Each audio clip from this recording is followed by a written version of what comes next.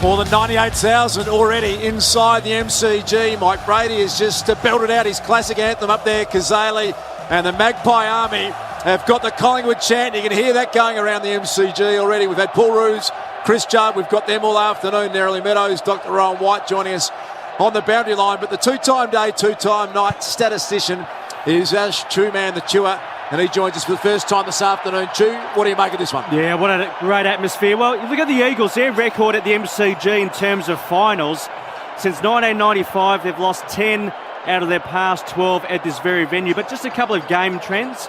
Look at the kick-to-handball ratio for West Coast. They're going about 1 3/4 kicks to 1 handball. Now, that's the highest kick-to-handball ratio of any team since Collingwood back in 2007. When they crack in with more than 86 uncontested marks in the game, West Coast, they've won 13 out of 13. You look at the Magpies, contested ball differential, they're ranked second. When they've won the ground ball gets this season, they've won 10 out of 11. Just a couple of players to look out for. Josh Kennedy hasn't been held goalless from his past 55 games.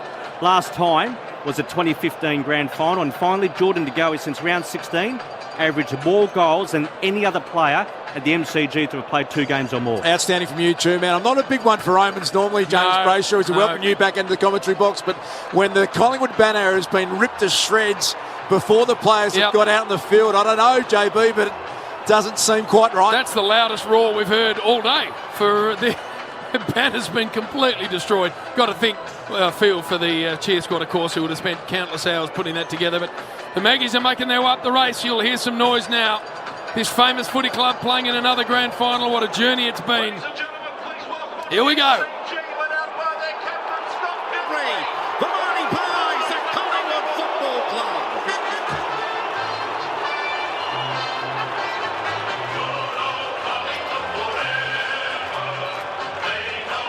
Halfway through their third game of the year, Roosie. They were 0-2 and down at half-time to Carlton. Not even the most ridiculous Collingwood supporter in the world would at that point have seen them playing in a grand final. Yeah, you're absolutely right, but it's interesting how the competition's changed pretty significantly over the 5 or 6 years, even longer with Giants and the Suns coming in and free agency, because I think the top's come back down, which gives every team hope. I mean, we saw the Doggies 2 years ago, we saw Richmond last year, and I think Juddy, even being involved in Carlton now, there is hope for most teams, because I don't think we're going to see the super teams we saw of 01, 02, 03. Things can change dramatically. 18 teams, talent diluted a bit more. So even in those moments, I guess, and not only that, JB, I mean, West Coast, I remember the JLT one when West Coast got smashed by Freo over there and everyone was calling for Simo's head. So both these teams have sort of seemingly come out of nowhere. But when you see them on grand final day and you look at them on paper, they're still pretty good teams.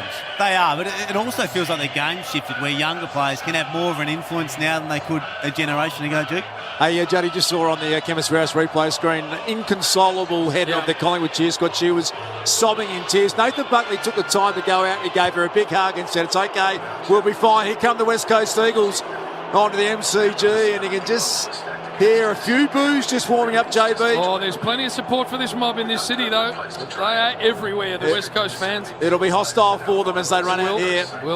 Onto what is a very black and white MCG. Enormous amount of Collingwood support, as you would expect. And there's another great story. Adam Simpson on our Chemist Warehouse replay screen. He's just been amazing. Gets better and better as a coach. Here they come. Hostile. For interstate clubs, Roosie, you know this, and so do you, Chris Judd. You've got to come to this Coliseum to win a granny. Yeah, I like the fact that they've changed the ground. Juddy, it'd be interesting your perspective, because it's such a different ground over there at Subi. I love the fact that they changed the dimensions of the new ground over there. Yeah, it made a lot of sense. It's now the same size as the MCG. And there was a feeling back there, Subiaco was 15 metres longer than the MCG, and that gave them an advantage to get there, but certainly didn't help them on the big day. So they'll be wrapped with that decision now. Teams line up for the customary photos. Collingwood have already done that, and they're starting their warm-up at the city end. And the Eagles now will get the photo done, and then they'll head down to the punt road end to start their warming up. Nuts place this when it's full. And Roosie, is there one element of the game that you're really focusing on? Do you feel like there's a particular part that one side can get advantage in over the other or not? I always feel like, I mean, lots have been spoken about Darling and Kennedy, but I just feel like grand finals are won, lost in the midfield, and having coached against the man next to me now, yeah, that was the most. I mean, we knew they had good forwards. I think we had good forwards in Hawley and Mickey O, etc., etc. But you have to be consumed with the midfield battle, because if that gets out of control, I think both teams can gap the opposition with De Goey, Mason Cox down one end, obviously Darling and Kennedy down the other end. So if I'm in the coach's box today, I'm making sure I'm watching Steele side bottom, Elliott, Yo, how's Treloar going, Pendlebury, stoppages. That's my area, Juddy, I reckon, where the game gets won and lost. Yeah, and Brodie Grundy's going to be a huge part of that, Yep. Duke. I thought West Coast did a really good job on Max Gawn. A little bit of a different ball game against Brodie Grundy, who probably covers the ground a little bit more than even Max Gawn does. We see Max set up behind the play a lot and is a little bit more predictable. So Vardy and Lysette just have a huge amount of work to do on that man today. Player by the name of Jeremy McGovern's going to be very, very much in the frame if you're a Collingwood side, trying to get through him, around him. Are you playing a defensive forward on him, Rizzy? Absolutely. Yeah, I think the formula was 2 weeks ago when they didn't, I think, in the first quarter, and they put Main to him after that. Main's a really disciplined player. I mean, Juddy, he's a ball movement changer, so you need to know where he is. So if you've got someone on him, which is a difficult role, at least you know there's going to be a contest when the ball goes forward, because he's as good as anyone at watching the ball, reading the play. He doesn't really worry about his man, because I've said this a number of times. There's only one ball out there, so if you're tracking the ball, generally you're going to be in a pretty good spot. He's amazing to watch live, Roosie, Jeremy McGovern. And you and I both love American sport. He's like a cornerback eyeing off the quarterback. He just looks at the eyes of the kicker, and then just suddenly the ball ends up in his hands. Yeah, I mean, you'd be fascinated. And having coached the two teams now, the number of players that don't watch the ball in a game of footy is quite amazing. So when we see a guy like McGovern, we tend to think he's quite unique, because he continually just watches the football. And as I said, there is only one ball out there. So if you can get your positioning really, really right, and that's not to say when the ball doesn't flick in the middle and someone get on the burst, you've got to race back to your opponent. But his ability to track the football is as good as... And Rance does that extremely well, and there's a number of really good defenders. Hearn's another one that does that well out there today. Jeremy Howe, it does that extremely well for Collingwood as well. He's going to be a factor also. So the ability just to continually watch the ball is very underrated. Jody, I'm told the sides that have had success against McGovern don't let him play in front. They just keep from behind. So Main's trying to push him out of the zone that he wants to. And not even to concern yourself with leading. Make sure that at all times, Jeremy McGovern's your absolute focus. And Main, as Rusi said, after quarter time in the first final, he did it really well. He did, and sometimes it's just holding the space in front of you, like we've seen some of the great players do for Rance in the past. There's also the ability to change angles. Collingwood are at their best when they're moving the ball forward on different angles. If you stay predictable and live long down the line, it doesn't matter how much work Main does, McGovern will be too big and too strong, and he will get involved. Tyson Goldsack, when I ask you about Rusi, it's one of the incredible stories of the year for me, doing your knee in the last of the practice games, and to be back and have performed as well as he has. Having said that, he got 5 kicked against him last week. He probably got outplayed in the last quarter in the first final. He's had a sleepless night tonight, as there's so much rides on his ability to play on Kennedy, which you think he'll do again. And it just shows you how important any player on your list is. Suddenly he's come out of absolutely nowhere. And look, there's no doubt, without being disrespectful to Tyson Goldsack, I think he'd admit this himself. I mean, if Lyndon Dunn was available and Reid was available and Darcy Moore was available when he first came back, he's probably not in this team. But what he's been able to do, even though he's getting goals kicked on him, guys, it allows other players to stay in their more natural position. It allows Jeremy Howe not to have to play on a big or Langdon or someone like that.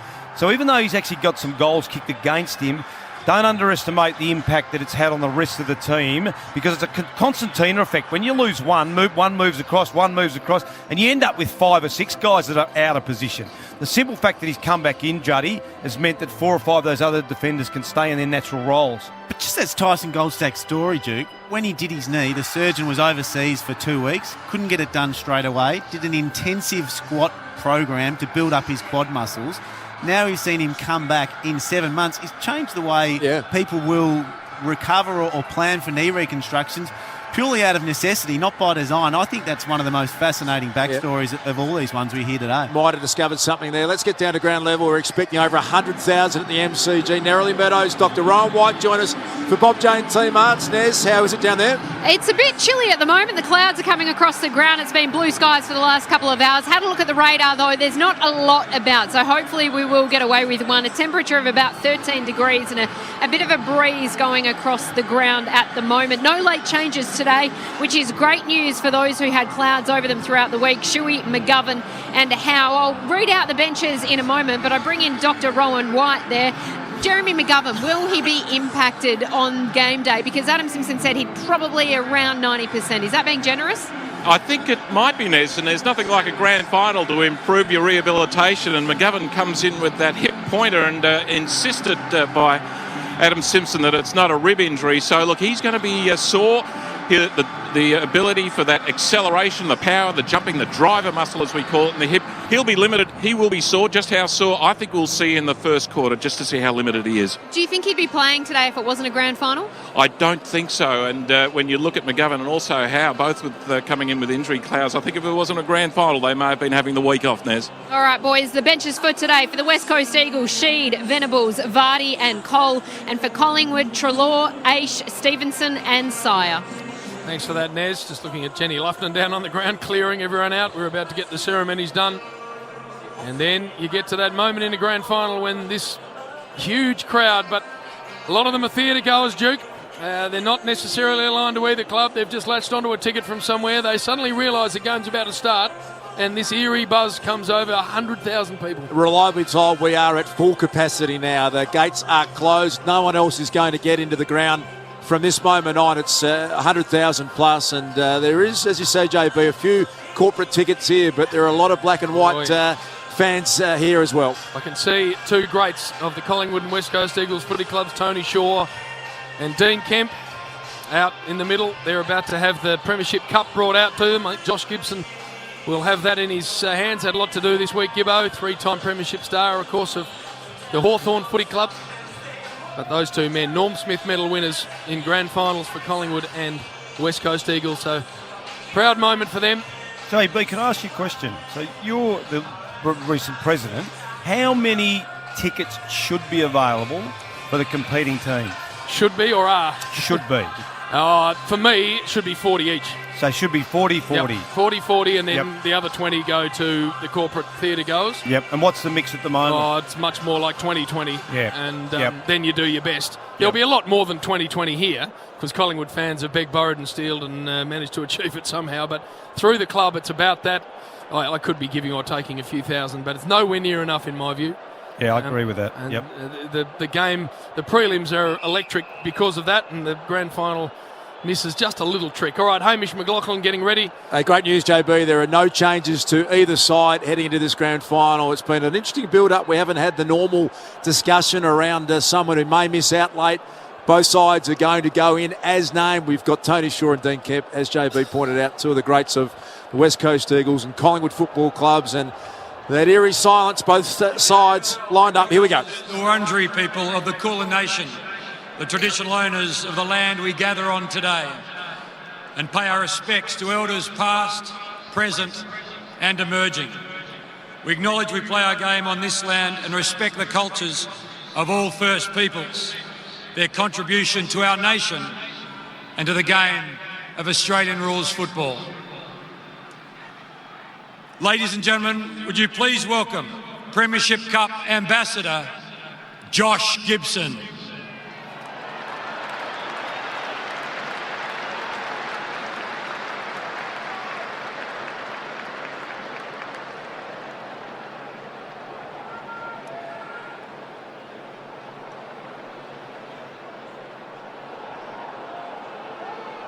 Would you now welcome our Cup legends, Dean Kemp from the West Coast Eagles and Tony Shaw from the Collingwood Football Club.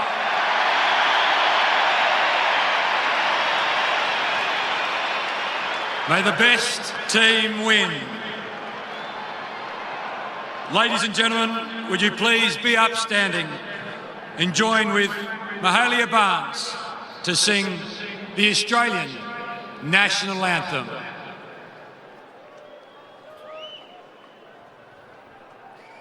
Australians, oh, let us rejoice, for we are young and free.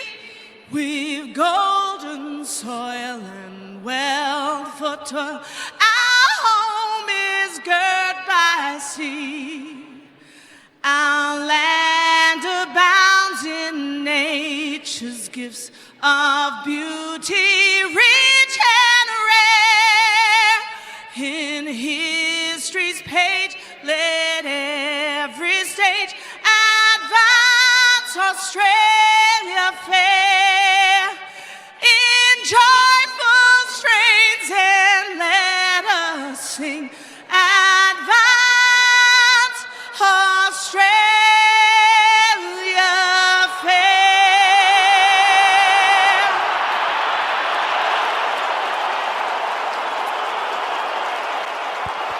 Nicely done.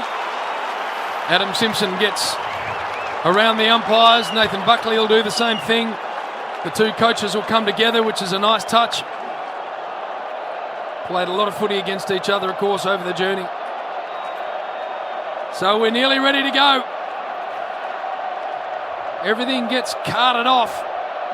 And we've just got the players, the umpires, and Roosie, the thing you spoke about, the red leather Sharon, and we're on. Yeah, it's exciting time, isn't it? This is the thing, Juddy. Now, captain getting in, talking to the players. What do you think the message is for? I mean, you've done it yourself.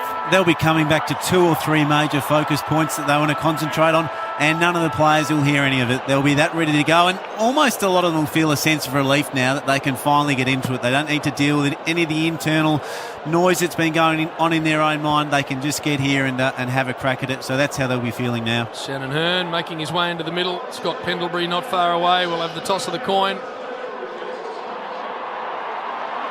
Just wonder whether Shannon Hearn might go back on Jordan McGoey at some stage, JB, where they'll take him all the way back to fullback. I'll introduce you to Scott. Renee, Scott, good luck, mate. Thanks. Okay, now turn around and we'll face the camera. Come here. Scotty, your call, mate, okay? Tails it is. West Coast win it and are kicking to the city end. So we're not far away now, the last moments of preparation before the big dance gets underway. Tight huddles, certainly the West Coast Eagles already. And now Collingwood get into theirs. And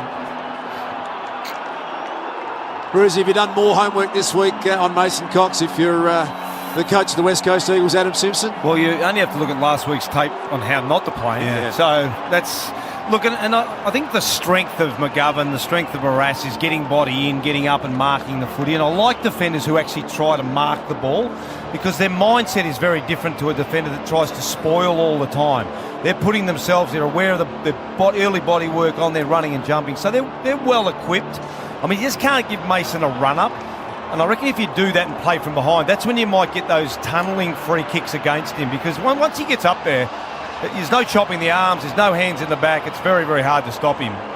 You can almost see the hearts pounding out of the chest there, Jay. It's a great tight shot of the players in that last huddle, and their heart rate's just bursting at the moment. That nervous energy ready to explode. We're 18 seconds away from the first bounce. You just can't replicate it, can you? No amount of match practice and even no other game of football in your life will replicate the amount of energy going through your system now. Chris Judd, Paul Roos, the two men in the back row. We've got the C-Bus Super Special comments. Narrowly Meadows at ground level. Adam Treloar will miss his opening bounce. He's gone into the rooms. Just a bathroom break, though, I think, boys. A bit. Thank you, Nez. So we'll get this grand final underway. 2018, the West Coast Eagles and the Magpies. Here's James Brayshaw. Matt Stevic with the ball in hand. It's a good bounce and we're underway. Work to the ground, Pendlebury, and then over the top is Grundy, and he's in a bit of strife, I reckon. No, given the benefit of the doubt, and we'll have another ball up. Side bottom started off the back of the square, JB. Now looks like he's going a traditional wing. Work to Hutchings. In fact, it was Cripps focus on the footy and then was beset upon. And again, we'll have a stoppage. Centre of the G. Yeah, it looks like Hutchings has gone to him too, Juddy. Yeah. So the same tag after about quarter time in the first final. Greenwood tried to hack it forward. It was partially smothered. Coming through Shuey. Hard ball to be won at ground level. That's Phillips at the bottom of that. They're appealing for holding the footy. And the West Coast Eagles get the first one. Shuey just pops up and he's away. Drives in the Kennedy direction inside 50. Oh, Kennedy, nice start in front of Goldsack. Beautiful delivery, good hands, and the ideal start for the West Coast Eagles. Just perfect. Didn't muck around, did he, Luke Shuey, in the centre of the ground? And I think there's a time to just do the simple things well. It's at the start of the game. Bang it in well. Give your forward a one-on-one contest. Great start to West Coast. Josh Kennedy was goalless in the 2015 grand final. This would be an ideal start. Kicked 2 goals for against the Magpies in the qualifying final. Kicked 4 straight last week. For the first goal of the grand final, Kennedy's got it just to the near side and a minor score. Jeez. Triple MIJ Liquor scoreboard. It's the West Coast Eagles with a behind. And both teams' coaches will be looking for a hard start. So good start, good tackle there by Shuey on Phillips. Really hurt Phillips too. He got up slowly, which allowed Shuey to play on, Juddy. Now short to Crisp. And he sticks it wide. Hoskin Elliott, nicely done. Read the flight of the ball. It just dipped on him a bit. Now he goes 45 style. And there's the float in from the side from Yo. The hands weren't overly clean. Duggan went without. Thomas tried to come through. Main shoveled a handball back. The pig Greenwood to half forward. Varco tracking it back. Hearn straight to De Goey. De Goey socket the ball, didn't travel the distance. Myercheck gets pounded, holding the ball. Yeah, great tackle. Gee, it was a good, important tackle too. I can't see who was that. Redden, I think it was, Roosie. He's had a great season too, hasn't he? Had a big final series too. He's had 63 disposals in the 2 finals, taken 25 marks. And a big role to play. That kick's a little short and well read. Langdon's going to send this one back inside 50 for the Magpies. They're attacking to the punt road end. A lot of numbers back as you would expect. McGovern. Here comes big Mason Cox and McGovern in front. That's a nice intercept mark from the intercept mark specialist. Jeez, how sweet are those hands? The ball just plopped in there. Goes to the outer side. Number of players in the air. Langdon can pick it up at ground level for the Maggies. He get then taken in a tackle. Howe, a high ball forward. Going to land on 50. Schofield with an attempted fist. He got blocked. And we'll get a free half back. It's a strange decision by the umpire, JB, to call that a block. I think Varco's just holding his ground and maybe took his eyes off the ball. So, Will Schofield laid into this team. He's just got to go long down the line. It's all being played on the outer side of the ground. Darling doesn't get to the footy. Grundy sees it out for a throw-in, outer side wing. 1 point West Coast, Collingwood haven't scored. And Schofield back on De Goey, so it's probably a little bit of a surprise, having only came in a couple of weeks ago for Shepherd, playing on their most dangerous forward. Slap forward by Shuey. Redden's had a fair bit of early footy. Lacroix, good hands. Took it really nicely in front of the pack. He wants to get moving quickly. Liam Ryan's out the back. Can he get a launch at it? Goldsack, front and centre ball now. Kennedy, can he pick it up? Well done, Goldsack. Has he dragged it back under 30 metres out? Play on's the call from the umpire. Magpies having to really defend with some intent. Ryan's been tackled, picked up by Howe. And now Phillips can get it out of defensive 50. Looking for Myercheck. Couldn't quite get there. It's going to be a boundary throw and 60 out from the West Coast goal. You can see how important those wings are. Phillips covers an enormous amount of ground. He's the guy that gets that handball receive out the back and connects with his forwards. Boundary throw in, 60 from home. Lyset, Grundy to the front. Pendlebury, beautiful releasing handball for side bottom. Now Adams picks a short target and gets Trav Varco nicely on the wing. Varco on the 45, nicely back to Pendlebury in all sorts of room. Horrible sack kick to half forward, might actually work. Varco came streaming back, 45 and closing, and he kicks the first of the grand final. Well, really poor from Shannon Hearn there, really poor. Now, he was a bloke on the mark, and Varco chipped it to Pendles. Pendles probably the worst kick he's ever done, JB, in his career. And Hearn just let him waltz around him, didn't pick him up, and Varco followed that ball up and kicked the goal. Well done, Varco, great start, but poor by Shannon Hearn. Got his system Maggie written on his arm, JB, so it'll be an emotional day for him. And that's sort of the ball use that you'd want from the Magpies. They didn't bomb it long, they lowered their eyes, and you take the intercept mark players out of action when you carry the ball like that. Something fitting about that. Varco kicks the first goal of the grand final. As Juddy said, his sister Maggie, written in bold print on his arm. She tragically died last month, and what a time it has been for the Varco family. So the Magpies strike first here. 2018 grand final, back in the centre, Lyset. Footy to be won. He gets a little handball to Cripps. Sheed missed the target. Missed a handball by a metre. Now Jetta's got to go back. Nervous moments for the West Coast Eagles. The Pies surging inside 50. It's been pinned in, and no prior opportunity is the call. And it will be a thrown up ball inside forward 50. Andrew Gaff, Nick Nananui looking on. Ball up. Spiked out of there. Into the path of Stevenson. Then Treloar. Back to Main. Back to Treloar. Centre of the G. High ball inside 50. Cox in a wrestle. Barris did really well. Yeah, he really did well then. That's the sort of stuff that he's going to have to do. Early body work and then just release off into the drop zone. Tom Barris, little left footer. Works, and Dom Sheed's got it half back. Not a lot of sizzling ball movement yet from the West Coast Eagles. They're methodical. And long down the line, out of side. Darling and Kennedy, it was a big fly, but couldn't reel it in. Main back. Langdon got it from Goldsack and then sat a high one. High and wide. Lots of players in the air. Cox one of them, and big defensive fist, and the big man's down. That's a win by Collingwood there, JB, to be able to get that repeat entry. That West Coast aren't getting their uncontested mark game going, which is really important in these early phases of the game. He's got up a little sore there, big Mason Cox. Might have copped an errant elbow to the head, but he put his body on the line then, the big fella. Jetta, dispossessed, picked up by Marston back there. The Pies have been good at winning this ball and sending it back inside 50, but up steps Kennedy. No mark's been paid. Goldsack got him. Incorrect disposal. Umpire said play on. Cripps tackled by Treloar, and that's another good win for the Magpies. They keep it in their forward half of the ground, and the repeat forward entry has been a nice factor so far, Jody, for the Pies. Absolutely, and Greenwood and Yo, just there's plenty of niggle in that, so we'll keep an eye on that as that unfolds. Plenty of tempers about to explode. How's that not a mark, by the way? Ball bashed off two sets of hands, picked up by Rioli, dribbled it towards Kennedy, who gets it just inside the field of play. Got a little left footer to it. Goldsack, a little fumble. Main went and got it. Triangle handball. Ended up with Maynard, who goes all the way back and finds Howe in some space across half back. You can already see how Collingwood's really slick handballs troubling the Eagles, just getting it out of those congested areas. Side bottom called to go, and does so. Gets around Hutchings a little too easily. Goes into the centre, not a great ball, and McGovern chops it out easily. Second intercept mark for Jeremy McGovern. He's a big presence. Already a three-time All-Australian, just over 100 games he's played. No sign that he is carrying an injury that's going to prevent him from having a big impact in this grand final. Hearn buys a little bit of space and time, sends it down the line. Chris Main's had a bit of a two-man early. Yeah, Bosch Tool stats, 5 touches coming up.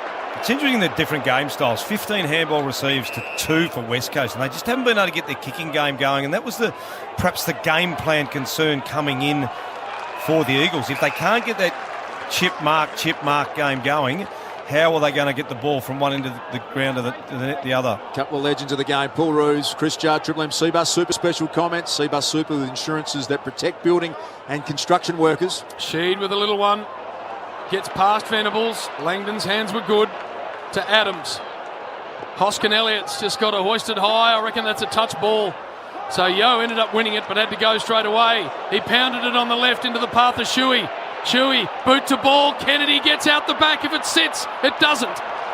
And we'll get down to you, Nez. Mason Cox has just come off. He's troubled by his eye. He's just needed some treatment from the doctor. They checked his eye socket, looks like, Doc. Yeah, the doctor's checking the cheekbone and the eye, but Mason doesn't look too happy at the moment. Got a bit of a red eye, Nez. Bob Jones, T-Mart's tyre and wheel specialist down there. Deep in attack, the West Coast Eagles. Brody Grundy taken by Lacroix off the side of the boot. Might land in Venables' lap. He was crashed into by his own man, Kennedy. And so they mucked it up big time, and the Magpies via Phillips get it to centre wing. And Jordan De Goey steps up, takes the mark. Quick movement from him. Running hard, Pendlebury back with the fly to the footy. Barris back there. They keep it in. It's going to favour the Magpies. Phillips picks it up. Looked like a free kick maybe to the West Coast. Ignored out there, and look at the hands. Beautifully done. Taylor Adams on the forward 50. Did they miss one back there, Roosie? Well, they missed a free kick, but it was a big moment for the Eagles the other end. Here comes Stevenson, the young man who won the Rising Star. First kick towards goal. Jaden Stevenson, take a bow, young man. The Magpies kick the first 2, and they have started this grand final in fine style. They're 2 straight 12. The West Coast one behind. That's your Triple M IJ Liga scoreboard. Well, the big moments, Juddy, are all going Collingwood, and that's reflective of the Darling one in 2015. Kennedy just ran straight into, was it Venables? It was an easy goal from 15 metres out. The 2-goal turnaround, isn't it? To see Collingwood go down the other end and get one, a brilliant left foot snap, but the uncontested possession so far, Collingwood 29, West Coast 9. Driving into the game this morning, that's the area of the game you expected West Coast to dominate, but so far it's Collingwood getting all the uncontested ball.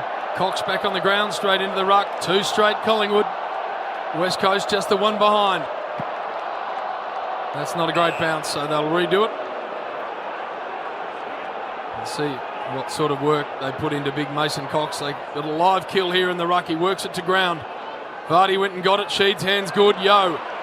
Inside 50, Tumbler. Darling, haven't seen much of him as yet. Gets rid of his direct opponent, Howe, but then can't get boot to ball, and he's gone holding the ball. Well played, Jeremy Howe.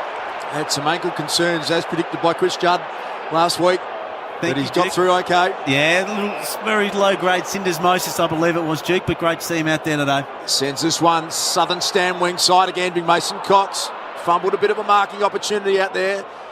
Trying to get down low and hard is Vardy, the big ruckman. Umpire letting this go a long time, and eventually it came out, ricocheted off the boot of Red and back towards the wing, and the Pies again have come up with a big play, and they're away via Treloar. They're bringing the heat. Cole's got work to do, and he had a really nervous moment. Stevenson got rid of him. Now he's off to the races. 2 in a row for Stevenson. 3 in a row, Collingwood. Wow. What about this start for the black and white? Well, Triple MI Liquor scoreboard. Well, if you thought there were any scars from the last grand final, maybe they weren't, but there are now, because we've seen Darling run Kennedy run straight into Venables, and we've seen Cole drop an absolute sitter, Juddy. And you can't win a grand final in the first quarter, Duke, but you can lose it. And that's what West Coast to be concerned about now. They need to settle in the next 5 or 10 minutes, otherwise they're going to put their grand final chances at jeopardy. Yeah, Bosch Tools. So the Eagles average 22 uncontested marks per quarter. They've only taken 4 for the game to date, and Langdon leading ball win on the ground, 6 disposals, 1 intercept mark. Jaden Stevenson, what about this? First teenager to kick 36 goals in a season since Chris Grant did it in 1990. He's come out Roosie and kicked 2 goals with his first 2 kicks. Well, I tell you what, Cole dropping that mark, knowing he's playing probably on the quickest bloke in the AFL, would have been really nervous. Eagles get the centre clearance. Maynard couldn't quite get the mark. Howe back there. He might have copped a high one. Umpire said no, we're going to toss that one up. The West Coast Eagles get a bit of field position here. They're inside their forward 50, but it's 3 straight 18, the Magpies, 1 behind West Coast. Got to hit the scoreboard. It comes to the back via Cox. Redden's a good player. Off a step, he might have pulled it left. Vardy's parked down there, unable to take it. Stayed in play the ball. Darling went and found it. Back to Vardy, the big man. Snap. Ryan in good shape for the Eagles. A defensive fist arrived late from Maine, who's playing nice footy. Stayed in play, but it hit the umpire, didn't it, Duke? Just checking the Triple M Chemist Warehouse replay. So surely common sense could have prevailed there and called it out of bounds. Again, another big moment, though. Vardy had an open jetter, I think it was, with a little 15-metre kick, which would have been an easy shot at goal. They're just missing these big moments, the Eagles. Cox in front. It's the West Coast inside forward 50. The umpire has said that one is going to come back to me. The Chemist Warehouse replay. Chemist Warehouse home to big savings every day. I'd like to see another look at that, Jade. It ricocheted off the boundary, umpire back into play. Sheed wrapped up again, and it will be thrown up 20 metres out. City end of the MCG. The Eagles are deep in attack, but they trail by 17 points. The question was around whether the Pies were going to bring the heat. I think that's been answered. They've been exceptional. Treloar went to ground, taken out of it. Redden over the top. No one able to be clean. In fact, it was Yo, and the ball is going to be thrown up, 20 out. West Coast goal, City end, bright sunshine, MCG. Umpire throws it up. Treloar, brilliantly done. Got it to Crisp. Releasing kick down the line. Barristers does this so well. Got rid of Myercheck, took an intercept mark. And they can go back in again. High ball forward. Looks like thousands of players in the air. Vardy was unable to hang on. Exiting Adams. Now Hearn's got work to do. Stevenson, we know the speed he's got. Hearn's got to control this footy somehow and allow the cavalry to arrive. They're all wearing black and white jumpers. Look at the pick-up from Phillips. Magnificent run-down tackle from McGovern. It's the important tackle. Another goal would have been almost catastrophic for the Eagles. So just the tackle pressure, JB, you mentioned. I mean, they've been fantastic, the Pies, around the footy. They're plus, what are they, 2 men in tackles? 16-11. Plus 5. Yep. Big play, Jeremy McGovern. Puru said another goal. It's early stage of this grand final, 16-minute mark, but Felt like that would have been a massive moment. The Eagles now trying to get a bit of control. They do like to maintain possession, Juddy. They're happy to do a bit of this. Yeah, they were just trying to control the play and just try and slow the play down because it's been a frenetic pace and Collingwood coming out on the right side of it. Shannon Hearn, the most effective kick in the game, has turned it over badly to Myercheck. Flicks a handball over the top. Hoskin Elliott, he can give it on to Thomas, who's kicked a lot of goals this year. Short ball, partially smothered, picked up by De Goey. Waltzes through a couple of tackles. De Goey, De Goey! 4 straight, the Magpies! And that is a devastating blow. Early stages of the grand final with the Collingwood Army right up and about. 4 straight 24, 1 behind West Coast. Triple M IGA Liquor scoreboard. Well, Collingwood set up their defence really well, Juddy. You can tell from the first moment when someone had a free kick in the back pocket, they've put some width on their defence. They're happy to sort of almost expose the corridor. But by doing that, they've taken away the kicking game completely. It's been brilliant, and it was West Coast forward line that had everyone worried at the start of the game, but it's Collingwood's forward line which is looking the dominant one at this stage. They've moved Jaden Stevenson into the role they call the striker role, which is the forward they keep extra deep, and every time the ball goes forward, his leg speed looks like it's going to be a real issue. Bosch Tools, Collingwood's pressure rating 235, AFL average 181. Out of the middle, held. Chewy, I thought, no free for him. Sire was able to get a handball, just missed the target. Sheed now. Marston and then Jetta on the run, long ball in the Kennedy direction, 1 out with Goldsack, who gets a big defensive thump on the ball. Aish went and found it. Out of play, the ball down to Nez. So many Collingwood players are coming off for a break that not all of them can actually go through the interchange, much like we saw against Richmond in the preliminary final. They are working so much harder at the moment and it shows. They are exhausted already. 4 straight goals to start this grand final. The Magpies, when I ask Paul Roos in a moment, the try and hang on in this quarter of the West Coast. They get a chance inside forward 50. Now a chance for Liam Ryan. Haven't caught his name at all yet. Chris back there defending the Magpies. Almost a half a throw. Main back there.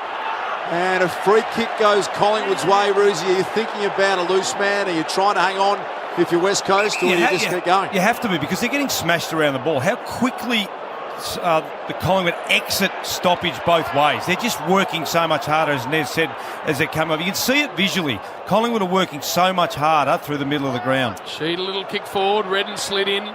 Tried to find a teammate with a handball. Was unable to do that. Main had it taken out of his hands. Treloar. Adams, I should say, playing a very nice game of footy. Controlled that beautifully to side bottom. Long ball now. Stevenson, what about the start? This man's had all sorts of room. Comes in board with a left foot ball. Doesn't work. Schofield takes a sliding mark. You see how slow the game is when the Eagles get it and how fast it is when Collingwood get it. It's a dramatic difference at the moment. Real contrast in styles it is, as he pointed out. And this is what the West Coast do. They become methodical. They try and maintain the footy. Shannon Hearn back there. He's already had a nervous moment. Barris. And they transfer it back out southern stand wing side.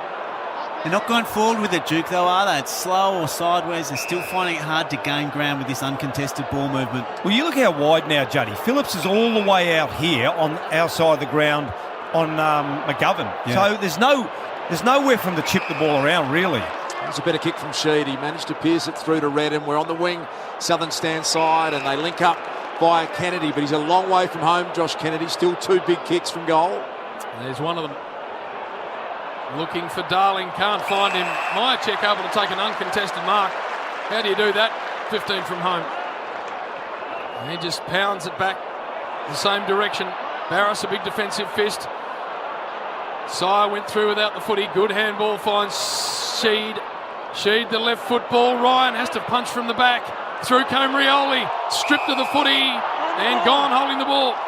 Advantage is going to be paid to Phillips. He's coming back the members' wing, and there's absolutely nothing on offer. And then he's popped a little handball over the top. Wanted Pendlebury. This one might come unstuck. Rioli picks it up. Gets it back to Marston. Now Jetta sets sail from the boundary line. Miraculous attempt, and it's just a little short, a little narrow. And the West Coast Eagles get another behind. Triple M IGA Liquor scoreboard. Stock up for the footy season at IGA Liquor. Head to igaliquor.com.au to find your nearest store. It's 4 straight 24 to 2 behinds in the grand final. Cox extends high, brings the footy to ground beautifully for Varco. Wants to go to come at him, and he does. Jordan De Goey on the wing. inboard. Beautiful ball. Hoskin Elliott, centre of the MCG. Got Main sideways, uses him. Good choice to slow that down, JB. He looked up ahead. Eagles had them outnumbered in Collingwood's forward nine, and Jeremy McGovern looming large, so smart play to slow it down. Back to Aish. So they just control things now through the centre of the ground, the Maggies. 4 straight to 2 points. This one gets to Langdon. Handball over the top. Adams outside 50, lowers the eyes. Hoskin Elliott, good mark. Let it go. No, let it go, okay? Just here, thank you.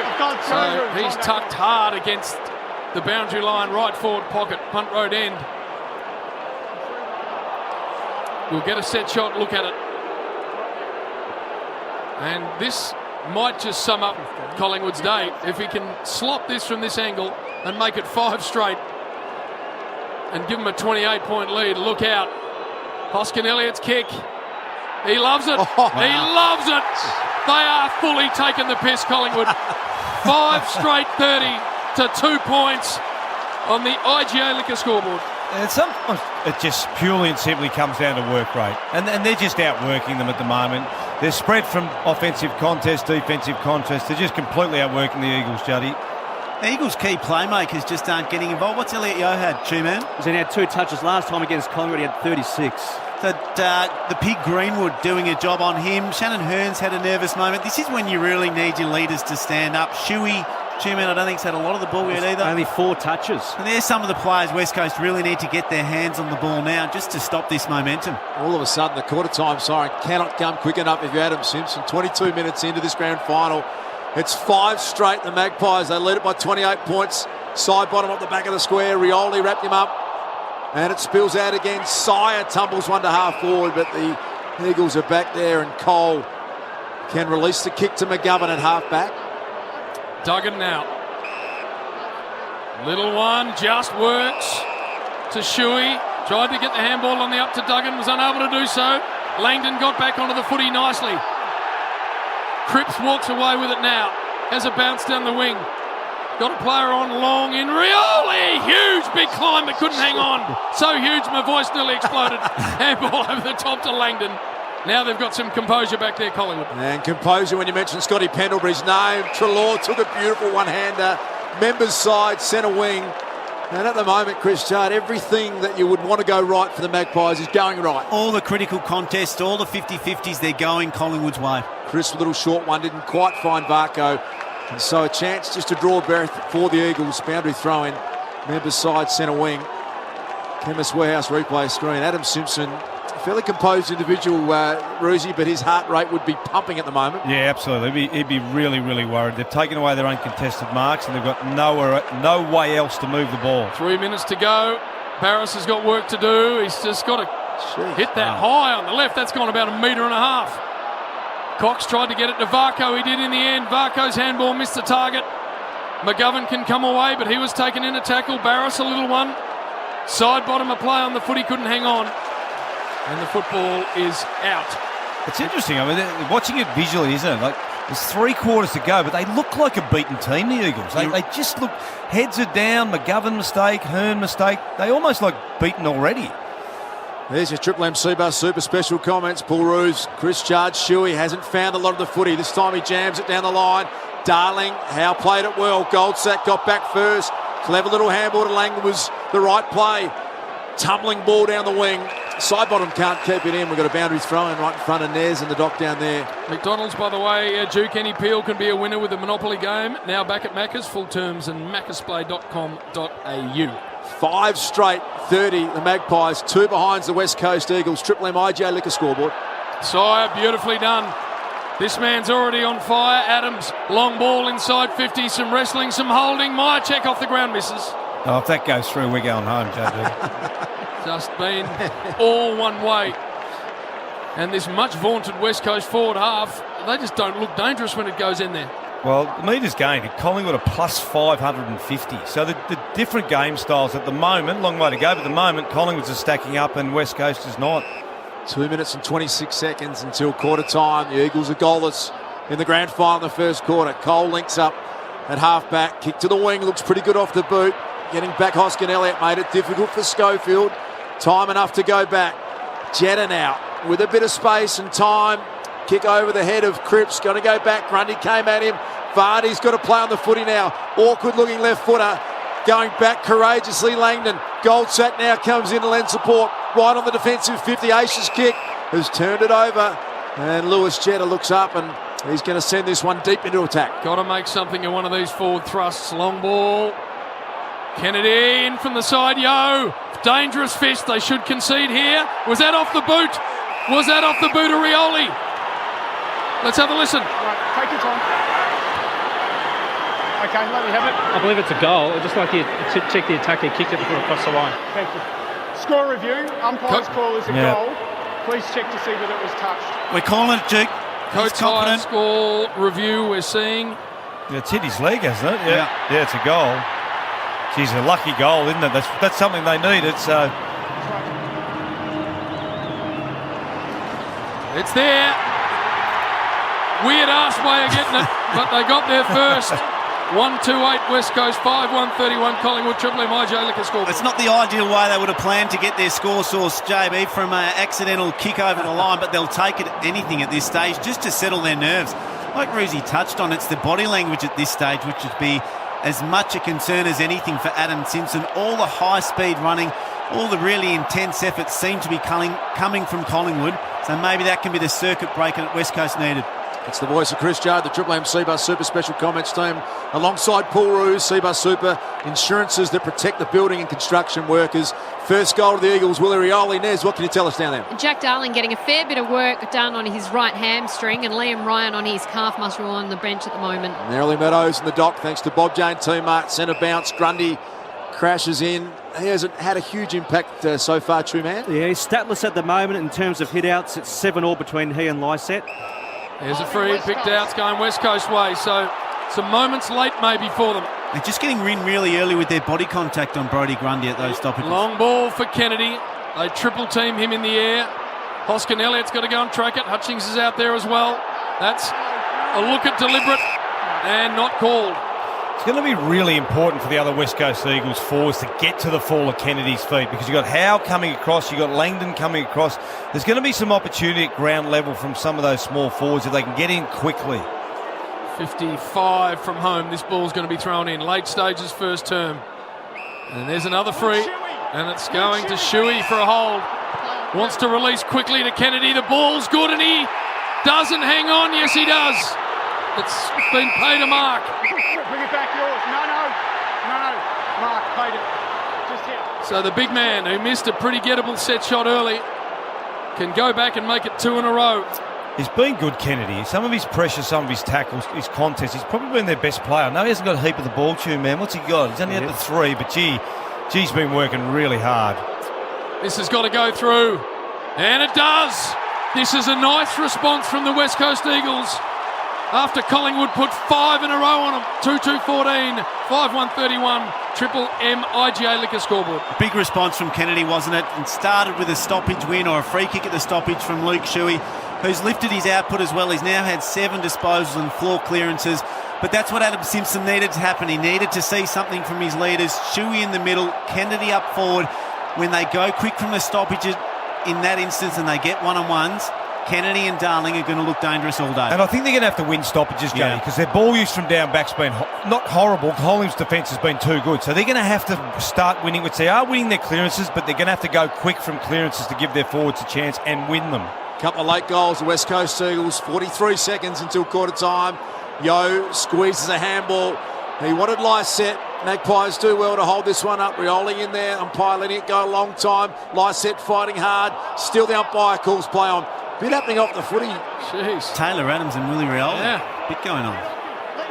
Stand up. Get off him. And there the umpire saying, get off him. Let's toss this one up. 27 seconds now till quarter time. It was almost getting out of hand for the West Coast Eagles. As Juddy said, it has been an admirable effort. Kicked the last 2 goals. It's back to a 17-point Collingwood lead. We're 21 seconds from quarter time. Wouldn't be surprised to see a bit of heat after this siren sounds, Duke. Kicked out of the hands of Shuey. Crisp. Little massage at Majacek, who went to ground without the ball. Main came through. Duggan got a little piece. And the ball is going to be held up. So we've got 7 odd seconds left. It's a little bit on delay, that screen. About 5 seconds left, so it'd have to be a quick clearance and a mark here for Collingwood, the only ones that can score. It's pounded inside 50. Myercheck gets taken out of it. There's the siren. What about that for a first term in a grand final? Collingwood 5 in a row. It was a blitz. And then a measured and necessary response from the West Coast Eagles. 2-2-14. It is 31-14 on the IGA Liquor scoreboard, by the way. Stock up for the footy season at IGA Liquor. IGA Liquor. Head to igaliquor.com.au to find your nearest store. Chris Judd, Paul Roos when we come back. Luke Darcy, Nez and Doc down on the boundary. And Ash Chua is from McDonald's. Triple M rocks the grand final. An electrifying start to the 2018 grand final. It's the Magpies by 17 points at quarter time. 5-1-31. The West Coast Eagles 2-2-14. Paul Roos, Chris Judd. Yeah, well, I think they smashed them early with their handball out of stoppages and handball out of congestion. And so game style versus game style, Juddy, it looks like it's in Collingwood's favour. Having said that, when your better players start getting hold of the ball and you win from stoppage and go forward quickly into a dangerous forward line, that's how West Coast got back into the game. It's the only time they're able to move the ball quickly, isn't it, when they win the ball at stoppage? Still some of their key movers would want to get their hands on the ball a bit more. We've spoken about Elliot Yeo. Only had the 3 touches. Greenwood doing a job on him. Whether it's time to even send him to side bottom to ask Nathan Buckley the question, or moving to half back, he's too good a player to have 3 touches in the quarter of football. Yeah, it certainly hurts their midfield, doesn't it? I mean, the 30 of recent times, he's your 30-plus possession midfielder that can mark at both ends and kick goals. So, yeah, that's really hurting the Eagles at the moment. Nez and Doc, anything down there for Bob Jane? Jeremy Howe had that left ankle re-strapped at quarter time. That was his troublesome one heading in. The good news for the Eagles, Ryan and Darling are starting this quarter on the ground after getting extensive work at the end of that first quarter. Ash. Taylor Adams, JB, number 1 ranked player for Bosch Tools. 8 disposals, a couple of tackles. It's been very, very good. That's Ash Chua for Bosch. Bosch Power Tools and Accessories, good, better Bosch. Getting ready to start this second term. Look at this weather, by the way, Duke. Everyone thought it was hail and sideways rain. It's absolutely magnificent. Picture perfect Melbourne day it is. Sunshine cast over the MCG. 100,000 plus for grand final day. And it was a pulsating start to this game. The Magpies threatened to blow this one right out of the water. First 5 goals of the grand final, but a credit to the composure of the West Coast Eagles. 2 late goals has this at a 17-point margin. We're waiting to get this second quarter underway. Lysette did a really nice job on Brodie Grundy in the first quarter. Umpire, perfect bounce. Lysette again, beautifully taken by Pendlebury. His kick, though, just off the side of the boot to the wing. Phillips, well played at the end by Thomas, came through and took clean possession, got it back to Pendlebury, weaved his way through, gives it back to Thomas, steers it inside forward 50. Not sure about that from Cole, just slapped the footy to ground level, opens it up for Taylor Adams, inside forward 50 to City End go the Magpies, and a strong tackle from Hutchings on Stevenson. The umpire says, give it to me. Even that move forward, Roosie, by Collingwood is quite aggressive, and they're able to move the ball freely, aren't they, with not much pressure. Pendlebury getting involved, hooks it around. Schofield, a defensive fist. Cole over the top. Jetta had to focus on the footy. Through came Yo, and he's taken out. 50 from home. Yeah, there's so much slicker around the ball, aren't they? They get it out into space so much quicker because their really short hands are really, really good, and their spread has been fantastic. Magpies to the City End in this second term, lead by 17 points. Early stages, second term of the Granny. Grundy able to take clean possession, and the snap almost works. Cole, a little handball, not sure it was on. Now Hearn's got to work. Just pounds it down the line. Darling has been unsighted so far in this game of footy. Side bottom went and got it and just stepped past. No, got pushed over. And it's going to be thrown in, Jack Darling, Ash. Yeah, only 1 handball, and Liam Ryan, he's statless as well. Chairman Mark Hutchings has got the straight tag on still side bottom. How's that gone? Yeah, side bottom only 4 possessions. Hutchings 1. I don't reckon it's as aggressive a shutdown tagging job as we saw in round 17, though, for instance, Duke. Chris Judd and Paul Roos back there with the Triple MC Bus super special comments. Just hearing some light showers coming through the Werribee area. It's about half an hour in the west of the MCG. Perfect sunshine at the moment. Treloar, and as Roosie and Juddy said, they step through traffic with ease. They get it out to Maynard, the Magpies, inside forward 50. This kick goes. One-on-one contest. Fisted away from DeGoey. Jetta gets back, almost threw that back out to Barras. Not sure how he did that. Barras' kick under pressure. The pig, Greenwood, the pig! Nearly took a ripping mark. And then didn't. Ball into the hands of Treloar. Here he is, Pig. He gets absolutely pounded into by Ryan. A little one from McGovern, very clever. Nice composure, found Kennedy. Gee, they had a fast play there too, and you can see again, difference in game style. If that's Collingwood coming out of defence, that's already inside your forward 50, I but reckon Kennedy... Ryan's in a bit of trouble here. He might have got dinged with that block. He'll get to the line. We'll get to Nez and Doc when they have a good look. This is McGovern, half back. Got Venables just off the ground. Or on the ground even. He goes to Yeo instead, and that's a nice mark. Good one-on-one win for Elliot Yeo against the Pig Greenwood. High ball forward. Kennedy to come back at the footy.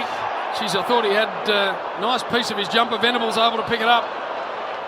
Can't get boot to ball. Cripps then brought it back in. He can't get boot to ball. She said, letting this game go, which we like in a grand final, by the way. Let's get down to you, Doc.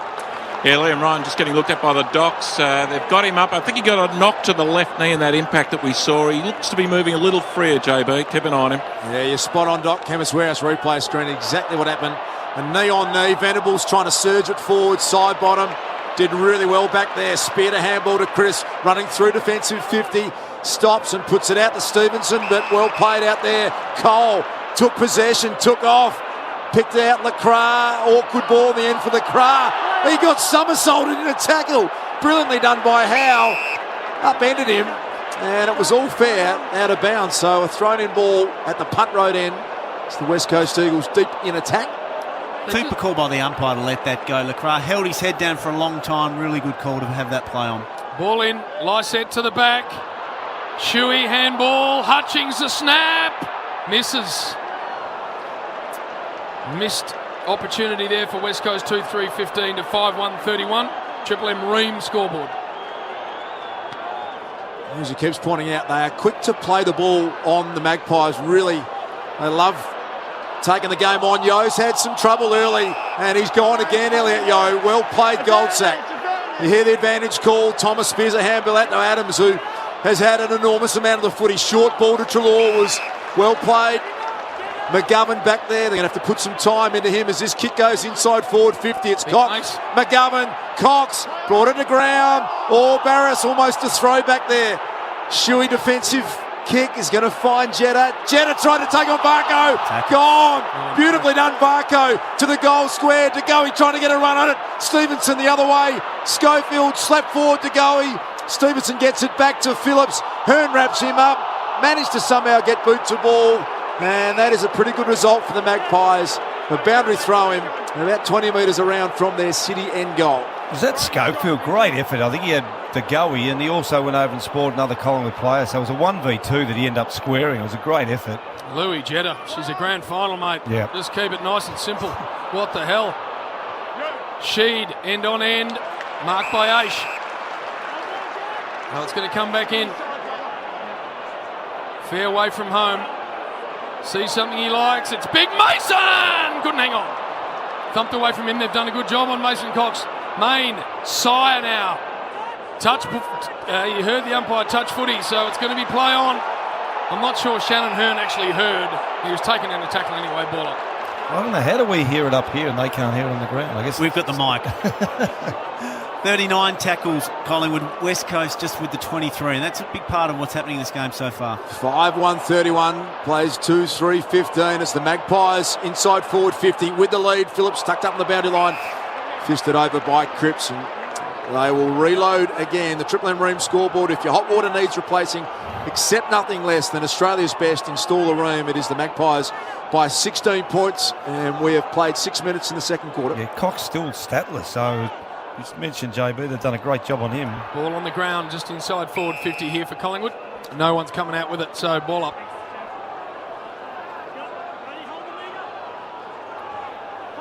Lysette, Grundy, Sheed, bounce through his hands. No one's able to come away with it again.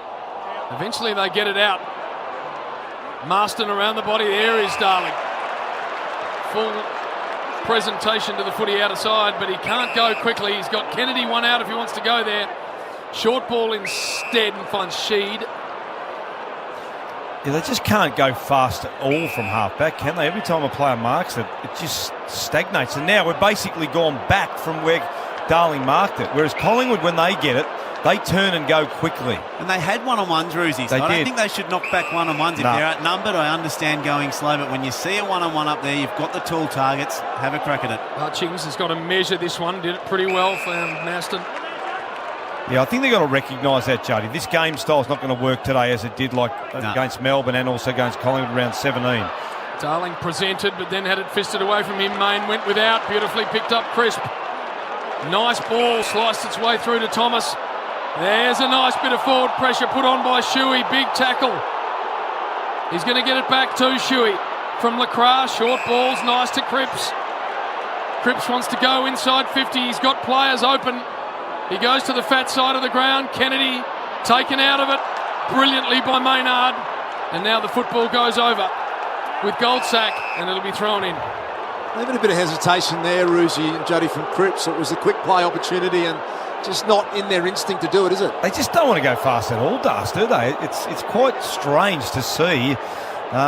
They've got a great forward line, but their reluctance to go in nice and quick to them. 31 plays 15, 16-point lead to the Magpies. 8 minutes gone in the second term. Side bottom in defence to Pendlebury. Loops a handball over the top to Treloar, and they just exit that clearance situation with a lot more ease than the West Coast Eagles. And now the Pig Greenwood at half-back. That's not the style of footy you associate with a grand final, Duke. It's clean, away from a stoppage. Usually it's quick kicks and huge pressure. With Mason Cox the target down the line, and a free kick's been picked out here at half forward. And Adam Treloar, what a remarkable story. He was 8 weeks out of the game, a couple of hamstring injuries, a surgery. He's found his way back into great form in this final series. Goes high. Defensive thump away from Myercheck. He goes back and tries to find it. Goes to ground, Myercheck. Picked up by Lysette. Handball to Shuey, worked. The block is pretty good, and again Jetta does some disco dancing. Releases a handball that eventually found its way into the hands of Shuey. That's not a great ball. And the numbers out here all wearing Collingwood jumpers. Howe goes inside 50. High ball and marked by McGovern. Cox appealing for a free kick. He just can't find access to the footy, the big American, so far in this game. McGovern, that is a better looking kick. Can Sheed get it moving quicker? He pirouettes, he twists, he turns, he looks around. Just indecisive. Duggan, Redden, they steer it out wide to Darling, who's got to compete with Howe. Jack Darling, no impact yet on this grand final. Handballs in front of himself and a boundary thrown. Jack Darling, please, 2-man. For Bosch Tools, Stars, only 3 possessions, 1 mark and scoreless. Gee, even then he was in the box seat to take a really easy, sort of half-contested mark and ran himself back under the ball. Throw in, 50 from home. Grundy, Lysette. Sheed's hands pretty good. Shuey's kicked, smothered. Bouncing dangerously for the West Coast Eagles. There is Darling. Spins out of about 3 tackles, but couldn't spin out of the 4th. Holding the ball. This is where you wonder if that quiet game that Darling had in 2015, he's had a quiet start to this game. That's when the mental demons will start to appear. He just looks well off the pace, doesn't he, Jody? For a grand final, even that, you got no time and space to pirouette and do a little shimmy, etc., etc. He looks well off the mark at the moment. Main short to side bottom to Brody Grundy. Magpies at half-back. They're on the great southern stand wing side of the MCG. Long ball down the line. Block, Barras. Free kick going the way of the West Coast Eagles. And this is an indication of their game style, Eagles. They've had 17 change from defensive 50 for only 2 inside 50. So it's really hard for them to bring the ball coast to coast with their game style. They have to win stoppages.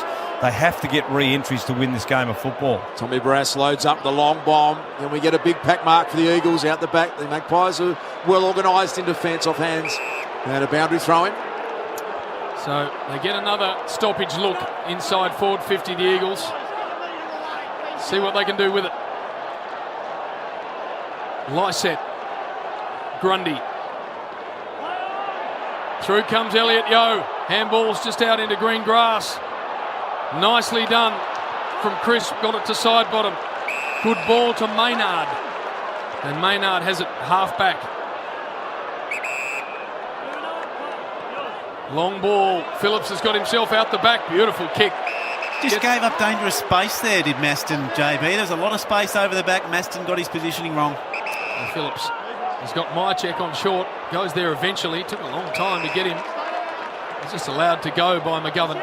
Yeah, McGovern just sitting back, JB. Here he is now coming into this contest. You go in that region. Cox has got about 4 to beat in the air. Brought it to the front. Redden went and found the footy. Handball to Duggan. Duggan's long left foot ball. Vardy's just come on the ground. Takes a nice mark. He's a nice athlete. His nose Vardy. It was a good mark. Handball missed the target. Main played it well. Chris Main ducked back in. Missed tackle opportunity. I can hear the groans in the back row, Roosie. Oh, it's terrible by Lacroix. So now the other way, Adams to the hard-working Myercheck. He's got a target down the line. It was De Goey, but sliding in.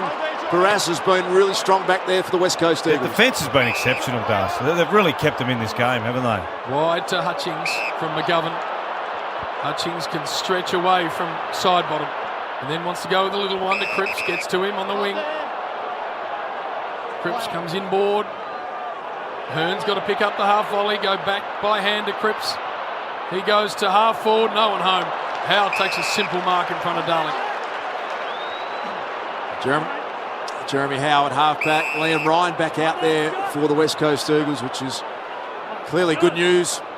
He needs some spark, West Coast. Down the line, Mason Cox. Out the back, Grundy working really hard. The big ruckman wanting to release the handball here to Pendlebury. Inboard, found Treloar. Now over the top. Can they pick it up and get it to Scott Pendlebury's worked really hard. Being tracked back there by Hearn. He can't keep it in. We'll have a boundary throw in. At 35 metres around from the Magpies city end goal. They lead at 5-1-31. The West Coast Eagles 2-3-15. That's on the Triple M Ream scoreboard. Barras and McGovern, 6 intercept mark. They're keeping them in the game, aren't they, really? Their defence, the Eagles' defence has been outstanding. This quarter is 14 minutes old and we haven't had a goal. Back to Sire, just inside 50. All the way back now to Crisp.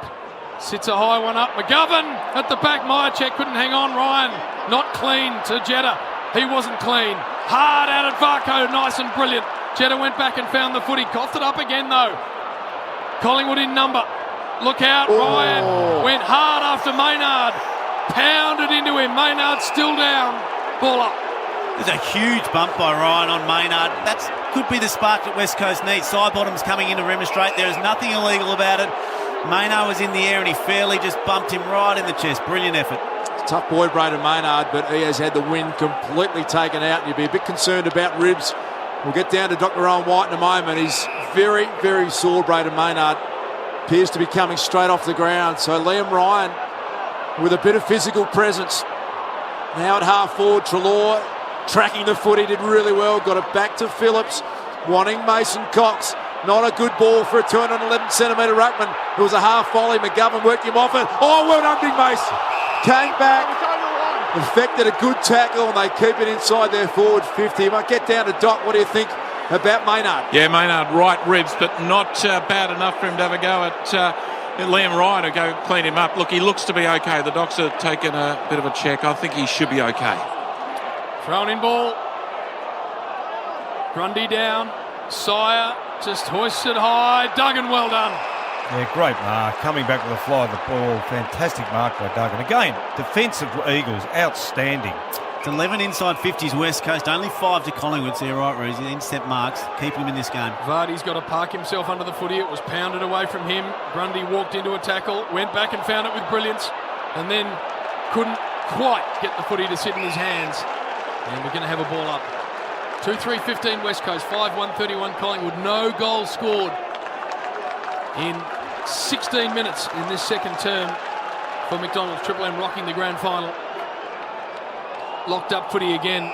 Elliot Yeo can't get it out of there, and we'll have a ball up. The ruckmen have been fantastic. What's Grundy had 3? Yeah, 3 touches. Yeah, they've done a great job. Nice set. Vardy have really gone to work, haven't they, Roosie? Big Brodie Grundy.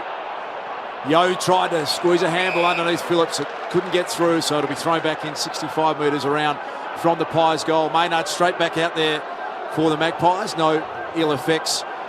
And Triple M rocking the grand final thanks to Macca's. And Peel can be a winner with the Monopoly game now back at Macca's. Full terms at maccasplay.com.au. Elliot Yeo starting to work his way to the game, JB. And Darling's taken in a really savage tackle from Jeremy Howe, pounded over the line, ball in. It's interesting, all the moves have sort of worked. You know, the Hutchins side bottom's going well for West Coast, the Yeo Greenwood's going well for Collingwood, and the ruckman we talked about doing a really good job. So coaches are both having pretty good days today. So hold on Vardy, and he can bring it away. He wants to move it quickly. High ball. Langdon parked under the footy. Took a really good mark. He had players coming from all directions, swirling. I don't know how far Darling thinks that Vardy can kick the ball, but he was 80 metres away from that kick. Good centering ball to Stevenson. Gets it to De Goey, streaming through the G. Long ball forward. It's now a foot race. Myercheck getting back there. Schofield with him. And as Paul Roos said, they have defended so well. Ball over the line for a behind.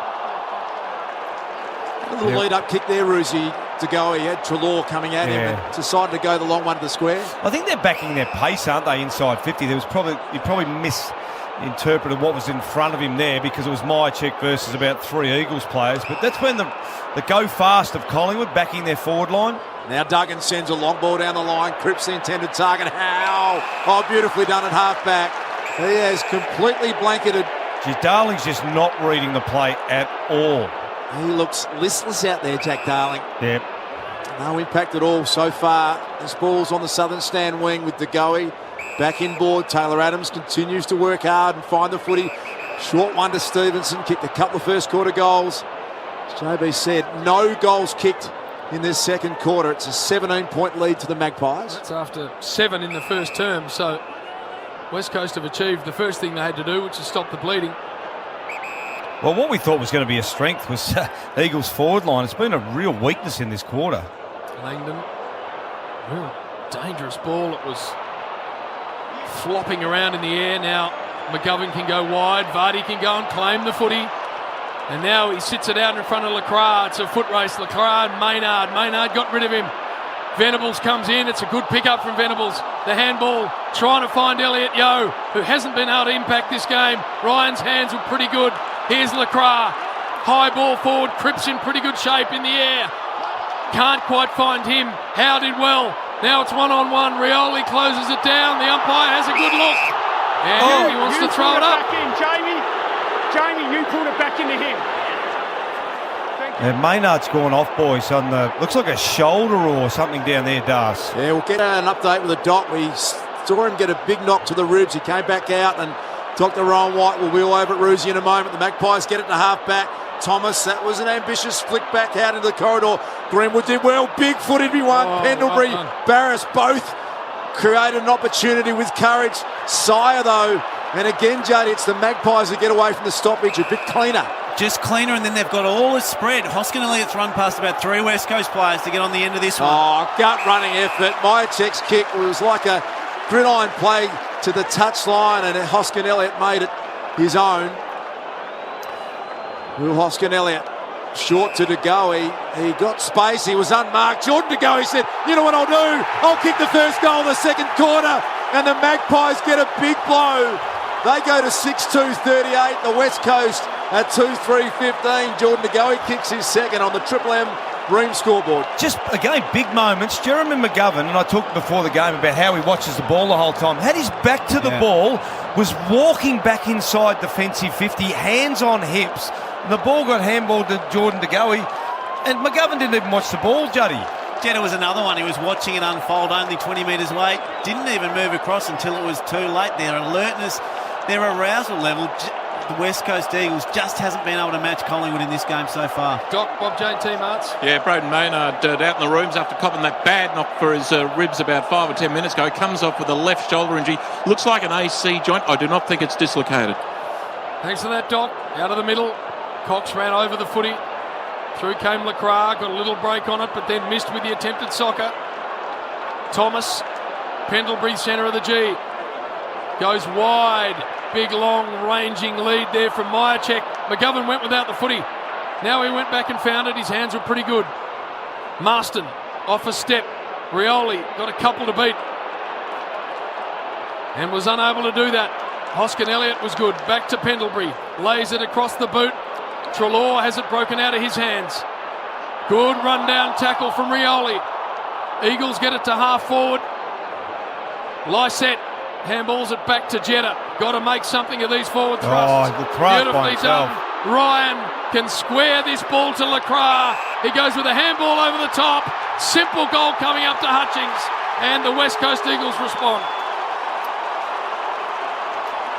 Yeah, they did. Really important couple of balls on the other side of the ground. So, again, they just need to win it centre forward because their ball movement from the fence hasn't been great. So just a couple of big moments, Juddy, there that went in the Eagles' favour, which we haven't seen so far. Triple M Ream scoreboard 3-3-21 West Coast, 6-2-38 Collingwood. It's the first time you really see West Coast get out the back of Collingwood.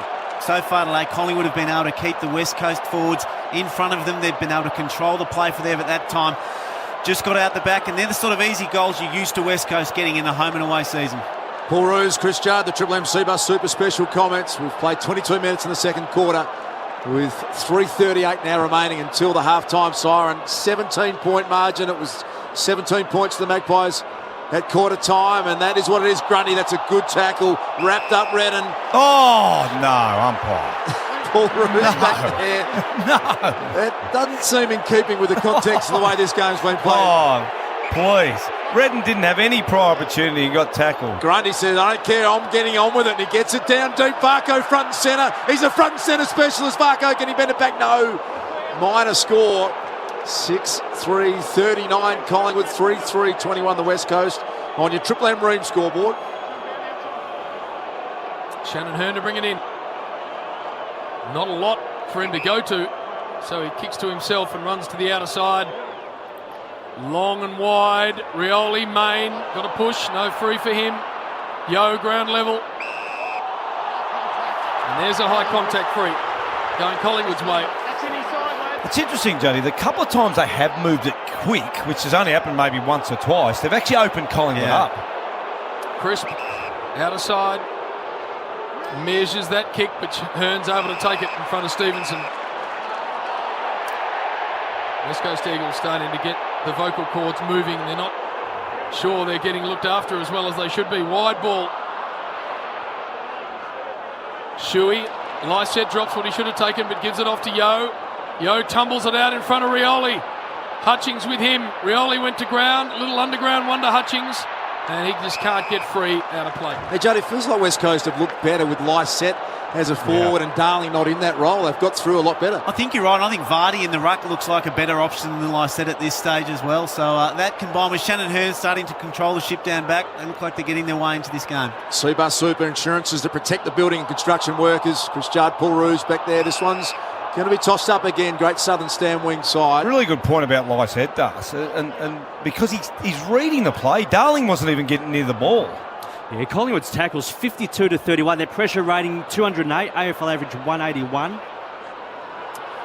Chain of handballs. Duggan walks into some trouble but gets himself out of it. Redden now turns and goes to half forward. Hutchings gets the one hand to it, unable to take it. Kennedy came in, tucked in the pocket. Great smother. It was Langdon diving as we get down to you, Doc. Maynard back on the bench with that left shoulder taped up. He would have got a bit of local anaesthetic. He's right to go. Doc Rowan White doing a great job with Nerily Meadows for Bob Jane Team Arts. This ball's going to be thrown in. 50 from home, West Coast. Can they make it two in a row for the first time in the game? Shuey picked it off. The snap from Shuey. There we go. There we go. Two in a row, West Coast. 6-3-39 Collingwood, 4-3-27 West Coast. Triple M Ream scoreboard. They actually did kick two in a row late in that first term. Score from stoppage, Roosie, and that still looks like their most likely scoring source at this stage. It forces them to go quick. It forces them to not overthink it. And Shuey getting on the end of it there. He's had 17 disposals, 6 clearances a goal. So you're right, absolutely. Visually, it's the way they have to score, isn't it? Because the defence has been a fantastic intercept marking and saved them a lot. But there's no way knowing they're going to be able to bring the ball from defence to attack often enough to kick a winning score. So they have to dominate clearances, and they're starting to get on top in that area. Touch of magic from Luke Shuey, the Chemist Warehouse, home to big savings every day. The Chemist Warehouse replay has been a big part of our coverage on Triple M footy in 2018 as that ball favoured Grundy. The umpire mysteriously let it go. Spills out to the wing, Hoskin, Elliott, Rioli. They've upped their rating here, the West Coast. Well played, Willie Rioli. Luke Shuey now ends up with Sheed, who kicks a real 9-iron down the line. Easy pickings for Langdon. Fists it forward, looking for Main. Duggan body lined it well.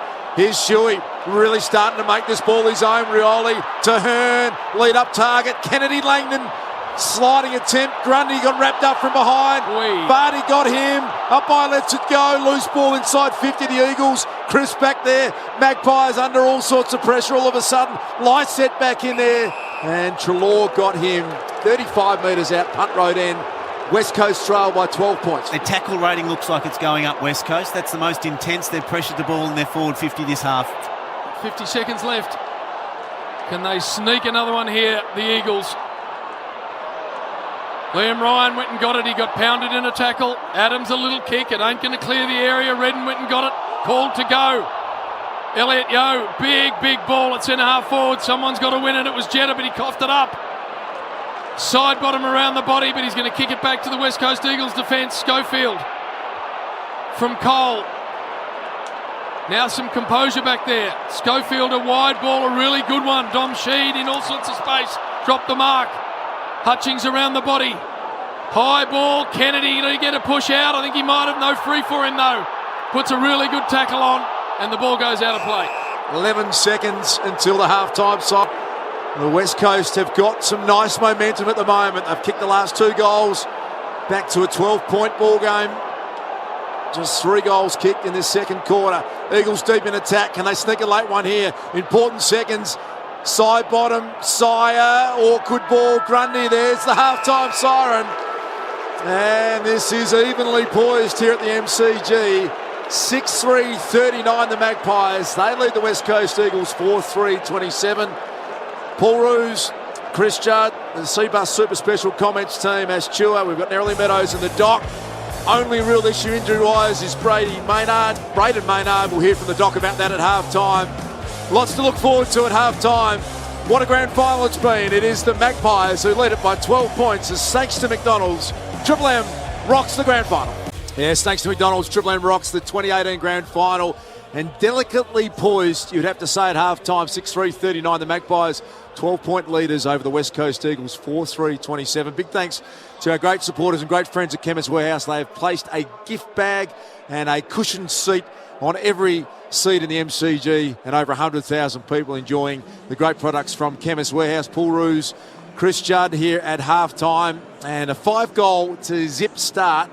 It almost felt like one more, Roosie, and we were just about going to give it up for the West Coast Eagles, but they fought their way back and they'd be feeling pretty good at half-time. Yeah, I think Mychik slipped one off the deck, and I said, if that goes through, I'm leaving. Yeah. So lucky it went to the wrong side of the post. And yeah, full credit to the Eagles. They looked really poor in the first quarter, and even body language, mistakes, etc., etc.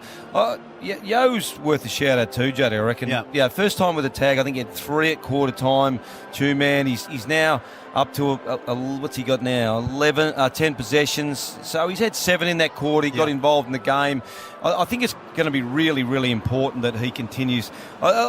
He's been really hard around the contest, and he's the one that sort of forced the ball forward a couple of times from those stoppage situations. I think you're right. He wasn't the only. I thought Shannon Hearn early looked really nervous, but I thought he really got going that quarter as well. So that's what has turned the game around for West Coast. Some of their key moves were jumpy early, but they've clawed their way back into the game. And to score 4 of the last 5 goals, Duke, they go into that half-time with all the momentum. 11 possessions, 3 intercept marks for Jeremy McGovern in the first half. Dr. Rowan White, who almost never goes with a big statement, he is very concerned about the health of Jeremy McGovern, which is a big story, Roosie. If he is incapacitated in the second half, that's a massive out for the West Coast. It is a big out, but I think, Juddy, he can the way he plays, he doesn't cover a lot of ground. Yeah. And he positions himself in the back half. So that particular role, I think you're able to carry out at less than sort of 90%. If it's a running type midfield player like a side bottom or a Maston or something like that, it's a lot harder. But I think he can cover. I think he can cover his own role, even if he's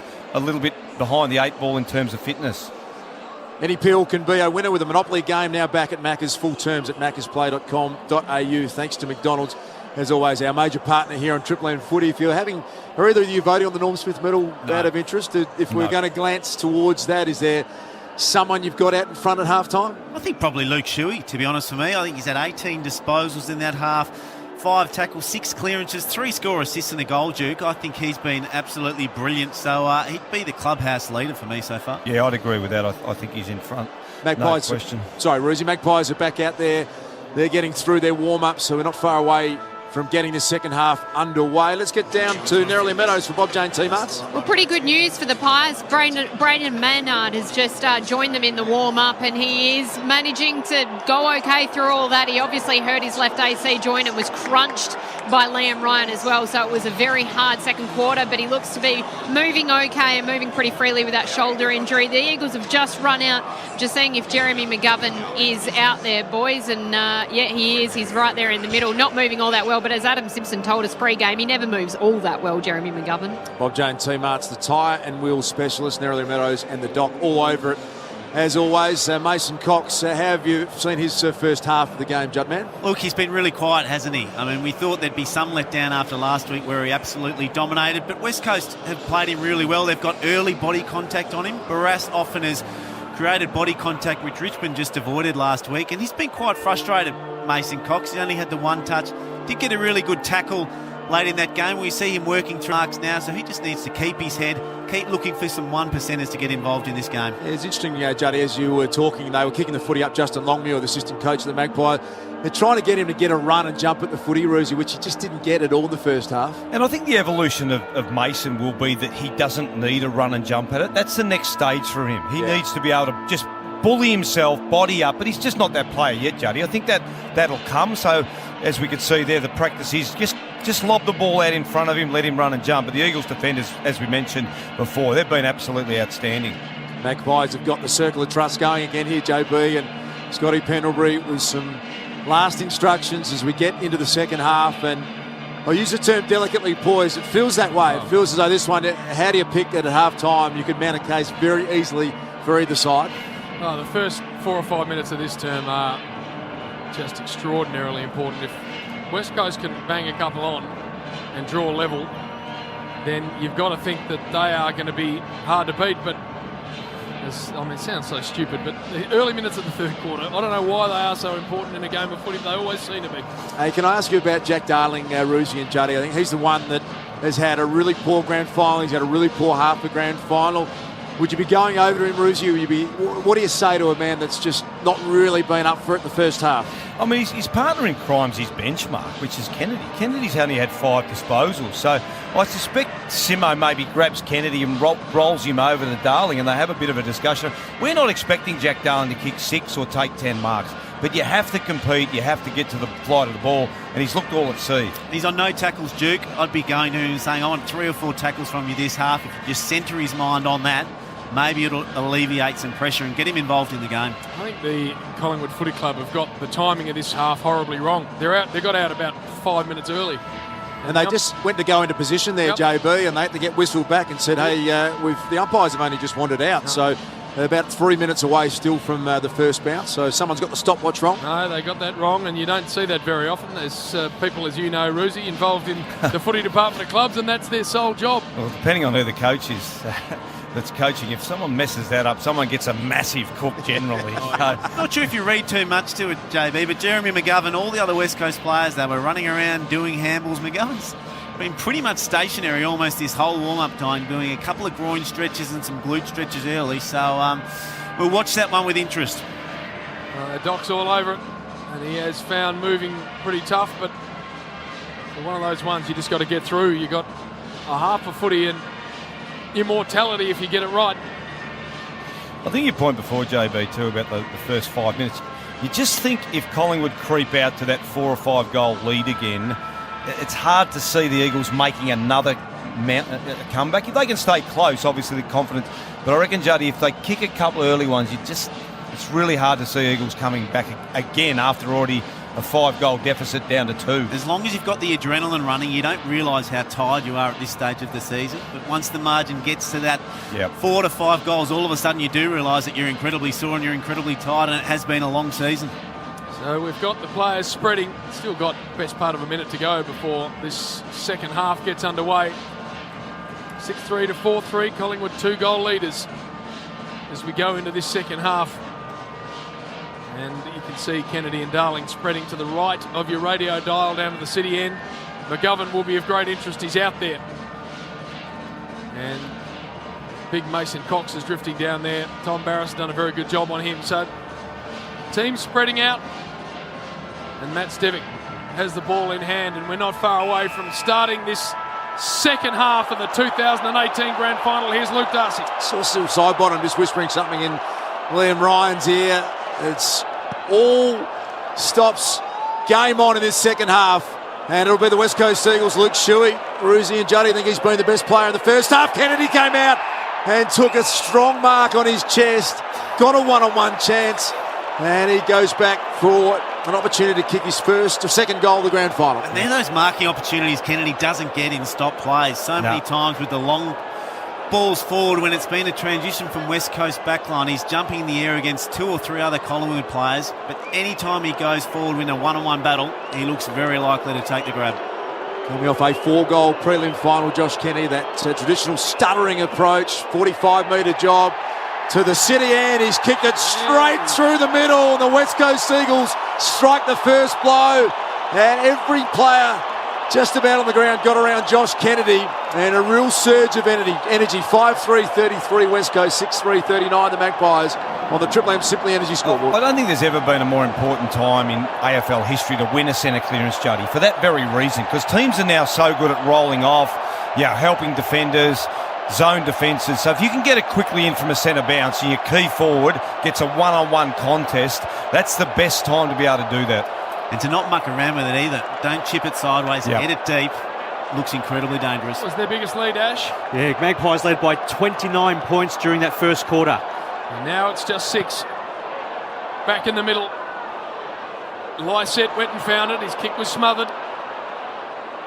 Redden, hands and knees, trying to reef the footy out. And the umpire wants it. Just a small thing, JB, but you even love the energy after the goal. Kennedy giving it to the crowd, all the West Coast players charging around, contrasted with how they came out in that first half. Yo went to work, was taken out of it, will get a free for a hold. And that's, really good effort again. Getting inside now, really attacking Greenwood around the stoppages, which is great to see. Ryan in from the side, just couldn't hang on. Dangerous ground level ball, Langdon worked his way through. Goldsack's hands had to be good. Maynard, same applies. Phillips gets closed down. Left foot ball, long in the path of Duggan, who gets a nice fist in there. Been a good player today, Duggan. Footy goes out. Yeah, he's looked safe, hasn't he, Duggan? 5 of the last 6 goals of this game have been for the West Coast Eagles.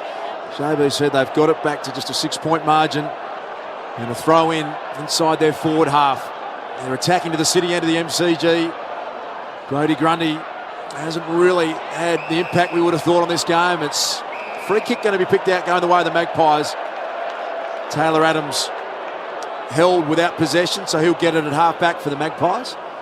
Chips it over the top. This is what Grundy has done so well all year. He spreads from the contest almost as well as any ruckman we've seen in a long period of time. Down the line, can Cox get involved? First grab, Varco picked it up. Slides away from traffic, kick to the goal square, De Goey in front. Schofield took a good defensive mark. He's been solid too, Schofield, which is a big job for him to come in on the back of Shepherd's injury and play on Jordan De Goey. Quickly hello to Glenn Archer, who's listening. His flight's been held up out of Abu Dhabi, listening to us online on the tarmac.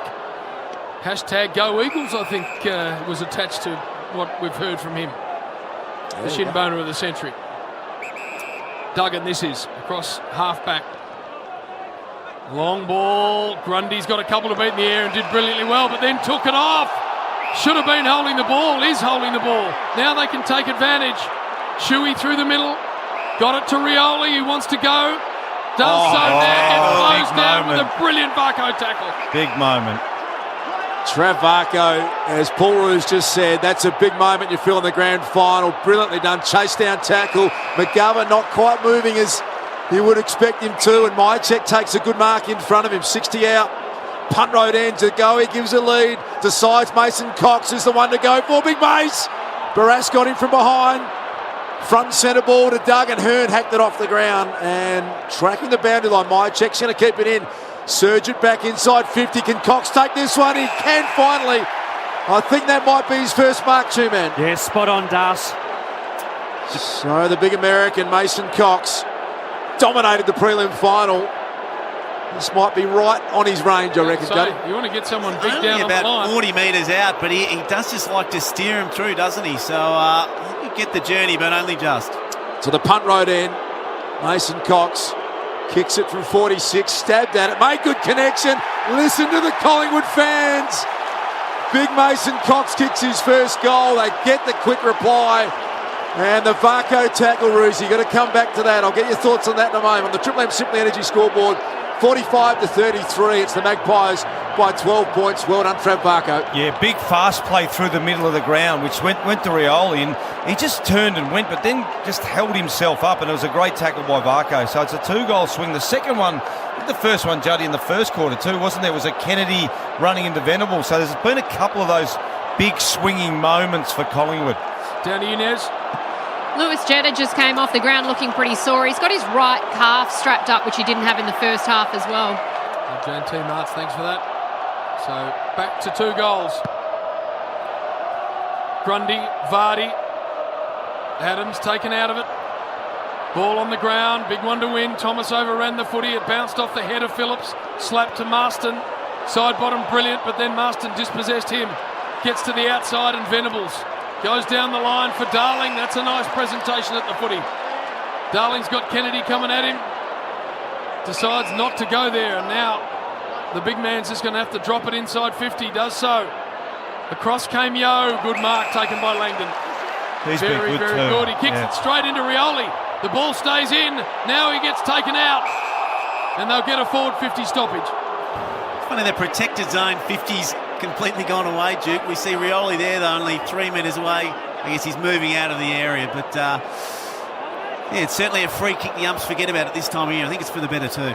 Boundary throwing deep in attack, the West Coast Eagles. Grundy fists it towards the boundary line. Taylor Adams tumbles this one out of defensive 50. Cox double-fisted slap down to Treloar, who was upended.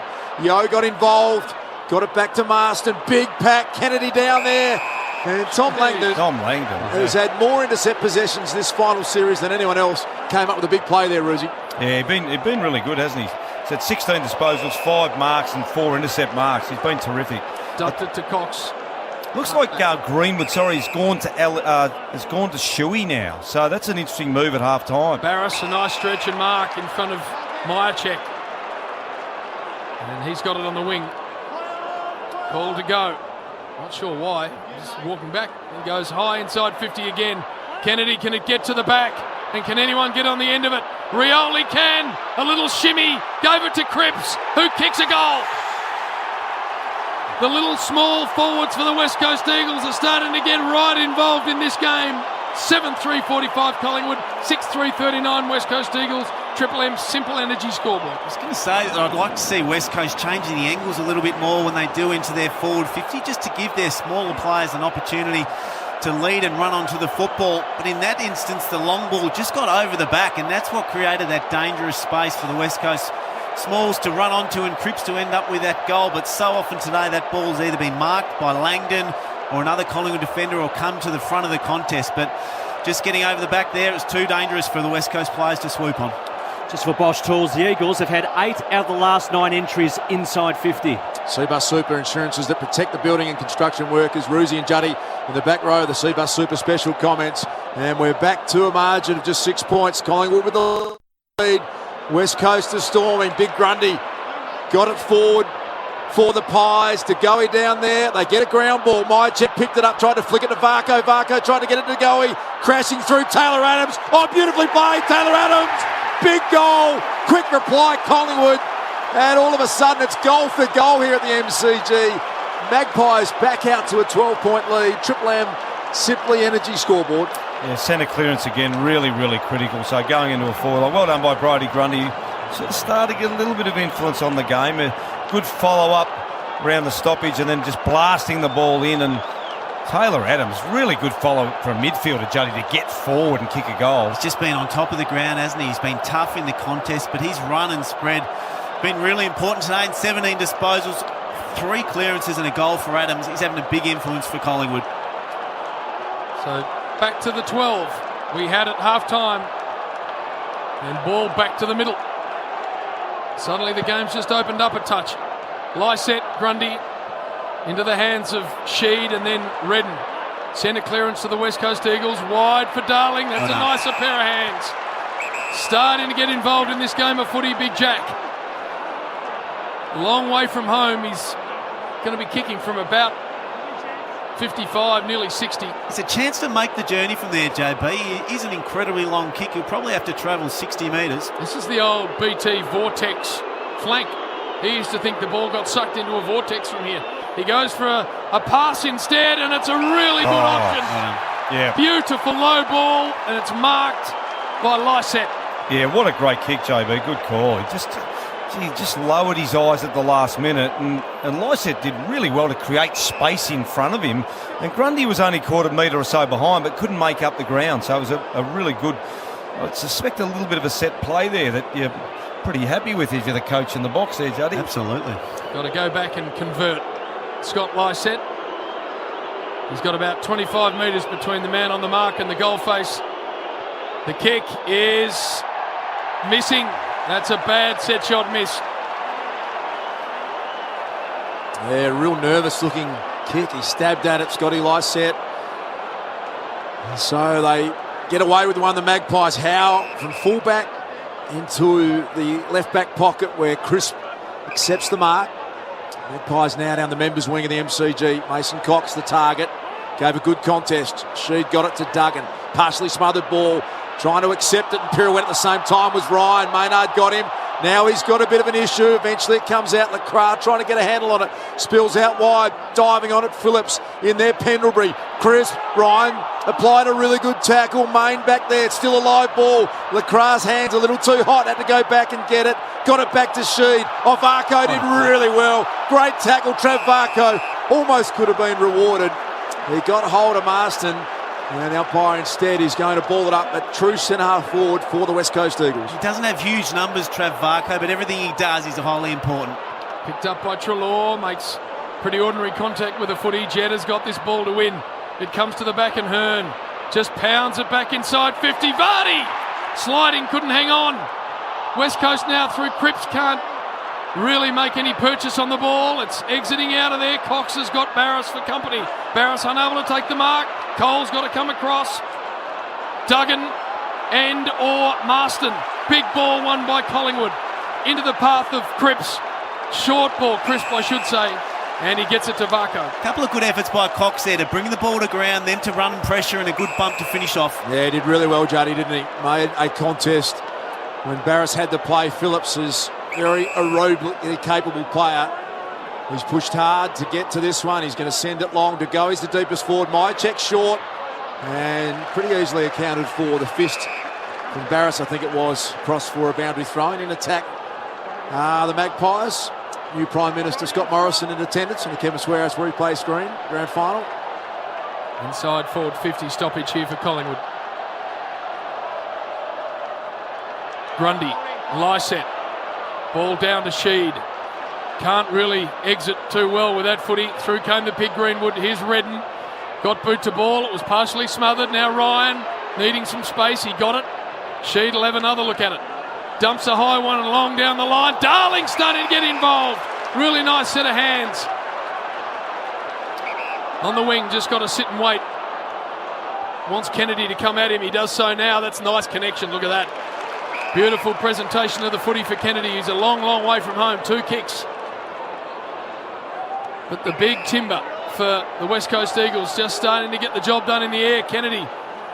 Long ball's going to land just inside forward 50. Ryan dangerous here. Controlled the footy but then lost the handle. Treloar kicks it out of play. It should be thrown in. No, deliberate. That's a massive call. Under all sorts of pressure. They've paid deliberate. Kennedy sends the West Coast Eagles into attack. Goldsack back there. Cripps front and centre. Main wrapped him up in a good tackle. Shuey got the footy. Had a shot at goal. And he's pushed it way across the face and out of bounds on the fall. Tough call that one, Roosie. Out of bounds deliberate. Yeah, bloke getting tackled, slung around. The ball goes out of bounds 40 metres away. Stevenson kicked 2 in the first term. Not done much since. High and wide he goes. Myercheck has it pounded away from him. Numbers here for the Eagles. Having said that, Greenwood went in and made the footy his own. That's chopping the legs. That's going to go Collingwood's way. And it's going to go to Hoskin Elliott. And that's a correct call for that very controversial Free kick, he goes long down the line. Schofield, double fister, straight to Treloar. Treloar, side bottom, Thomas. Thomas around the body, really dangerous to go. He takes it 45 from home, gets up and goes. He's got a player in the square, doesn't use him. And that's just a behind. Just had to kick it over the West Coast players' hands there to go. It's going to be hard to get it to Phillips, who was in the goal square, without it being spoiled. So probably the right call to have a crack at it. Got a couple of goals, Geordie De Goey. He's that sort of player, Johnny. You just feel like there's something special's required. He only needs 5 minutes, doesn't he, to turn the game on its head. It was Jetta, full-back kick in. He's such a beautiful long kick of the footy, and just as casual as you like, sends it 60 metres down to Darling, who's found a bit of the footy and a bit of second-half form here, true man. Yeah, spot on in this quarter. Darcy's had 4 disposals, taken 3 marks. And good on him. He really struggled in the first half and found his way into the game. Redden goes short, Liam Ryan right on centre wing, members side. Goes back to Redden. They just control the football for a moment. They think about the switch and then quite rightly don't, and now they do. Schofield, true centre half back, so they have got players free out of sight of the ground. Barris is one of them. Duggan. But now they've got to hold up. Really good defence by Collingwood. Duggan called to go, just got to sit a high one down the line. Darling again. Front and centre, Rioli, handball okay, but it got through the hands of Marston. Rioli went back and found it. 45-degree kick, really good to Redden. Overlap running now, Jetta. Out is McGovern. Takes it on the point of the square, but didn't want to go. Had Lysette on deep. Instead of that, he went to Kennedy. Really tough kick to stick. Shuey, Redden. High ball inside 50. Darling in from the side, just couldn't hang on. Big crunch. Ryan gets taken. Kennedy went and found it. Off to Cripps. To Lysette. Lysette in the pocket. Shins it to the top of the square. And Darling hangs on. What about that? It was a horrible kick. I do not know what was said to Darling at half-time, but whatever it was absolutely correct, because he has been everywhere so far in this second half. Well, he nearly took that mark 30 seconds ago. It's a great effort. And Lysette's shocking kick, but he's just starting to come to the ball, make a contest, and things are starting to fall his way. This is where they've been a bit wobbly, the Eagles. Set shot this afternoon. Darling kicks a goal. A nice response from him after a disappointing first half, and the Eagles get it back to 6 points. Yeah, fantastic. Well done. He's come out, Juddy, hasn't he, after half-time. It's just a simple thing of going to the ball. Yeah. And because we know he's a great athlete. We know he can get up. And when he gets up, he's very hard to spoil. All of a sudden, he's just at the contest all the time. And that's what wasn't happening in that first half. And even that set shot was only 15 metres out. But in a closed skill environment of grand final day, even that would have been a nerve-wracking experience. So he's clunking contested marks. He's kicked his first goal. He's well and truly in the game now, Jack Darling. Yeah, first half, 3 disposals. He had 5 disposals and 5 marks and a goal in this quarter. And still side bottom for Bosch Tools. Only 10 possessions for the game, only 1 in this term.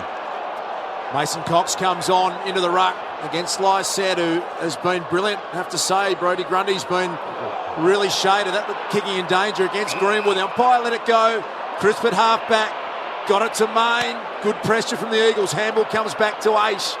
Sends it down the line. Myercheck, beautiful ball. Myercheck ran underneath it. West Coast opportunity via Barris. Rioli on the AFL logo out of side wing. Main did really well. Got in front of Vardy. Yo's tackled, pressure outstanding. Opens the door. Willie Rioli. Rioli on grand final day is always a good thing, and he missed. West Coast really surging here. 7-5-47. Collingwood 8-4-52 on the Triple M Simply Energy scoreboard. Inside 50s this quarter, Ash. Yeah, Bosch Tools, JB, in favour of the Eagles, 13-6. Maynard, long ball, wide ball. McGovern in from the side. Pounds it by fist back inside 50. It gets through 3 or 4 sets of hands. Kennedy, 35 out. Left foot snapping ball. And that's going to miss. It is all going to the right of your dial. And it's now just 5 points. Yeah, make it 4 points after that, JB, on the Simply Energy scoreboard. And I'm with you. Huge amount of momentum with the West Coast Eagles. Just under 7 minutes remaining until three-quarter time. Pies by 4 points. Crisp goes short to Taylor Adams. Oh, Stevenson was the intended target. He's copped it up. The runner has blocked Jaden Stevenson. Who's run it? Collingwood? It's his own runner, I think, Ruzi. And so it will be Elliot Yeo who's going to go back and give the West Coast Eagles the lead for the first time in this game if he can kick it. They're all over them, aren't they? All of a sudden it's West Coast that look the quicker team. They're running harder and the luck's going their way. Alex Woodward, the runner. I don't think it would have made a difference. The ball went straight to Elliot Yeo. It was a strange kick. So Elliot Yeo had a career-high 36 touches in the qualifying final versus the Magpies from 50 metres. West Coast in front. Yeo nails it. Eagles hit the front of the grand final. 8-6-54, 8-4-52. Triple M Simply Energy scoreboard. You just look at the West Coast numbers, Two-Man. Redden 7, Kennedy 6, Darling 5, Rioli 5 this quarter. They're getting on the end of it. They're winning the ball at the stoppage, but they're starting to look like they're spreading harder, Rosie. Yeah, they are. As I said, I think the move of Greenwood to Shuey's, I know Shuey was on fire at half-time, but you sort of had Yeo covered by Greenwood. Yeah. And now all of a sudden you've released Elliot Yeo. He's had 4 and a goal, and Shuey still had the 5. So there's no doubt momentum. You're right, the spread of the West Coast Eagles, the tackling pressure now, everything's lifted up by the Eagles. Seabus Super Special comments.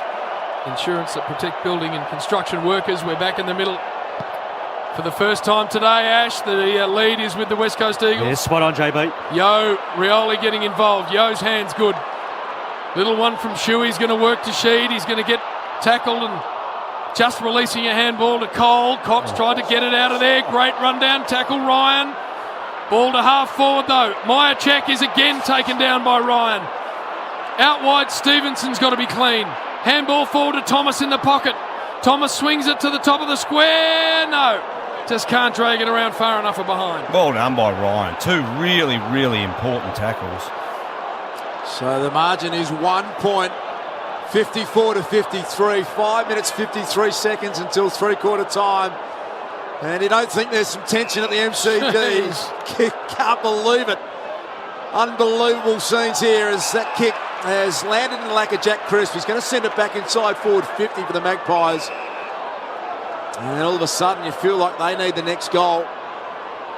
Just a steady here. Chris sends it to a big contested situation. A lot of numbers there. Josh Thomas, side bottom. Going to get a handle on it. Ran into some traffic. Got it back to Thomas. Got through some heavy traffic to the goal square.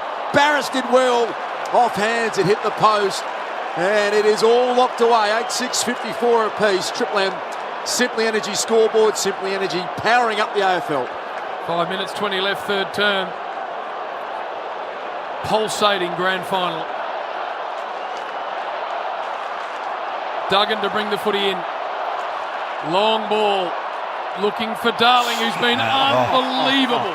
Big quarter. He's been as good in this quarter as he was bad in the first half. 6 marks, JB, this quarter for Darling. Just amazing. He goes long in search of Kennedy's. Not going to get to him. Ryan in front. Ball on the ground. Shuey gets taken in a triple Collingwood tackle. And the ball up on the wing. Right in front of Nez and the Doc. 8-6-54 apiece. Just under 5 minutes left in this term. Vardy down to Shuey. Shuey off a step, pounds a long one. Darling's in good shape here again. Ball just hung in the air a little. And it was killed over the line. There's down to you. Liam Ryan has just come off a bit of blood after an impact to his left ear. He also just wiggled his jaw around as well. They're getting him patched up at the moment. So Jeremy Howe goes back on to Jack Darling, who, as Ruzi and Juddy have pointed out, he has caught fire in this third quarter. Well played by Sheed. Here he is again, Darling, with Howe. Just looks like it's going to be his ball. Howe did well on that occasion. Got a timely fist in, boundary thrown. West Coast deep in attack, 54 apiece. 4:40 remaining until three-quarter time. Yeah, the good players of Collingwood. Pendlebury's only had the 3 side bottom, the 2 this quarter. Vardy just got rid of Cox and then missed with the handball. Pendlebury got it on the up to Greenwood.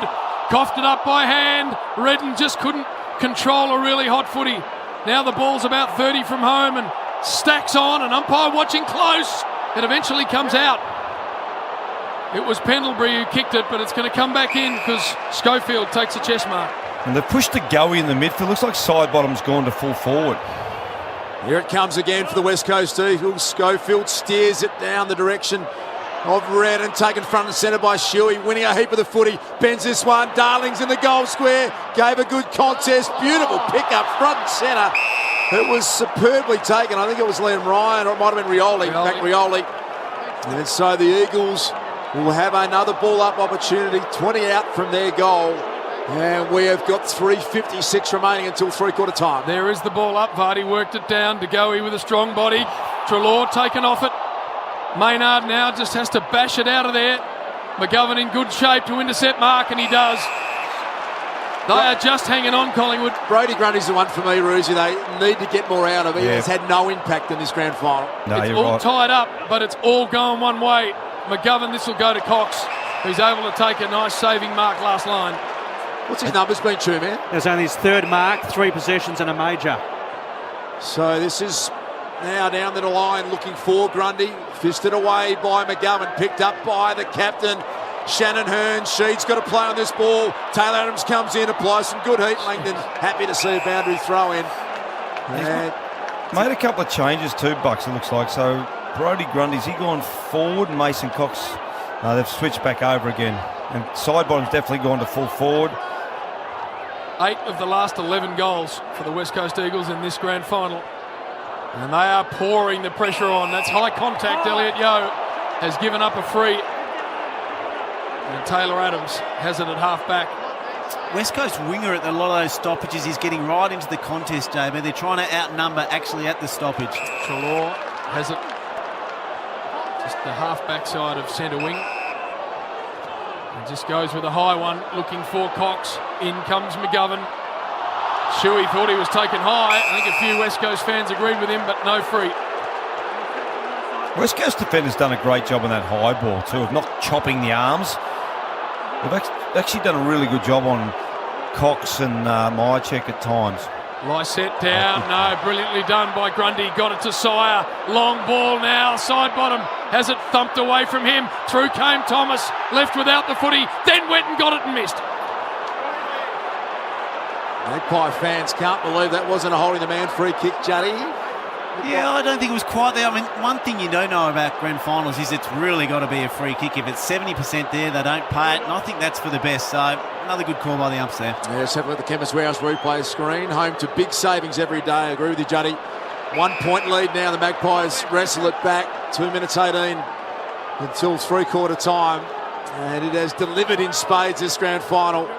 Redden from half back. Here's Darling. Langdon now his opponent. Got a fist in. Lacroix. Sire tackled him well. Another possession for Darling. Kicked it over his head and it landed in Kennedy's lap. Centre wing. Some good run from behind. Duggan. Kick out the back. Big one-on-one coming up. Liam Ryan. Oh, no. He's had a real nervous one. A shocker. It's going to come to Kennedy now. Around the body, touched ball. So players descend on it from everywhere. Kennedy having a huge impact on this game. Venable's hands were good to Duggan. Duggan to Shuey. Shuey to Cripps. Just couldn't lasso the footy. And now we've got a locked up ball about 45 from home. And Liam Ryan nowhere to hide in a grand final. Nah. So ball up.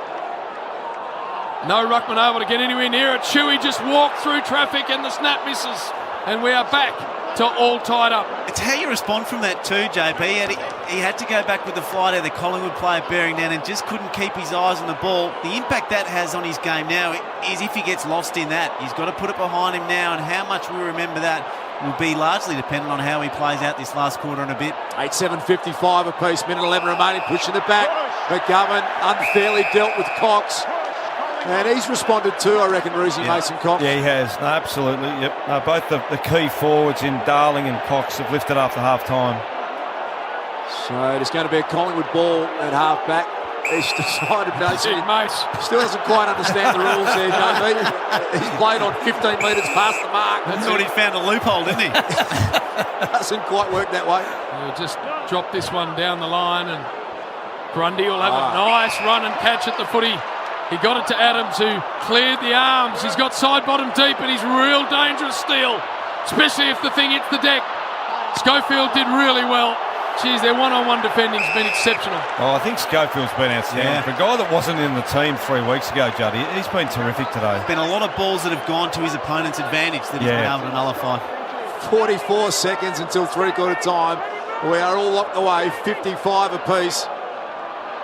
Cox, this is a throw in deep in attack for the Magpies. Sire in there, taken away by Hutchings. Launches one from outside his defensive 50. Darling in everything, but Howe on that occasion was up to the challenge. And he gets it over a boundary throw and trim it. Yeah, so Darling, number one ranked player in this quarter. 7 disposals, 6 marks. 4 of those contested in a major. Great respect for that man. Got himself off the canvas, Jack Darling. Had no impact at all in the first half. Grundy, they need more from him. That's a good hit out. Treloar went to the voice, then actually went back and got his own handball. Not easy to do. Back to Adams, sends it to half forward. Cox comes at it. Front and centre ball to be won. Lycett couldn't quite pick it up. Hacked off the ground. Beautifully picked up by Adams. Adams goes back in with the left foot. It's going to work. Hoskin Elliott. 10 seconds left. They've had bugger all of the footy inside forward 50 this term, Collingwood, but they have made the most of it. Shows you the value of playing in front. Hoskin Elliott. After the siren kick, Juddy. And he's kicked. He'll have to set sail from 55. Man on the marks just inside 50. Huge kick in the context of this game.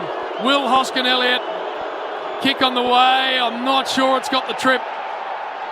It hasn't. No score. We are all tied up. Ouch! Three-quarter time of the granny. Paul Roos, Chris Judd next.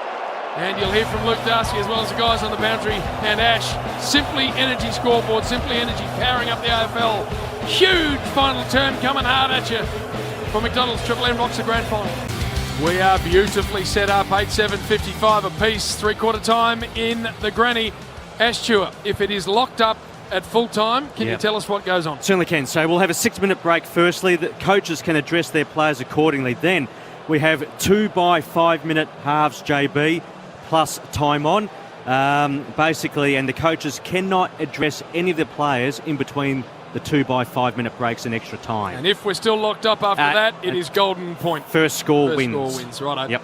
And Paul Roos is with us, as is Chris Judd. Gentlemen, what are you seeing? Oh, it's a cracking game, isn't it? It's sort of 5-0, then what is it, 8-3 the next in Eagles' favour. So just good players getting on top, I guess. Shuey's been outstanding all day. Elliott Yeo was good that quarter, but Kennedy and Darling's coming into the game. He was the story of that quarter. Oh, absolutely. And I think it just shows that things aren't permanent. So often you see players view themselves like, I'm a soft player, or I'm a good player. And there would have been question marks if Kennedy was a player that can't stand up in grand finals, but the game doesn't know what's happened in the past. All it knows is what's happening from contest to contest. And for him to be able to clear his head, come out and absolutely dominated that third quarter. He didn't just get involved, he dominated it. Was a huge credit to him, and went a long way to getting West Coast back in a dominant position in this game. Hey, Jody, Chemist Warehouse replay screen, very interesting. Lewis Jetto put his arm around Liam Ryan and had a good minute chat to him, just said, hey, mate, that's one you've got to let go. We need you in this last quarter.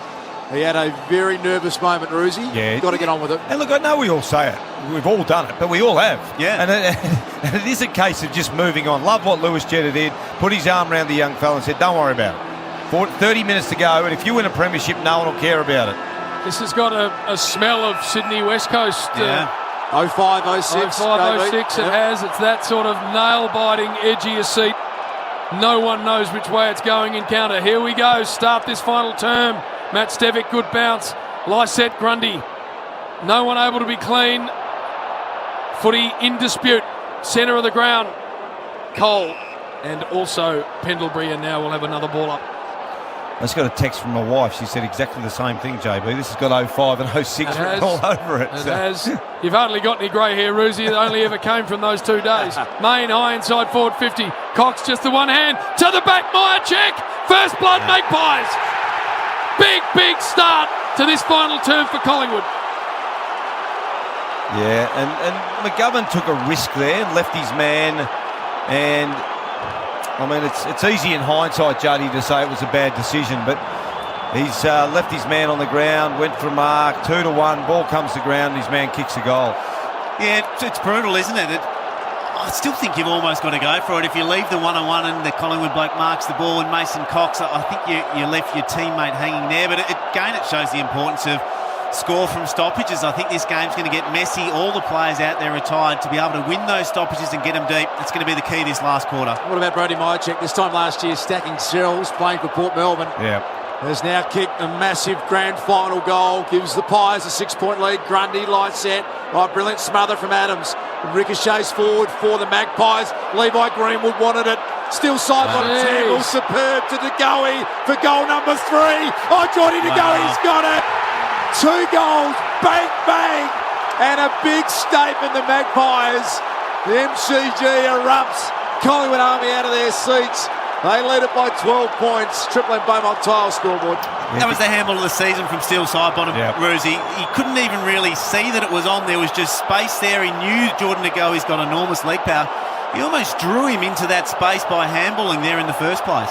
Yeah, a great handball. He picked up a ground ball and just flung it over his shoulder. That's been the move. Side bottom's gone forward. DeGoey's gone in. And we know side bottom anywhere is super creative, and you can see the power out of stoppage. Centre clearance goal, huge. Seabus Super with insurances that protect building and construction workers. First 2 to the Maggies, enormous. And there's a free kick, and it's going against Grundy. Lysette not getting access to the ball. And he just goes high and long inside 50. Vardy to get involved in this marking contest, and he clunks it. 35 out directly in front. Centre clearance goal, centre clearance free kick, shot at goal. So we know how critical they've been. In the first 3 quarters, Collingwood goal from stoppages were only 2. Quarter 4, they've already had 2 clearance stoppage goals. Massive set shot this to address some real momentum Collingwood are able to build at the start of this final term. Nathan Vardy to the punt road end, 35 out directly in front. He gets right underneath it, but it's straight. Jeez. What about that? We're back to 1 straight kick in the grand final. Beaumont tile scoreboard. It was a funny old kick, Juddy. Was it ever? More than we've got a goal a minute. We're on track for 30 goals in the last quarter of a grand final. So who says you can't score in the modern game? At contested marks, West Coast 17 to Collingwood 8. I don't think there's a more important stat in today's footy. It was probably just as important 100 years ago. It's one of those things that's never changed. But to be able to have a big bloke like Vardy there stand up in a big pack of 6 players, every bit as crucial now as it has been for the last 100 years. I reckon he nearly fell over when he kicked that, Nathan Vardy. He wobbled its way through, and it doesn't matter how it got there. It got there, and it just continues to deliver this grand final. We're back to 6 points. All important centre clearance coming up. Light set, slap forward, got over the top of Grundy. Here's DeGoey. Oh, a couple of don't argues. Play on's the call, and he's gone. Play on it. It's Cripps to the goal square. He's just got it offline, and a minor score. 67 plays 62. The Pies by 5 points. Triple M Beaumont tile scoreboard.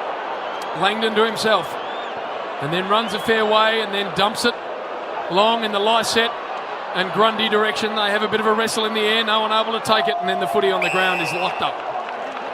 And we will have it thrown in the air, about 60 from the West Coast Eagles goal. Grundy locked up Adams. Shuey's been enormous. It comes to Cripps, who gets a little toe poker inside 50. Darling lassoed the footy. A couple latched onto him. And another stoppage, 45 from home. Been a good turnaround for Lysette on Grundy. Duke, I reckon that first final, Grundy got on top, but he's just about got the points today, Lysette. Yeah, I think he has clearly, Juddy. He's been very influential, Scotty Lysette. Done a great job coming in over the top. Liam Duggan's taken a mark. Side bottom Phil, he was infringed. I'll tell you what he was. He was knocked over by Marston. He was very stiff there not to get a free kick. This kick's going to go in the Darling direction. Oh, Main came in from the side and took a really strong defensive mark. Chris Main, another great story. Couldn't get a look in his first year at the Magpies. He's playing an important role in the grand final. Long down the line. Cox! Well done. Good contested mark down the line. Got to see what he's got to go to. It's not much. So he hangs on and now just steers it. Elliot Yeo in good shape. Side bottom crashes into him. Grundy had a ball to win. Myercheck was ripped in a great tackle. Yeo now gets held up in the side bottom tackle, and the ball will be bounced or thrown up. Wing half forward for Collingwood, who lead this game by 5 points. Thrown up. Grundy, Lysette, Ryan's had some interesting moments in this game of footy. Comes to Maynard. Left foot connects with it beautifully. Long inside 50. Flies in from the side and takes a magnificent mark. Yeah, we said it before. That both key forwards, Darling and Cox, second half, poor first half, they've both lifted. Really good mark coming back to the fly of the ball. She's a big kick, this one. He goes back and slots it. He's generally a pretty reliable kick, isn't he, for a fellow that only picked up the game about 4 years ago. It's on his max distance, though, isn't it? Yeah, Only yeah. that 40 metres out. He goes with a low ball flight normally. He does that here, and he has kicked a goal. Cox gets his second, and the Maggies are back out to an 11-point lead. It's the often used saying, isn't it, that the quick blokes slow down as the game goes on, but if you're 211 centimetres at the start, Duke, it's exactly how tall you are at the end, and he wasn't in a great position to take that mark. He had to run back with the flight of the ball, but because he was on the move, Barras wasn't able to get that early body contact, and that's when they've controlled Mason Cox this afternoon, when they've been able to get early body contact. If you let him run and fly at the ball, he's just too long. Can't underestimate how big a mark that was, Roosie. Yeah. You spent a lot of your time in America. You're married to an American. He's got that sort of confidence about him, hasn't he?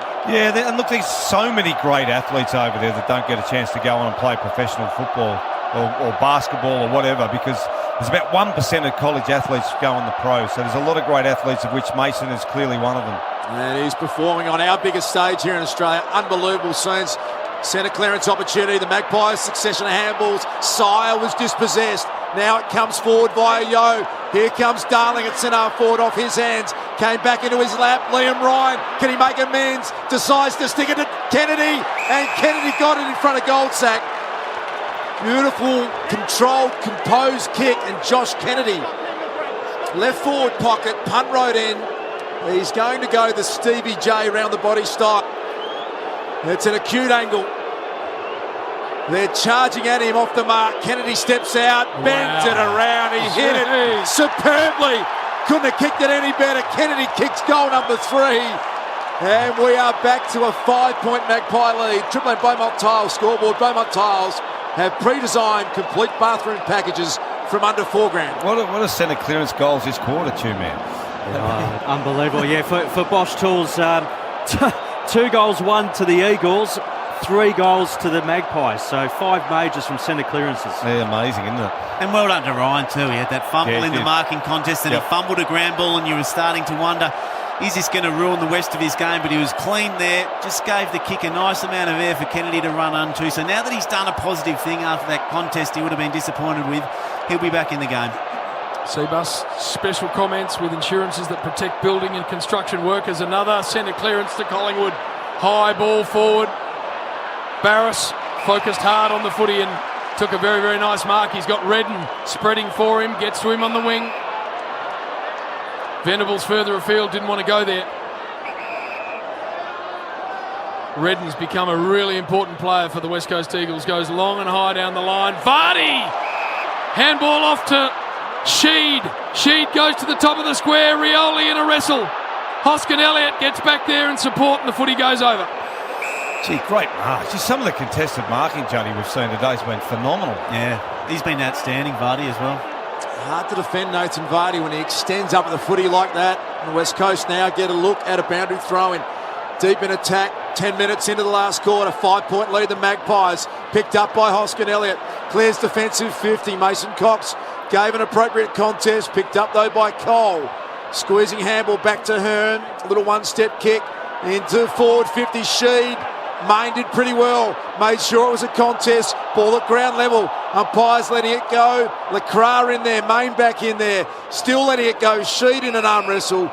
And eventually it will be thrown up right on the edge of forward 50. West Coast trail 68-73. Just with Darling and Cox, the bottom 3 ranked players on the ground, while they're ranked 1 and 2 in the second half. That was in the first half they were. Side bottom, rare error from him. That's out in the full. Just watching the way the umpires keep the whistle away in this grand final. Why in God's name footy isn't umpired like this every week, I have no idea. Couldn't agree more. It is such a better game. We scream for it every year and they keep paying 50 plus. Cole. Long ball, wide ball. Darling hands extended, just couldn't hang on. And the ball's going to be thrown in right forward pocket, punt road end, 68-73, Magpies by 5 points. Thrown in ball. West Coast have some time in their forward 50 to apply some pressure. Vardy and Grundy, neither ruckman got a clean hit out on it. Phillips has got Cripps trapped up in a strong tackle. They let it go out wide. Vardy athletically got boots of ball. Here's Darling. Front and centre, Liam Ryan. And Ryan bends it through. No. Thought it was home. Just nicked the goalpost for a minor score. 73-69, 4-point lead to the Pies. Triple M Beaumont Tile scoreboard. How to bring it back in. They're now starting to really pour the pressure on here, West Coast, but Collingwood have just stood up all game. It's been amazing. Elliot Yeo's going to get a run at this. Takes the mark, 55 from home. You've just got to ask if they can hold up. They lead this game by 4 points. Yeo goes long. Darling has a run at it. It's into the behind post, so it'll be a deep ball in.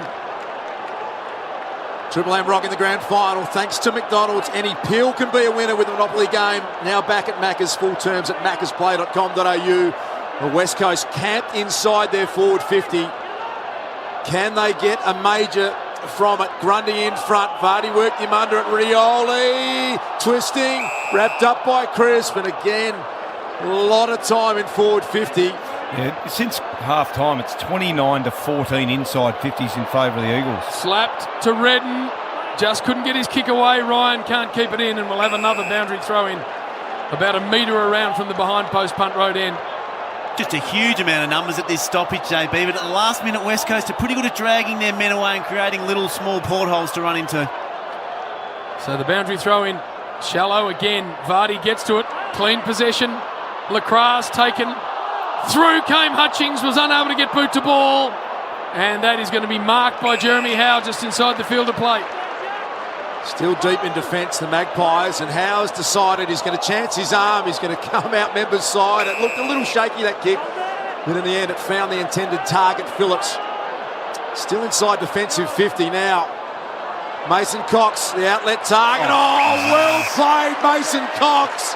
He has stood up on a really good defender, taking a big contested mark at halfback. Huge play. Pops it down the line. McGovern's going to come in. Ford couldn't get it. Myercheck did well. DeGoey has surged it over right through the interchange race. Members wing side. MCG, 14 guy in the final term. It is a 4-point lead to the Magpies. Drew Mac. Yeah, Bosch Tools say Cox, number one ranked player since half time. 7 disposals, 6 marks and 2 majors. A couple of massive outlet marks from Mason Cox. Here's Redden, off a step. Goes long towards Darling and Howe did brilliantly well. Ash Stewart there for Bosch, by the way. Bosch Power Tools and Accessories, good better Bosch. Really good defensive mark taken by Jeremy Howe. He doesn't kick that ball well at all. Shuey reads it best off the boot. He's got the leading lane here. Kennedy, the ball's going to track him over the back. And Flying Ryan just stayed at home and took a chest mark, 25-30 from home. Liam Ryan. Yeah, Goldsack sort of misjudged that. He pushed Kennedy underneath the ball. As we saw in the Triple M Chemist Warehouse. Yeah, pushed him under the ball and forgot where the ball was landing, and it was Crisp versus Ryan. This kick to give the West Coast Eagles the lead in the final term of a grand final. Liam Ryan almost directly in front to the punt road end. And he has missed it to the right. Wow. Massive miss. Can see the pressure start to build, JB, and Jeremy Howe's the other one down that end. His last 2 kicks for Collingwood have been real scrubbers, and that one led to the repeat entry there for West Coast. Here's the fullback kicking option, so he kicks it to himself, looks for Grundy, fisted away in the end by Lysette pretty easily. So the West Coast keep it in their forward half of the ground boundary, throw in. Forward 50 entries this term, Ash. West Coast 11, Collingwood 3. The two-man just passed that to me. And those 3 have resulted in goals. Yeah. Collingwood won the quarter by 3 points to date. Boundary throw in, half forward. Brilliantly taken by Adams, but he's wrapped up in a tackle. Did he release the footy just? Phillips got it, but it's going to come back through Hearn. So they just cannot exit D50, as it's called these days, Collingwood. It seems to just trampoline back in there. Hearn didn't really get much on that kick, so it's going to land at centre-half. Oh, Maynard. And Kennedy just came in and took an uncontested mark.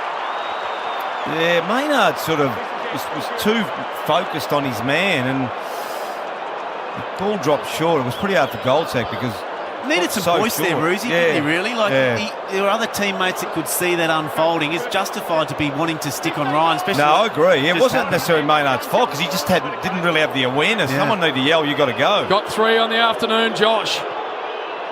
And that's not going to be 4. He hasn't hit that well at all. Long ball, fisted through for a behind.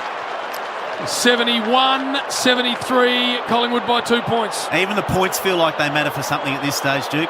Sure do, Johnny. Super special comments. Chris Judd, Paul Roos got an outstanding job on Triple M footy. Maynard to Mason Cox. Barris this time. Effective fist. Kennedy attacked at full chested. Pendlebury's click handball was good. Out to Greenwood.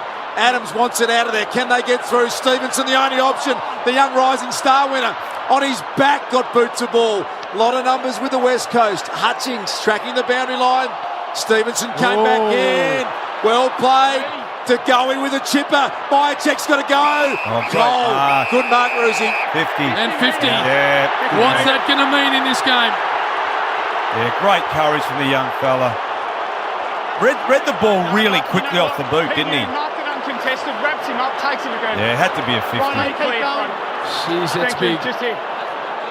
So this young man, Tommy Cole, he's going to be kicking from outside 50, so it's not a shot on goal, you don't think.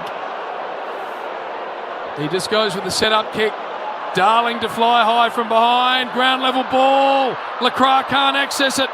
Handball back to Langdon deep in his own defensive area. Thumps it out of there. Cox to fly. Just couldn't hang on. Now it's a big ball to win. The Pig Greenwood unable to do so. Redden had to try and find Barris. He did. Barris sits a high one forward. Darling to get involved in the air again. Rioli ground level. Tunnelled a little bit by Kennedy. Main gets wrapped up in a big tackle and it's going to be thrown in the air. What about this from the West Coast Eagles? They are just pounding the ball inside their forward 50. What it's been to, man? They've had the last 10 entries. Collingwood haven't been inside for 12 minutes. They are just holding up. Phillips's kick is going to be marked inside forward 50, and it's Marston. Good body work there from Marston. He's not normally an overhead marking player. He just put a little nudge on. Was it Hoskin Elliott? So sheer weight of numbers here. Can Chris Marston step up and give his side, the West Coast Eagles, the lead? Couldn't get a game in the back half of 2017, this man. No bigger moment in his career. This is his 198th game of AFL football. It's a 40-metre shot. Punt road end. The MCG, Marston leans back.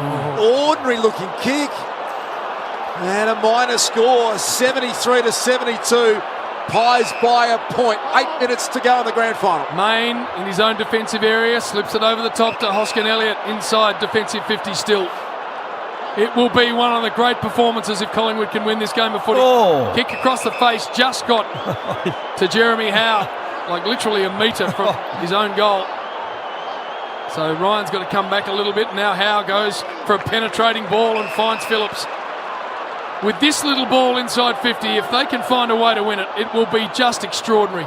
Phillips high. Hutchings got to focus on the footy. Did so well. Every 50-50 is going towards the Eagles now, isn't it? Particularly marking. Hutchings goes. Nice ball too. Gets to Hearn. Outside 50.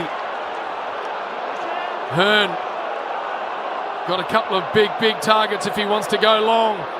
He does. In really good shape is Darling. The fist came. Lacroix, can he get access to the footy? No.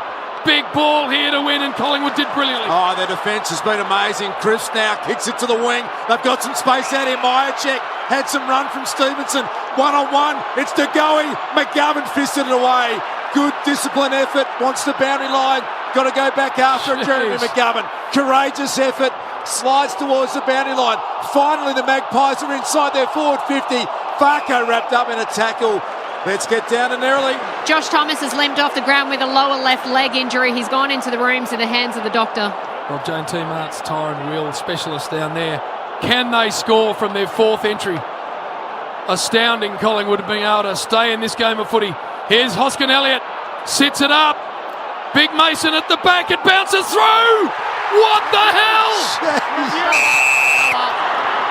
Score review, I thought it was touched on the contest here. Score review. So score review. Well, why is it a score review? Didn't the umpire just say it was touched there? Yeah. Well, the goal umpire called touched as well. So why are we reviewing it? The game, particularly in the grand final, momentum, etc., etc. Coach Sire, score review, and it's going to be a pretty simple one. So it's a point, and we're back out to 2 points, and we've got 6.5 left in the grand final. Drama everywhere. You can't believe this grand final. It's one for the ages. Shannon Hearn from full-back. Massive pack at half-back. Luke Shuey. Oh, side bottom got him. Big effort. Still side bottom. It was a bit of a gang tackle. They might pay it to Jeremy Howe. And so a huge place. Shuey was away. And now this is going to come back inside 50. Mason Cox looms large. Oh, he's got it. He's got it again. Jeez. Just contrast it, Duke, with the way West Coast are banging it 55 metres in deep every time. It's just so much more predictable for the opposition defenders to read. That kick for Collingwood, they just lowered the eyes and gave Mason that room to run. That's why they're being so much more efficient down there. He's got the whole family out here, Mason Cox from Texas. Blood rule, I think, Big Duke. Well, we've lauded the West Coast defence all day, but Collingwood have had 5 inside 50s, and this will be their 5th scoring shot. So every single time they've gone in, they're 3 goals, 1 for 4 entries. Now, this is the 5th, so they could go 4 goals, 1 with 5 entries. West Coast have had 15 for 2 goals, 5. I always think that he's just on his range, Mason Cox, but he's kicking these low darts, Johnny, that are just finding a way to wobble through. He doesn't know that's not how you're meant to kick it, does he? 2 set shot misses at this end. It's scripted that this goes through. 100,000 here at the MCG. Everyone on the edge of their seat, and it's an American who holds a grand final in his hands at the moment. 47-metre effort. It's going to go across the face. Juggling marking attempt. Mychek thinks he's claimed it. Umpire says off hands, and so it will be a thrown-up ball. 5.5 minutes remaining in the grand final. The Magpies by 2 points. This is about a metre out from their goal. Jeez, if they jag one here, it's a long way back. Ball up, Vardy, Grundy. Grundy just tried to force it through with his body as much as anything else. Second ball up. Just extraordinary scenes at the MCG in the grand final. Grundy, Vardy to a dangerous spot. Treloar, DeGoey! DeGoey! Snap high, can't hang on, hasn't got the trip. They'll get another look through DeGoey. Now Adams misses. Had more room than he thought he had, and that's out in the full. Yeah, he could have probably kicked the drop punt, couldn't he? Had a bit more, but I mean, that's that perceived pressure of a grand final. Is there some pressure at the moment? Rosie, Juddy, what about this? It is just unbelievable. Lewis Jetta from almost his own goal line. We're right on 5 minutes remaining in this grand final. He gets it to half back. The Magpies fist it forward. Taylor Adams can't keep it in. So 11-8-74 Collingwood, 10-12-72 West Coast. There's your Triple M Beaumont Tile scoreboard. And a tick under 5 minutes remaining in the 2018 grand final. Thrown in ball. Collingwood have just been so impressive to stand up. Handball comes to Hutchings. Around the body, it's going to bounce for Langdon. It didn't bounce nicely for him. He goes back and finds it, however. Hoskin Elliott retreats back to Howe. His high ball to half forward's a huge one to win. Sheed gets his hands clear. The clearance comes to Collingwood, to West Coast, and it finds Kennedy. Kennedy on the run looking for Ryan. Gets closed down by Goldsack. Huge one-on-one win for Collingwood. They exit again. High ball forward. They got an outnumber here. Mychek. Hands to it, couldn't take it. Hutchings gets the handball back. And that ball's out of play. It'll be thrown in out of side. Gee, great effort by Goldsack. He read that so quickly and got across to look like Ryan was by himself. It was a terrific effort. Superb play. Triple M C-Bus Super Special comments. Chris Judd, Paul Roos. 4:21 remaining in the grand final. Magpies by 2 points. Half forward for the Collingwood Footy Club. Boundaries throw in. Shuey's gone. Taylor Adams got him. Incorrect disposal. And now the Magpies, can they score from this entry? McGovern set himself 20 metres out, Juddy. Yeah. He's eyeing off an intercept mark. Mason Cox down there. McGovern. Myercheck over the top. 20 metres out. Good tackle, Varco. And it will be thrown up. 20 metres out. City end. It's the Magpies by 2 points. It's at the right end of the ground for a while. They stood up for so long, Collingwood. Now they can impact on the scoreboard. Sheed couldn't hang on. And then he was taken out of it. It got to Adams. His kick was smothered. About 10 out. Now to Goey. His kick was smothered. Desperate defending. Ball pinging around. No one able to be clean. In comes Kennedy. Taken in the Grundy tackle. Footy on the ground. Still no one able to be clean. It spits out to Cripps. Ball gets to Cripps. Amazing how that can happen. And he's taken it just inside the defensive 50 line, but he's not got much on. He's got to go long down the line. Ryan's got to impact this. Well done. Jeez, bad kick. Well done. Great defensive mark taken by Crisp. 98th game in a row for Jack Crisp. And he came up with a massive play. Goes to half-back, still side bottom.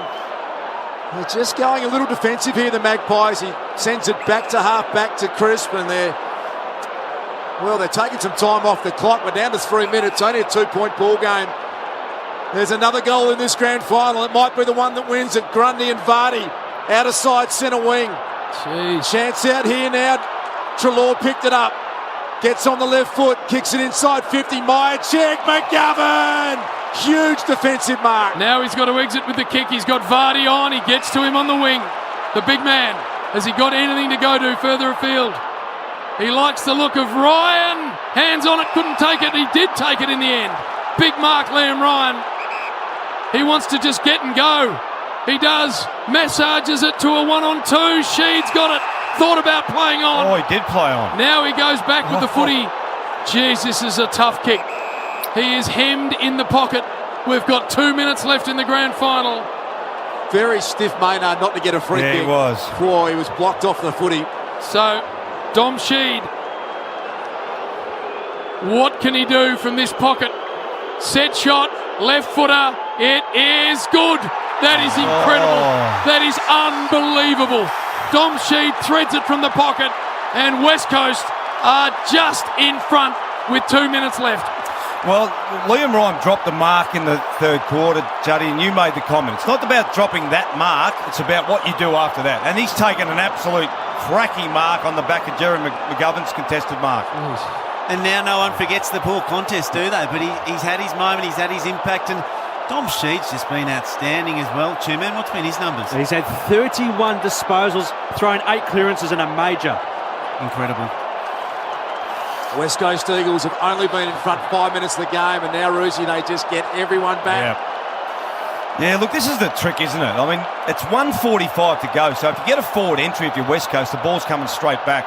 Grundy, this clearance might determine the grand final. Can the Pies get it their way? Here comes Willie Rioli, picked up by Maynard. Awkward handball. Vardy's going to get it. Squeezes it back to Cripps. Cripps short to Kennedy. Kennedy's going to play on. They're storming forward. Oh, he missed the target. He missed it. Horrible bounce. Maynard came in. No free kick. West Coast are going to send it forward by a Shuey. Out the back. No. Jack Darling. He dropped it. Jack Darling.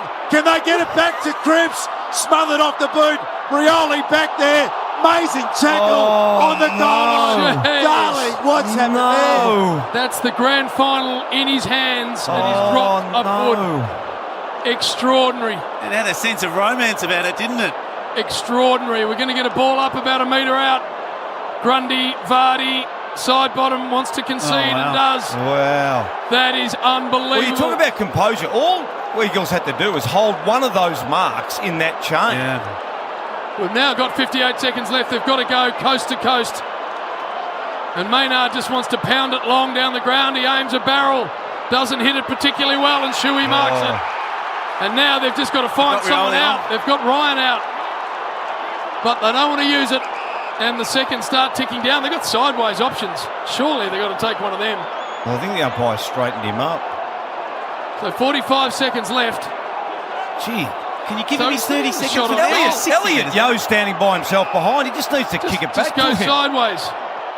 Instead of that, he sits it up. Vardy to come screaming at the footy. Kennedy went and got it and then got claimed. And the ball's locked in, and we've got 20 seconds left. Time for the Pies to go coast to coast. It's going to take something extraordinary. It has been one of the great grand finals. 25 seconds. Eagles deep in attack. Grundy flicks it out the back. West Coast want to hold it up. Adams chases after it. Maynard, precious seconds tick off the clock. 18 seconds. West Coast by 5 points. And a boundary throw in 20 metres around from the Eagles goal. Every single thing has got to go right from here for the Collingwood Footy Club to grab one of the most improbable victories of all time, but it's Vardy to the front. Pendlebury kicked it up for grabs. It's going to bounce in front of Elliott Yeo. They've just got to find someone wearing the same jumper. Kick to half forward. No one able to take the mark. Redden had a little play on it on the ground. There's the siren. The West Coast Eagles have won the 2018 AFL Grand Final in one of the more extraordinary games you will ever see.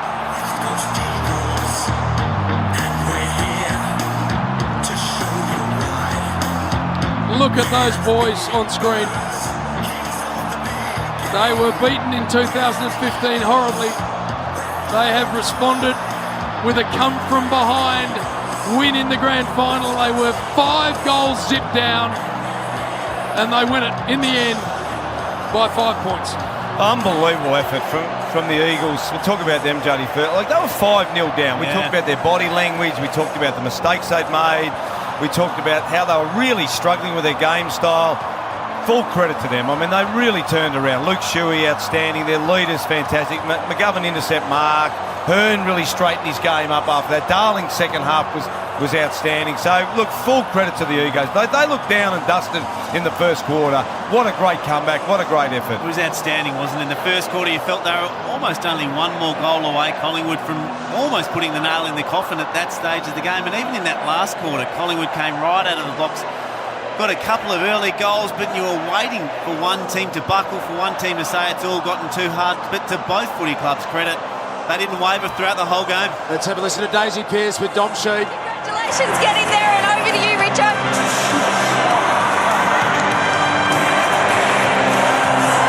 Jeremy, huge mark by yourself down there that set up that forward play. Then you got a mark from Vardy. Ryan takes a contested mark. Sheed drills it from the boundary. It started with you, mate. Oh, mate, the boys were fantastic, Evan. Credit to Collingwood, mate. It's a great contest all day. You just got to love your footy, don't you? You do, mate. The back line, outstanding. The amount of intercept marks you guys took down there. When you were trying to peg back into the game, they were huge. Oh, mate, we played as a back six. I'll probably get all the recognition for it, but and all that back line, mate, they're great players, so there's a credit to the back six. What about the midfield, Shuey and Sheed? How good were they? The boys stood up, mate. It starts here in the guts, and when the boys get going, they're just as good as any. They probably fly on the radar, so I'm so proud of them, mate. Mate, get over there and get into your teammates. Well done, Jeremy. And you wonder what the story will be with Jeremy McGovern. It's always revealed afterwards. He's clearly played with an enormous amount of pain, and you see heartache after a grand final, Juddy, but the devastation, looking at the Magpies now, they are just in ribbons at the moment. You couldn't describe a more heartbroken group. No, they'd be absolutely shattered. There should and would be absolutely no embarrassment, because their fans and everyone that put on a Collingwood jumper today should be well and truly proud of their efforts, but that won't take away from the immense disappointment they're feeling right now. Adam Simpson joins the West Coast Eagles Premiership Club. Let's get down to Richo. Today didn't start that well, but we just keep fighting, and that's what footy's about, so it's just fantastic. What did you say at quarter time? Because it looked bleak. The first 5 goals to the granny to Collingwood. Yeah, well, it's one of the things I think we learned, momentum can go different ways. Let's just stay calm and keep working, and we just managed to do that. Did you just try not to look at the scoreboard? Scoreboard pressure can get you in big games. Yeah, it can. It's easier said than done, but it takes time to learn. We just knew we had to keep fighting, and eventually things would go our way. We just had to make most of opportunities. Mate, what about your big men today? I thought Vardy and Lysette, Grundy's an All-Australian ruckman. The last 2 weeks they've had Gawn, Grundy. How good have they been? They've been great, mate. We understand, they just compete really hard, make them work, and that's what we had to do. And those two boys are great. That's with the midfield in the second half. What about a word about your coach, Adam Simpson? It's the most fantastic, mate. It's just, 5th year in coach, been in final series, understands the players and gets the best out of them, so it's just great. Mate, all this talk about taking the grand final somewhere else. You've just won a grand final on this place, the MCG. Yeah. It's got to stay here. Mate, I think it is. It's always great playing here. WA's fantastic, great support, but this is always great here. And you got plenty of support, didn't you? We did. So always great supporters. Right, well done, man. So we've seen Adam Simpson out on the ground, 100,022 fans in this incredible arena. And also see Nathan Buckley, two very classy individuals. Scott Pendlebury has the Collingwood group together, and they lost not one fan today. They were amazing, especially Ash in that second half. I don't know what the entries or the time in forward half was in the second half, but it had to be. Rosie, I think you might have... Time in front, JB, 105 minutes for Collingwood, 7 minutes for the Eagles. So, I mean, you're right. I mean, it's just an unbelievable game, and when you lose a game, you're absolutely shattered, and you're going to go through everything. But the Collingwood were brave. They were fantastic. I think going in, everyone found it really difficult to pick a winner. Yeah, you were tending to go, well, maybe I'll go with West Coast because they're forward line. Maybe I'll go with Collingwood because they're depth. But it was really difficult to pick a winner. And I think we saw why today, JB. So tell us the time in forward half and the forward 50 entries second half. Forward 50 entries I can give you, JB. 38 to 18 the Eagles' way. 7 goals, 10 to 5-5. So when you think about that, Juddy, it is staggering that Collingwood were able, through will as much as anything else, to stay in that game. I think you're right. Yeah, they got numbers down there. I think if West Coast had have changed their angles a little bit more and lowered their eyes in their forward 50 entries, I think they could have won by a couple of goals. But Collingwood was stoic, and the way their back half were able to stand up, Langdon in particular was just outstanding down there. I thought was a real credit to them. See Hamish Brayshaw on the screen getting some real Pachone hang time going there. He needs to know his place within the playing group. But it is always about the whole club, not just about the 22. Ruse, it felt to me like the fairy tale stories were with Collingwood. They had so many amazing things that happen, and sometimes you get a sense of destiny about it, but we find out that you don't always get the fairy tale, do you? You have to find a way, and just for 7 minutes of the game, the only time they went in front. Look, I think both clubs had some fairy tales, didn't they? I mean, both clubs went through adversity. We probably tend to focus on the Melbourne-based clubs more because we're in Melbourne and, obviously with Bucks last year. But, I mean, Adam Simpson was under enormous pressure. They lose Natanui. They lose Gaff as well. You know, like it was hard to sort of pick who you wanted to win, Juddy, because there was some really good stories. Goldsack coming back in. Yeah, Darling had a bad grand final last time, as did some of the Eagles players. He stood up today. I mean, you want good stories in footy. That's what football's all about. And this year felt more than any other. There were just so many of them. I thought Jack Darling, had he have marked that, just would have been the perfect way to cap off a couple of mixed grand finals. But he was still outstanding today. But that would have been some beautiful closure for him. But in the end, he was still incredibly important for this result. You see Nathan Buckley on the screen there, Duke getting around his players, and they'll be devastated. They were in that game up to their eyeballs for every second of it. You just wonder how your footballing life changes sometimes, JB, don't you? You're minutes away from everything you've dreamed of. He's been in the industry, Buck, since the age of 15 or 16 in the Sandful in South Australia, and you chase that dream, Ruzi. It's just such a sliding doors moment. You don't know whether you'll be back there again. That's the biggest thing, Das, there's no doubt. Like, if you go down the ground and you realise how far away it is now, you realise you've got to go through another pre-season, you've got to battle another 17 clubs again, you've got to get into the 8 again, potentially top 4, and you've got to get back to this position. That's the thing, that's the enormity of this moment for the Collingwood Football Club. They realise how difficult it is to get back to this position. And Nathan Buckley's an extraordinary story, Duke. I'm pretty confident at 17 or 18 he won a Sandful grand final with Port Adelaide. And he would have thought at that stage he'll win another 5 or 6 because he's such a brilliant player. And he's fallen short as a player, desperately short as a player, and then now as the coach. It's going to come for him eventually. Yeah, he was a Jack Oatey medalist in that grand final. He won the McGarry medal, and all in front of him, his footy journey has been an amazing one, and what he's done this year. But likewise, the West Coast Eagles, what a great achievement. Such a difficult task to come to the MCG and perform as well as they did. 5 unanswered goals in the first quarter. We almost had given it away, Ruzi. It was such a commanding position the Magpies were in. Yeah, it was a great comeback we talked about. And I think, everyone's trying to sum up a game before the game. And I felt in order to win as an interstate club, you do have to dominate periods of the game. You actually have to be a fair bit better. And we saw after half-time, you mentioned the inside 50. So Eagles ticked that box. They became a dominant team, and then probably only through missing goals late in the game, it cost them a more comfortable victory. So full credit to the Eagles. Come to the MCG, beat a red-hot Collingwood after last week, Juddy, was a great effort. We saw some really simple set shot misses, and then Dom Sheed against the paint of the boundary line just steers the most sort of cold-blooded set shot through. It's just incredible. In a strange way, there's almost less pressure on that kick, in a way, because you're not really expected to get it. It's the one that Lai set missed from 25, 30 out. Right. Even Darling's first kick was 35 out, a very kickable shot. They're the ones where in a day like today the pressure builds up, but taking nothing away from that set shot kick, that'll go to West Coast and WA folklore. Well, another cracking grand final the Eagles have been involved in. They've been involved in a few. That margin Ash got out to at its highest. Yeah, it got out to 29 points, JB, but they trailed by 17 at quarter time still. But what are the greatest comebacks in grand final history? I know that famous Carlton one. Yeah, well, from quarter time it's 29 points, but the greatest is Carlton by 44 points against the Magpies in 1970. We always look at the games late, which we do, but I thought that critical period was just before quarter time, wasn't it? When they got those two. Was it Rioli or Rioli at the back of his slipper, which came down at sort of a crumb, which hit his leg and rolled through, and just those critical moments early in the game we tend to forget, Juddy. Yeah, absolutely. If they didn't get those two then, very hard to see him getting back the way they did. Jeez, Josh Kennedy was enormous. I mean, for a big he forward, was good. Yeah, he kicked that second one in that term that got him back with a look at it, and then kicked one in the third and fourth quarters, and he's at 18, 3 goals, 2, tackle pressure. He's got to be close to... The Norm Smith's going to be really, really interesting, isn't it? It's just big numbers with Shuey and Sheed.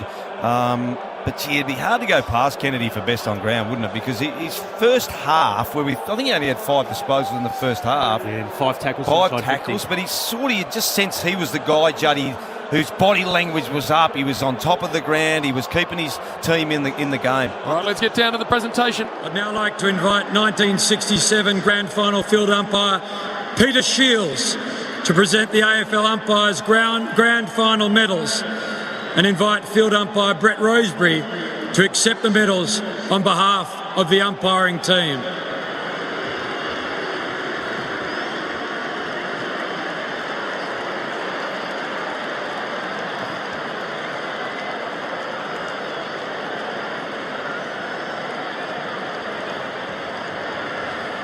Thanks, Peter. Well done, Brett and team. Now, the Collingwood Football Club have had a magnificent season and was so brave in defeat today on the game's biggest stage in an unbelievable game of footy. Would you please welcome the captain of the Pies, Scott Pendlebury, to stage to say a few words.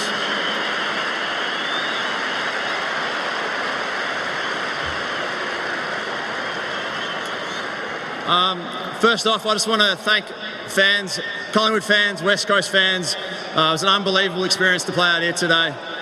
To the Eagles, boys, you were too good in the end. Well done. Enjoy the victory. Thanks.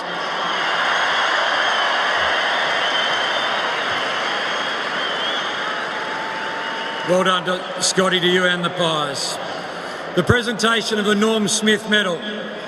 Please welcome Sean Hart to present the medal to the player adjudged the best of field in the 2018 Toyota AFL Grand Final. And the winner of the Norm Smith Medal is... from the West Coast Eagles, Luke Shuey. 34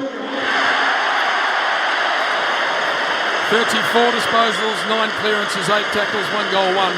Pretty hard to argue with that for a game of footy.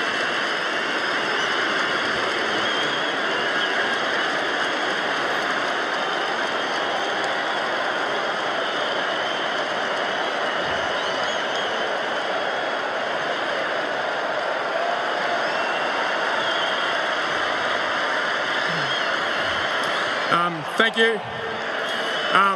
First of all, to the Collingwood Footy Club, Nathan Buckley, Scott Pendlebury. You guys are a wonderful organisation, and against a lot of adversity this year, you've made it to the big stage. You deserve the opportunity to be here, and I'm sure you're going to be back over the years to come. So commiserations, well done on getting here. To our fans who have come out today,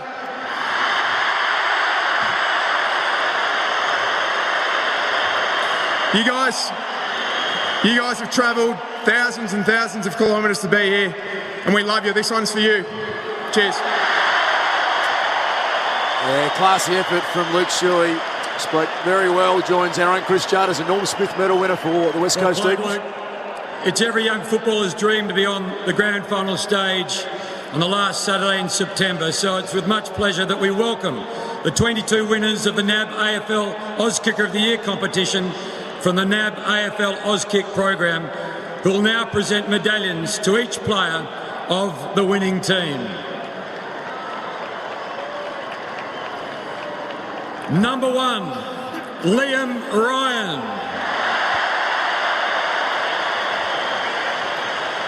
Well, we spoke about it a bit, but he was good. He took an incredibly important mark late and had a real impact on the result. Number 2, Mark Lacroix. Yeah, probably didn't have a huge impact, but some moments there where he really got involved from a contest point of view. And look, there's some debate whether he should go on, but well done. It's a credit to his career, Juddy, that he gets up there as a premiership player. Dom Sheed. Would have been right up there in the Norm Smith voting. Dom Sheed kicked the goal that sealed the game for them in the end. He was absolutely brilliant with 32 disposals. Number 6, Elliot Yeo. Yeah, I thought he was really critical. Some of his inside stuff was great. He got tagged in the first half. That tag was released after half-time. Just showed some real grit. He's really developed into a high quality player. Number 7, Chris Marston. He had a pretty solid game in the end. Had 14 touches, worked really hard. Didn't get huge numbers, but he keeps his position and structure really well for them out there on the wing. And hung on to the hat. The poor kid just wondering what's happened to her hat. Here he comes. Just needs a hat, that's all. Well done, Logan. Well done, Chris. Number 8, Jack Redden. I reckon this is a guy that should take a lot of credit. He stepped into that Prentice Mitchell role. He was obviously at the club. It was sort of pushed out. He's a natural inside midfielder. He's a two-way runner. He's a great tackle. Great story, Jack Redden. Fantastic effort. Number 13, Luke Shuey. We've spoken a lot about him. Norm Smith medalist, very deserving. Did it when it counted in their first half. He had 5 score assists for the game and kicked a goal himself, so he's incredibly damaging with his 34 disposals.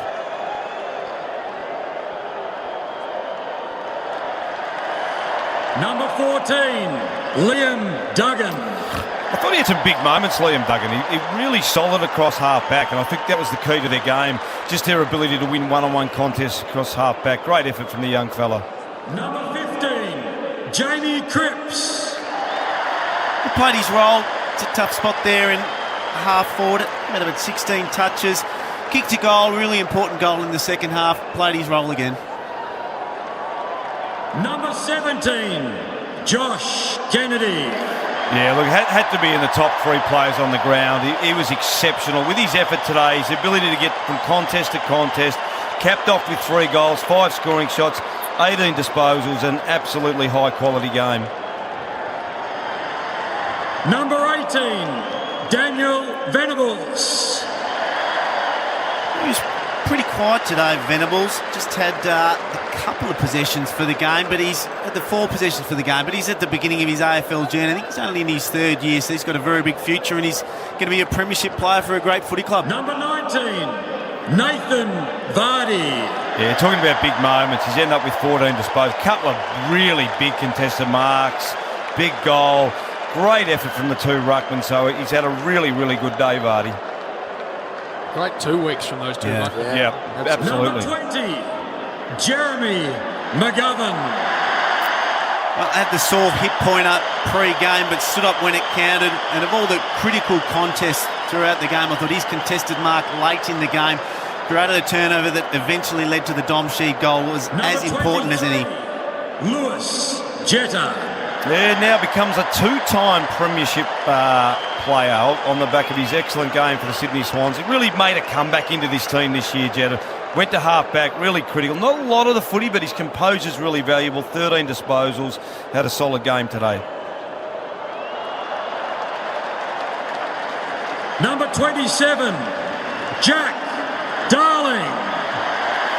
I was wrapped for Jack Darling today. We spoke a lot about his first half, which was really quiet, but he absolutely turned the game on its ear in the third quarter when he dominated the aerial contest. It was great to see him be able to turn that round and have that strength of character. Tom Cole. Probably another young player that really straightened himself up. Had a couple of moments early in the game, but then made a really good intercept mark, won a really important contest late in the game. So, again, turned the game around from a poor first quarter to have a really solid three quarters. Scott Lycett. Quite possibly his last game in the West Coast Eagles colours, Lycett, and he went out in fantastic fashion along with Varda. We've talked about the job they did on Brodie Grundy, but he'd be walking off with his head held high today. Number 31, Will Schofield. What a great effort from this fella. He's come in on the back of Brad Shepherd's injury. Didn't look like getting a look in. How important these players are. He's done a really good role today. First on the goey, and then when the goey in the midfield, side bottom, a couple of super contests that he won. Well done.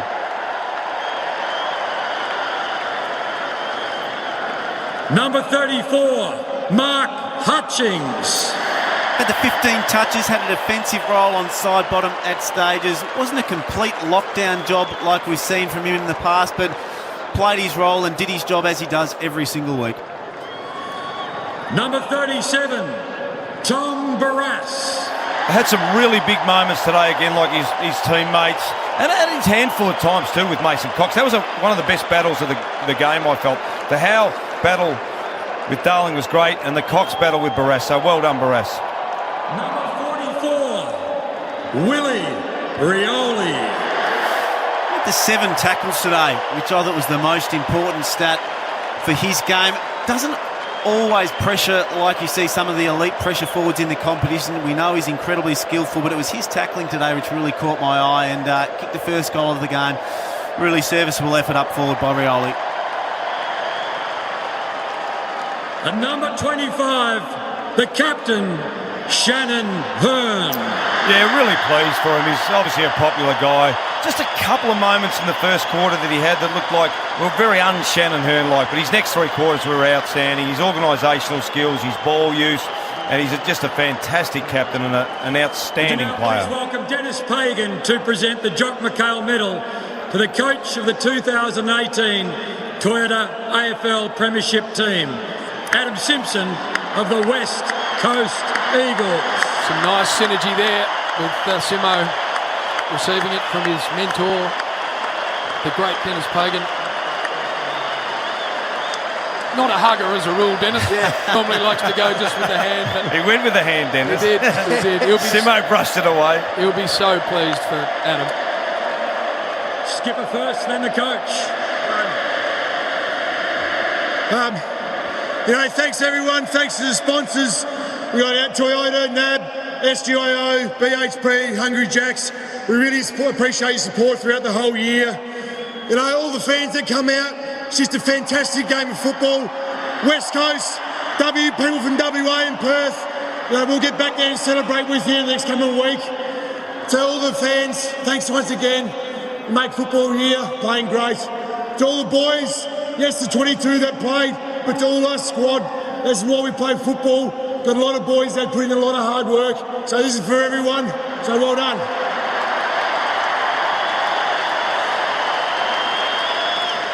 I want to thank the staff as well. Simo, all the West Coast coaches, everyone that puts in time, volunteers. That's what makes football clubs, and that's what makes it so enjoyable to come to work. And we can put in hard work in like this and get a win. So thanks very much. Appreciate all your support. Also, thank you to Collingwood. Thanks to Scott Pendlebury and Nathan Buckley. Been fantastic all year. Got a lot of respect for you all. Thank you.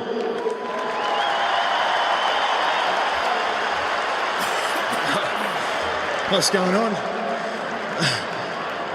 First of all, I'd like to congratulate Pies.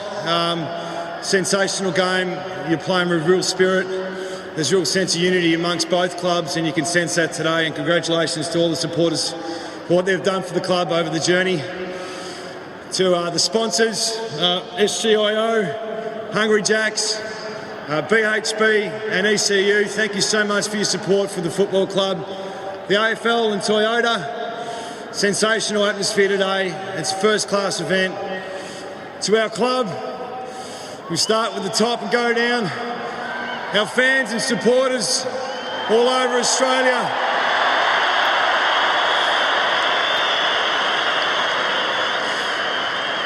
Done it the hard way this year. Our football club, our volunteers, our footy department, our coaches, our families around all that, and the players. It's all been a united group this year. It's been a fantastic ride. We've faced a lot of adversity. My heart goes out to Eric McKenzie, Brad Shepherd, Nick Natanui and Andrew Gaff. You're part of it. It's a squad mentality. Trevor Nisbet. And just on behalf of the whole club, we can't wait to bring that cup home. So thank you so much. Cheers, that'll do. Thanks, mate. It's a great pleasure to ask Dean Kemp of the West Coast Eagles to present the Premiership Cup to Shannon Hearn and Adam Simpson.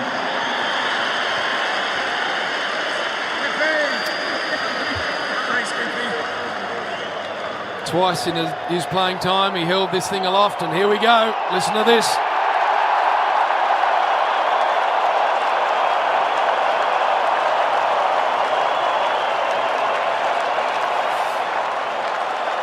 Roosie, tell us what that feels like.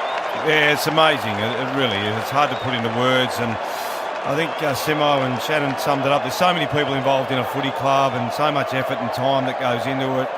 And this is the moment, Juddy, you play for, you savour, and you try and remember as much as you can and who you're standing next to and who's on the ground. It's just an amazing moment. Oh, it is. I mean, there's just no way you can think about a to-do list or a regret or something you're worried about in the future in this moment. You just...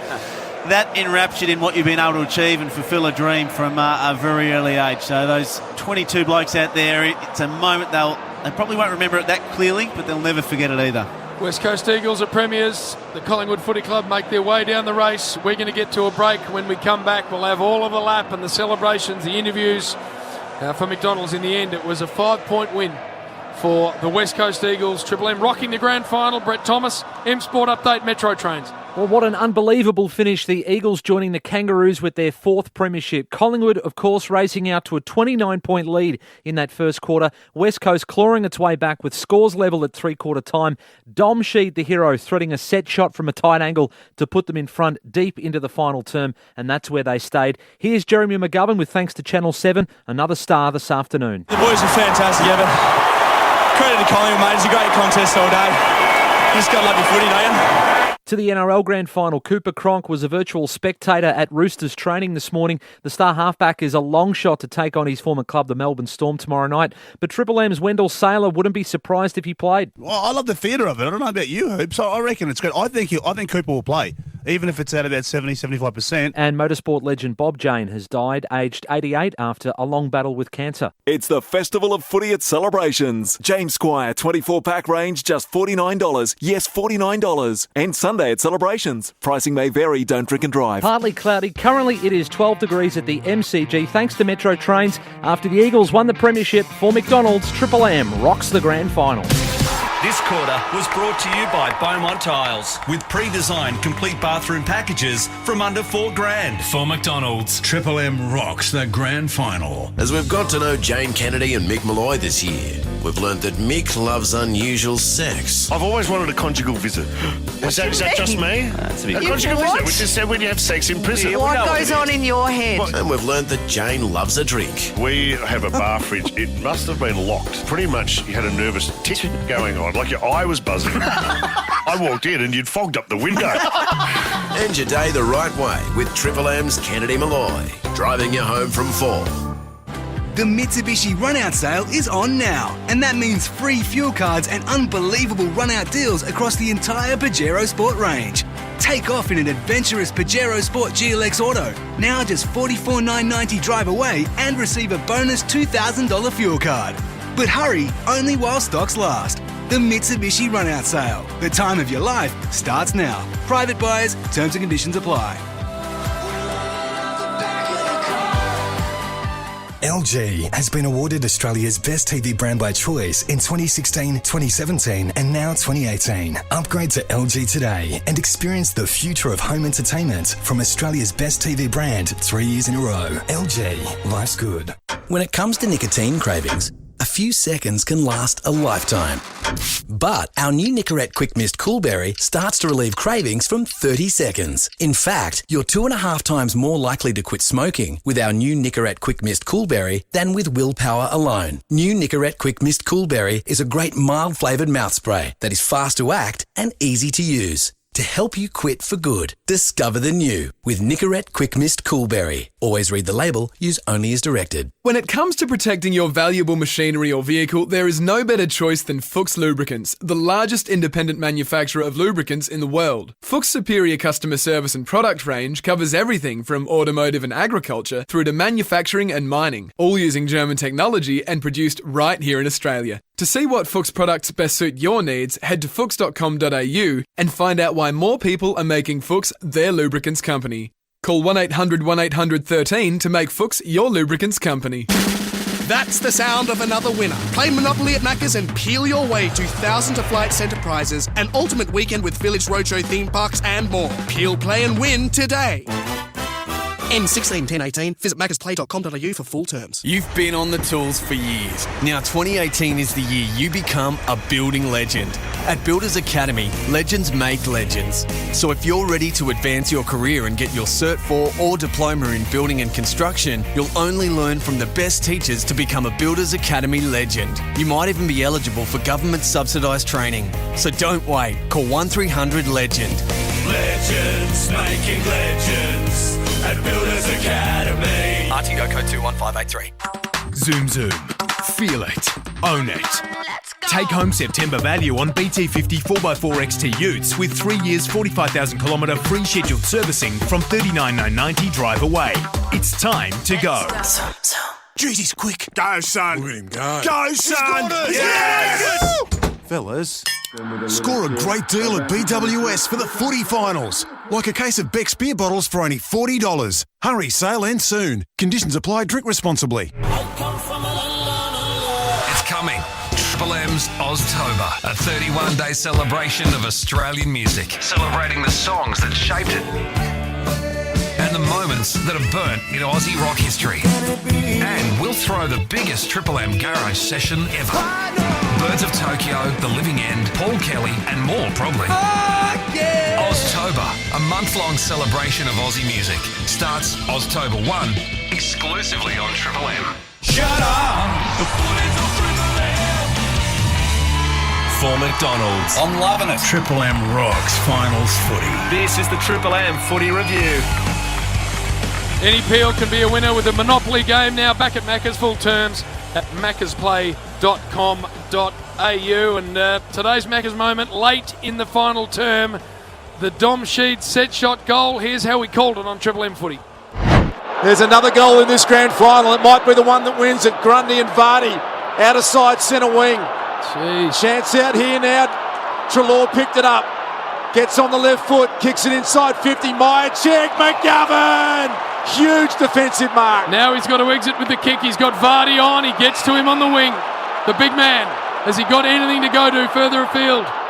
He likes the look of Ryan. Hands on it. Couldn't take it. He did take it in the end.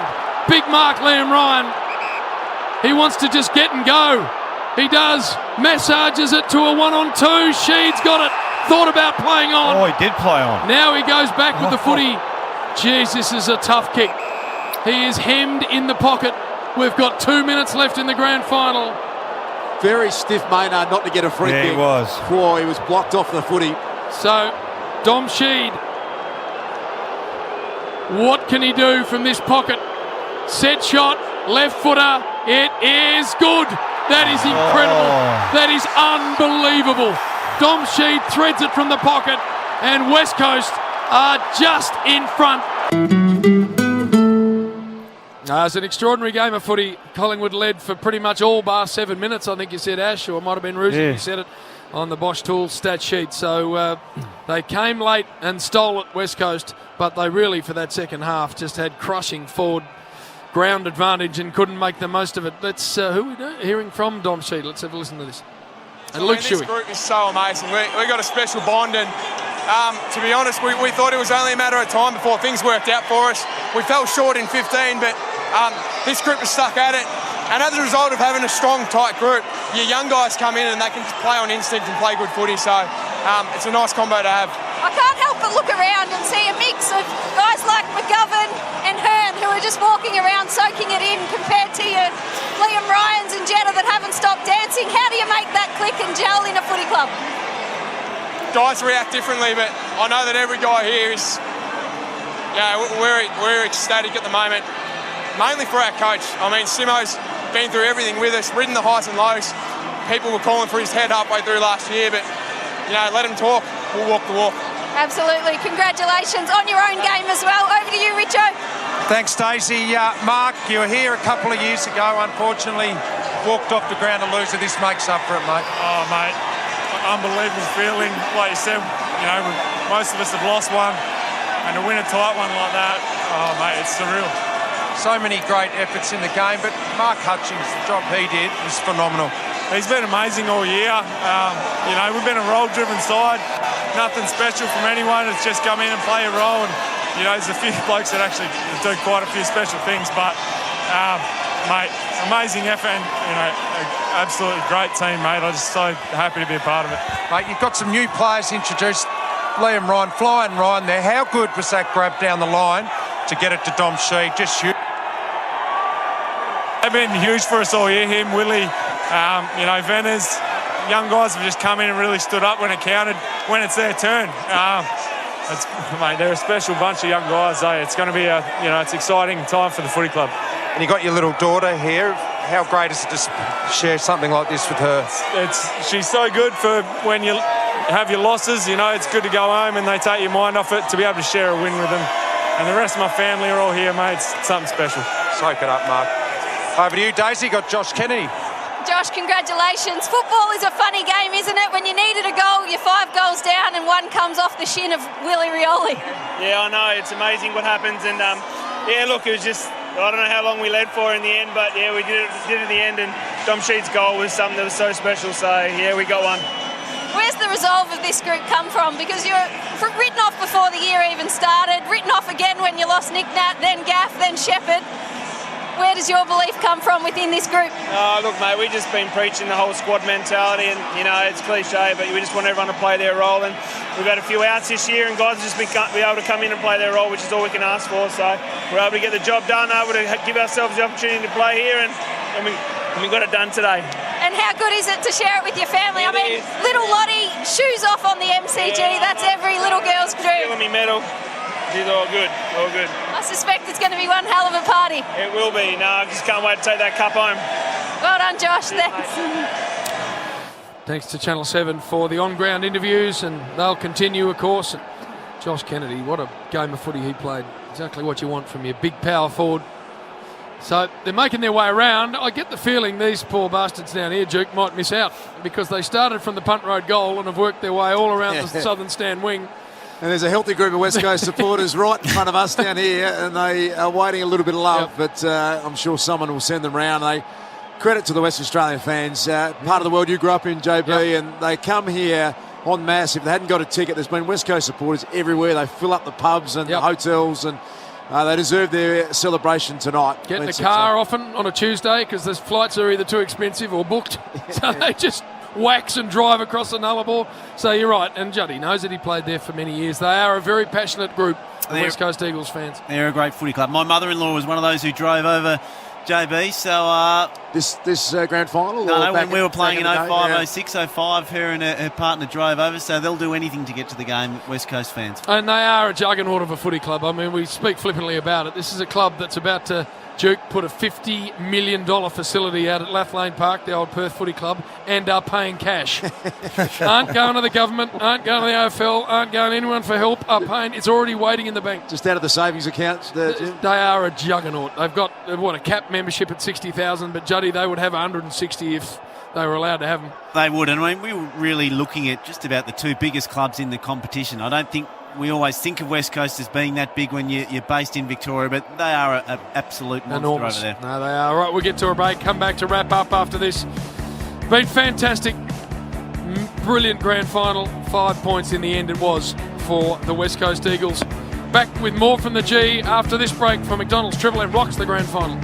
All year, 18 teams have battled for the ultimate prize. History made at And the today, MCG. one team lifted the 2018 Toyota AFL Premiership Cup high above their heads. The West Coast Eagles have won the 2018 AFL Grand Final. On Monday, Triple M's Hot Breakfast will have a complete review of the biggest game of the year. Triple M's Hot Breakfast. Everything Melbourne. Everything AFL Grand Final. Back Monday from 6. For a lawyer who's there for you, visit gordonlegal.com.au. Jesus, quick. Go, son. Look at him go. Go, son. Yes!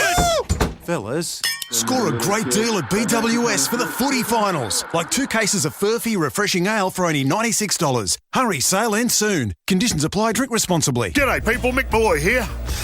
Oh, get a whiff of that. It's Melbourne's best spring racing, the Caulfield Cup Carnival. So close, you can smell it. This year, don't miss the taste of brewery fresh tank beer at the Carlton Draft Front Bar. Plus, entertainment, food, and Michael Malloy Esquire looking surprisingly dapper. The Caulfield Cup Carnival, turning racing on its head. October 13 to 20. Tickets available now at mrc.racing.com. Carlton Draft, brewery fresh since 1864. On the worksite, there's good days, there's better days, and then there's Bosch days. On a Bosch day, everything goes right. On a Bosch day, your work is bang on perfect. On a Bosch day, you're a master of your trade.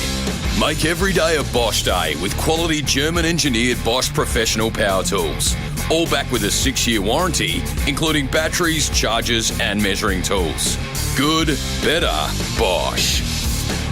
LG has been awarded Australia's best TV brand by Choice in 2016, 2017 and now 2018. Upgrade to LG today and experience the future of home entertainment from Australia's best TV brand 3 years in a row. LG, life's good.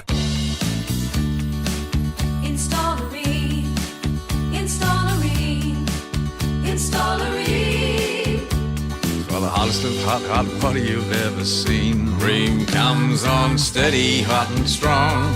It just keeps on and on. Ream's been proudly manufacturing here in Australia for over 80 years. Install a Ream.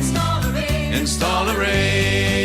So ask your plumber for Ream, Australia's #1. When it comes to protecting your valuable machinery or vehicle, there is no better choice than Fuchs Lubricants, the largest independent manufacturer of lubricants in the world. Fuchs' superior customer service and product range covers everything from automotive and agriculture through to manufacturing and mining, all using German technology and produced right here in Australia. To see what Fuchs products best suit your needs, head to fuchs.com.au and find out why more people are making Fuchs their lubricants company. Call 1-800-1800-13 to make Fuchs your lubricants company. Zoom Zoom. Feel it. Own it. Take home September value on BT50 4x4 XT Utes with 3 years 45,000 kilometre free scheduled servicing from $39,990 drive away. It's time to go. Jesus, quick. Go, son. Look at him go. Go, son. Yes! Fellas. Score a great deal at BWS for the footy finals. Like a 10-pack of Jim Beam White Label and Cola cans for only $36. Hurry, offer ends soon. Conditions apply. Drink responsibly. Shut up! The footy's on Triple M. For McDonald's. I'm loving it. Triple M rocks finals footy. This is the Triple M Footy Review. Grand final won by the West Coast Eagles. They are continuing on the lap, which will help these people down in front of us because they dead set thought they were getting brushed. And now they'll get a look at their Premiership heroes. And it also brings Nez into the game, who's down the bottom there. So if she can snaffle someone, we'll be able to jump down and say hello to her and them when the time comes.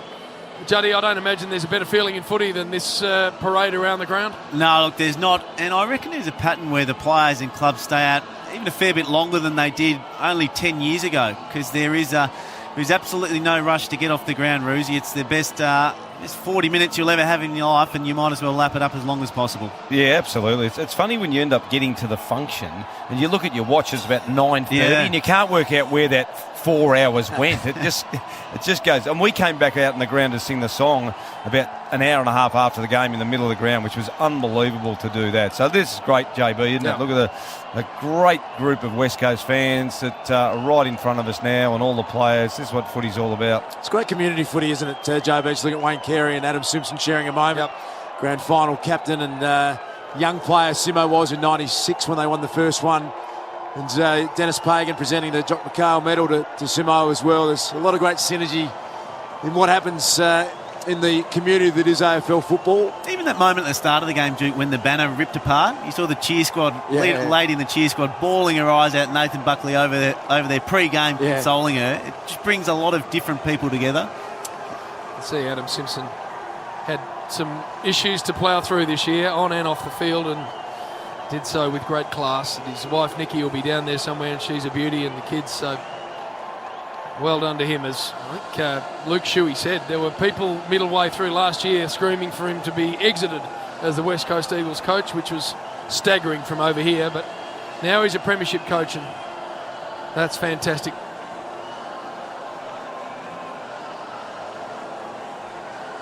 The boys down here in front of us with the silverware. Number 4 for the West Coast Eagles. Pretty consistent performers since they joined the competition. Not many teams that have played more finals than them, so never too far away. And like you say, it just speaks to how good a club they are. Led by Trevor Nisbet as the CEO, who's been there for a very long period of time. Obviously the footy manager before he was the CEO, so they run a pretty slick ship, and it's no surprise that they're never too far away. Most finals in the AFL era, West Coast. Is that right? Yeah, 22 of their 32 years. Let's get down to ground level. Let's have a listen to Adam Simpson. Family in the club together. Yeah, they get a bit of Cameron time. Elson's had enough this year, but these kids have been great, obviously, and my wife's here somewhere, which is good to see as well. Now, Mark, you grew up wanting to be a West Coast Eagle Premiership player. Tell us, you watched the 92 and the 94 flags. How? Yeah, Dad made me watch them on VHS when I was about three or four, probably. You were born in 91, weren't you? Yeah, born in 91, so yeah, I was just a baby when he was screaming at the TV when we won them, 92 and 94, so been an Eagle supporter ever since, and to play in one, it's a dream come true.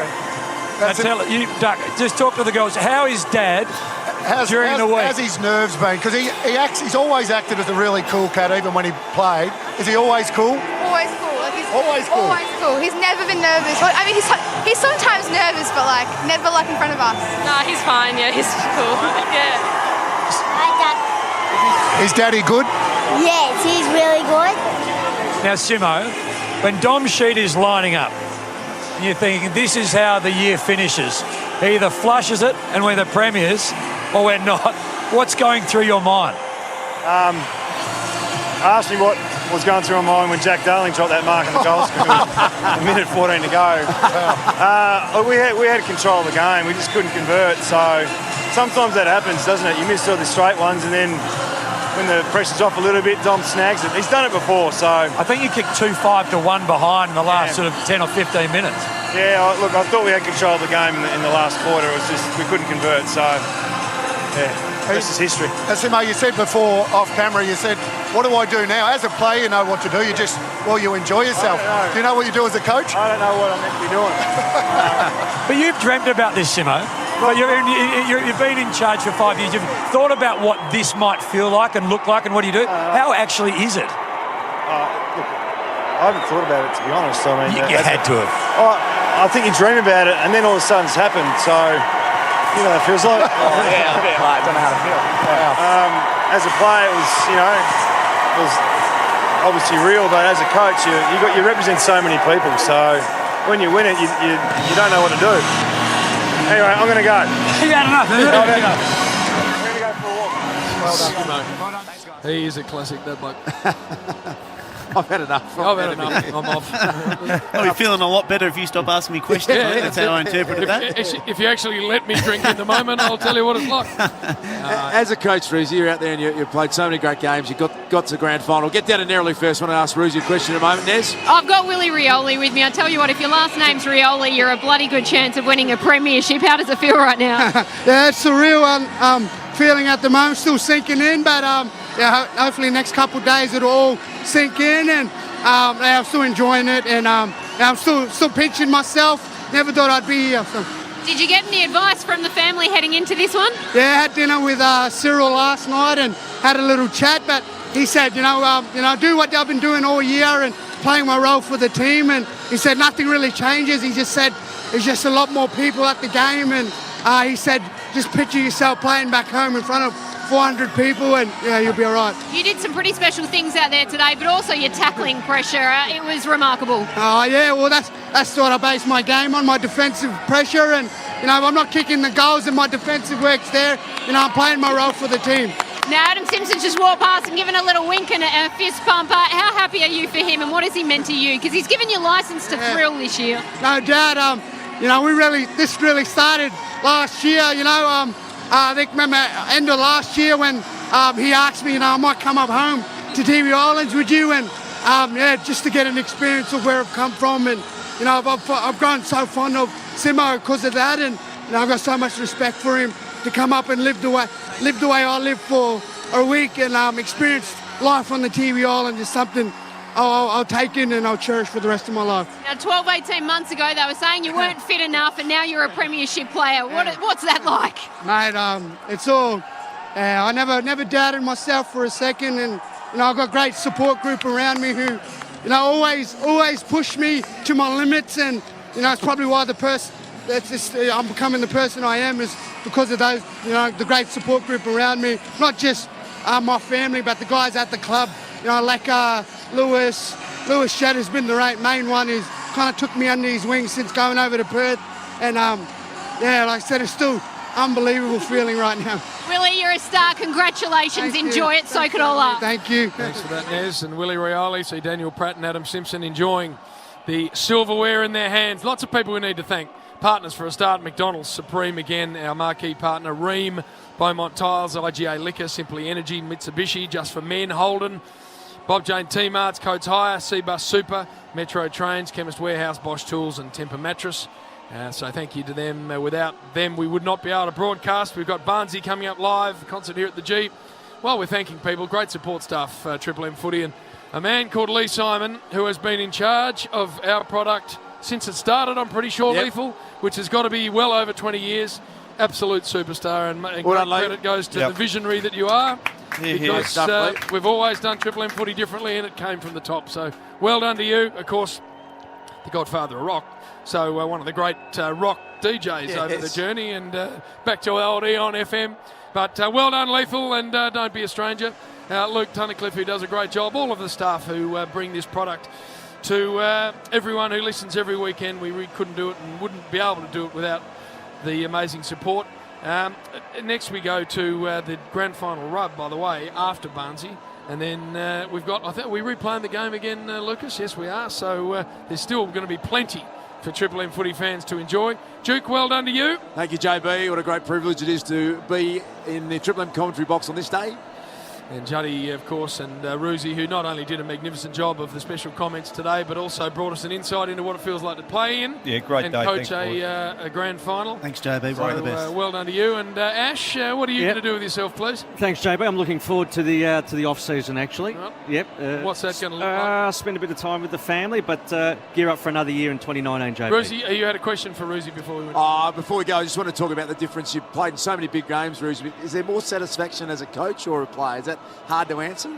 I think it's different. I mean, the coach is the manager, and, I think if you lose, and I lost the grand final in 96, as bad as it is, 2 days later you can say, well, at least I was able to do this, or I had a reasonable game. There's no reasonable game if you're a coach. You have a win or a loss. You win in 05, you lose in 06, so it's black and white. So I think for Simo, it's just a culmination to what he's been through, the questions that he's had. You can tell, talking to the players, or listening to the players, how close they are to him, and they would be so pleased for him and what an effort he's done. On that same line of thought, Roosie, that last 5 minutes, 4 minutes, where it's 2 points, 1 point, 3 points, what are you doing as a coach in that situation in the box? Because we saw Bucks and we saw Adam Simpson on the screen. What's going through your head at that point? Yeah, I think you touched on it. I said I got a text. It was like 05-06, wasn't it? It just seemed like, Juddy, that every moment was going to count, you know, and even Simo then talked about the drop mark of Darling. So that's how engaged he is in the game. He knows he can't really change much, but even the ball's going into Darling and all of a sudden you think you've got the game. Finally, with a minute 20, you've got the game. It's all sewn up and the ball gets dropped. I reckon that's indicative of what we went through, Juddy, and the day and what the coach goes through. And I'm not sure a player in that instance, I mean, it'd be interesting your comments, Juddy, taking yourself through the players' thoughts when Darling drops that mark. It would just look like both clubs are at that subconscious sort of desperation level that some matches only have for a couple of minutes. Some matches during the home and away season you never quite get there. So some of the players would have had limited awareness over just what exactly was going on throughout the game. Some of them wouldn't even have been acutely aware of exactly what the score was. But it did feel when he dropped that mark that it could have been one of the all-time stuff-ups, and you could have envisioned a situation where the Pies took it down the other end to steal the game. And the runners get out and tell you how long there is to go. Legitimately, do you know the siren's going to sound, or are you just hoping? Some do, but the message does. There wasn't a lot of slow plays. There wasn't a centre bounce, so that message wouldn't have gotten around to the whole team. So there would have been 5, 6, maybe 10 players that had a good feel for how long was left, but it wouldn't have reached the whole team. What do you do now in the rooms as the coach? Do you get just the 22 in? Do you get everyone in? How do you handle it? You get the 22 in for a start. Well, probably it takes a while to get them in because all the families are there and you give them a bit of time with the families, etc., and then you get them in and you have a brief chat to them. And it's just so exciting. I mean, to see so many people enjoying it, it's lifelong. My father passed away about 12 months ago, and the images of him being in the rooms are just something you never, ever forget. Some of the things that will happen post-game, Juddy, when they go back to West, I mean, these things you just never forget. Yeah. In there, that's when you can finally switch off. The cameras aren't on you. They'll be in the change rooms with the locker rooms, a couple of cold beers, and that's when you start having a laugh, and the stories start there, and the stories don't stop for a couple of weeks, Duke. I can imagine they wouldn't. A couple of weeks might be selling it short. They will tear Perth to shreds, this mob, when they get back there. And the parties over there will be just exploding. Do they fly home tonight, the West Coast Eagles, do you think? Or I doubt it. No, they'll fly home tomorrow morning. Tomorrow morning. Yep. And like Leo Barry's mark, that Sheed goal, we will now see that for the next 50 years. That Sheed goal is that big in that moment, and possibly to a lesser degree the McGovern mark and the Liam Ryan mark. But that Sheed goal, that is now imprinted in our football landscape forever. Nick Nat-Nui, we can see on the screen, and you got to feel for him. Second knee reconstruction missed. He is by far the biggest presence at that club. Whenever you go near the West Coast Eagles, he is enormous. So to not be a premiership player with everything he's brought to that place is a shame. It sounds cheesy, but he still would have actually had a big involvement. The fact that he didn't drop his lip, the fact that he stayed involved, stayed encouraging. It's not the same as winning a premiership medal, but he still did have a big impact on that footy club this year. He's a great personality. He carries himself so well. I've been in the West Coast rooms a lot this year, and he has not had a moment where you've thought that he has dropped his bundle at all. As Josh Kennedy and Shannon Hearn carry the cup down the race, JB, and Brucey's talking about moments you'll never forget. I'm sure that one will be etched in their memory forever. Two of that footy club. Been around a long time and played incredible.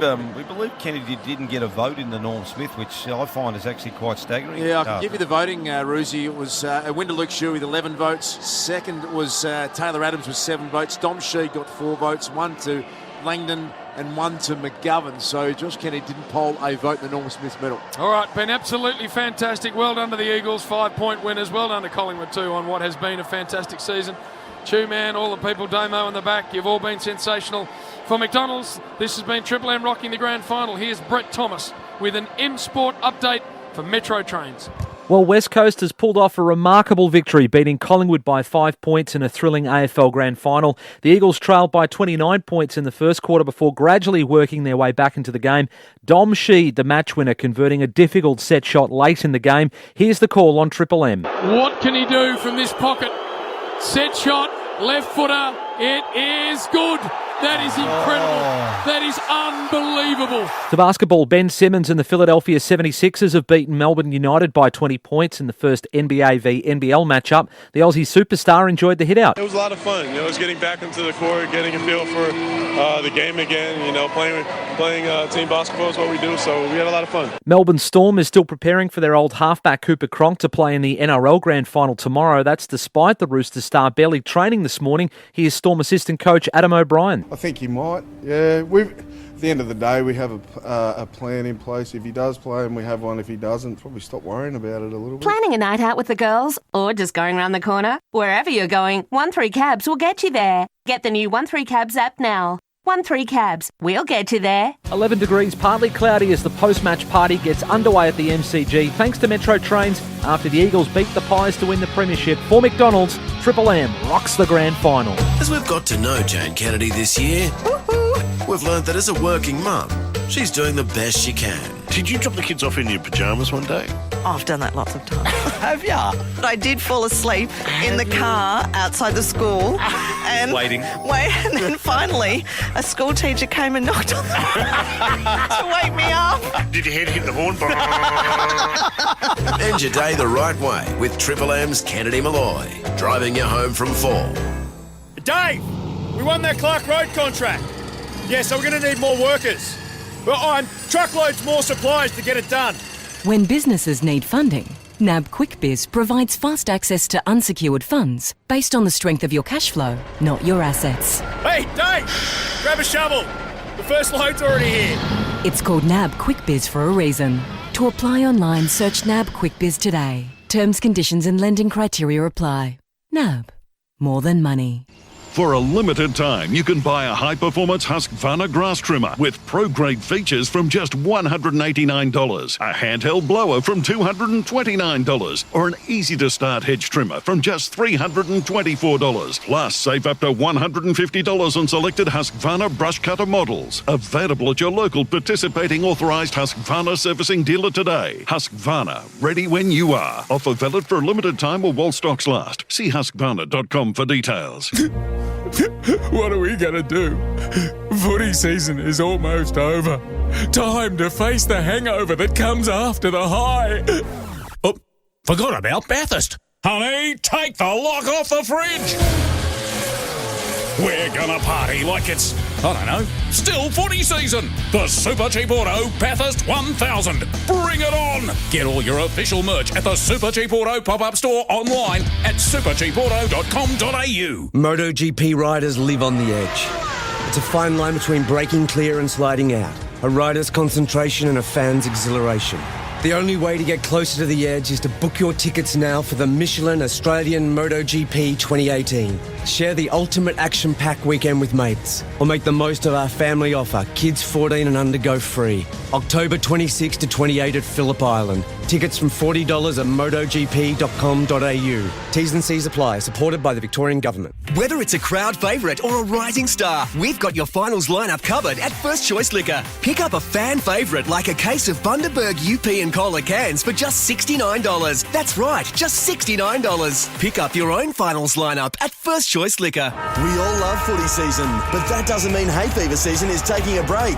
Don't let your hay fever ruin the big game. Claritine works fast and provides 24-hour non-drowsy relief from hay fever so you won't miss a minute of the action. Live Claritine cleared this footy season. And right now at Chemist Warehouse, Claritine 75-pack is just $29.99. Always read the label, use only as directed. If symptoms persist, consult your healthcare professional. Chemist Warehouse, lowest prices every day. If you don't know where to start with your bathroom reno, Beaumonts have pre-designed bathroom packages in styles like coastal, Scandi, modern, all including tiles, bath, vanity taps, the lot. from under $4,000. Plus great advice, so no stuff-ups. Beaumont Tiles, looking good at a showroom near you. Now the footy's done and dusted, get ready for Triple M's Oztober.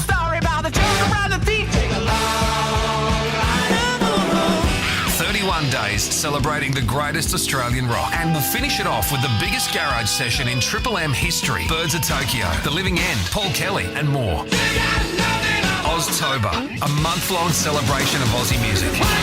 Now the footy's wrapped up exclusively on Triple M.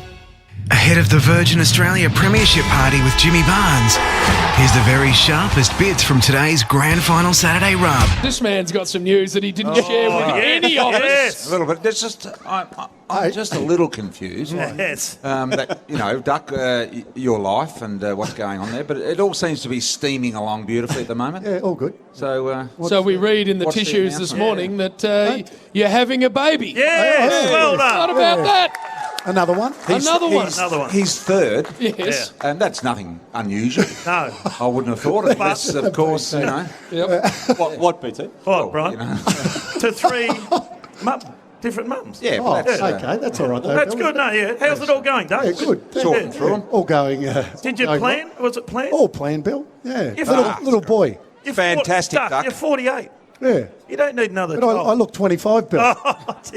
No, it's great to see, Duck. Congratulations to you. And I knew I wasn't going to cop any of this coming. No, exactly. Which is why I tried to hold off on it, Juddy, until after the footy. But no, very happy, BT. Yep, good on you, mate. Good on you. Very exciting. And a little boy. Thanks for your support. Girls so far. So. 2 girls. No, that's very nice. Wayne, we're going to call it Wayne? Dwayne, I think.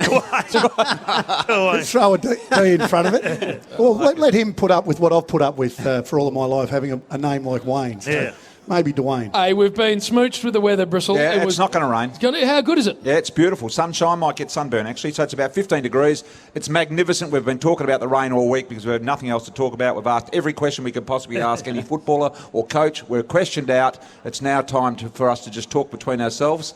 Juddy, you got anything to say? Not at this stage. I think you summed up the weather beautifully there, Brian. Who was... Brian Bunn. You had Dean Cox here yesterday. I'm fascinated by this gathering, Purple. Yeah. Tyson Steenglein was there, Darren Glass. Who was the back line and who were the real late finishers? Oh, there was a couple of rival lunches. So we had Steenglein, Glass, Cox, Lynch, Beau Waters. Yes. And then a couple of other sort of Perth crew. And am I right in saying that you were the one who brought this lunch together and might have just left a couple of names off the list? Well, I may have not been as organised as I could have, JB. So there was a bit of a splintering, but we all connected at the Alvin and ironed out any potential issues. Blokes filthied up because they weren't invited. Who did you leave off the list? No one was left off the list, Bill. There was a last-minute planned thing, and everything ended up swimmingly. Where was my mate Daniel Chick? Chicky didn't make it over. Was he asked? Damien. Was he asked to come over? Not in an official capacity, I don't think, but no, he stayed put. But all the 94, 92 team were floating around as well. So there was if you're a West Coast fan, Jacko there? you're over here this weekend. The great obviously. Glenn Jakovic. Jacko's been storming around all week. He didn't make an appearance last night, which is for the best. But I think him and Andrew Embley did some really valuable work midweek, did they? JB, and covered off on some good areas. Ashley McIntosh? The Milton, he isn't overly involved in football these days, Bill. Just the towelings he gave you was enough, Bill. Shut up, Jim. What about Gardy?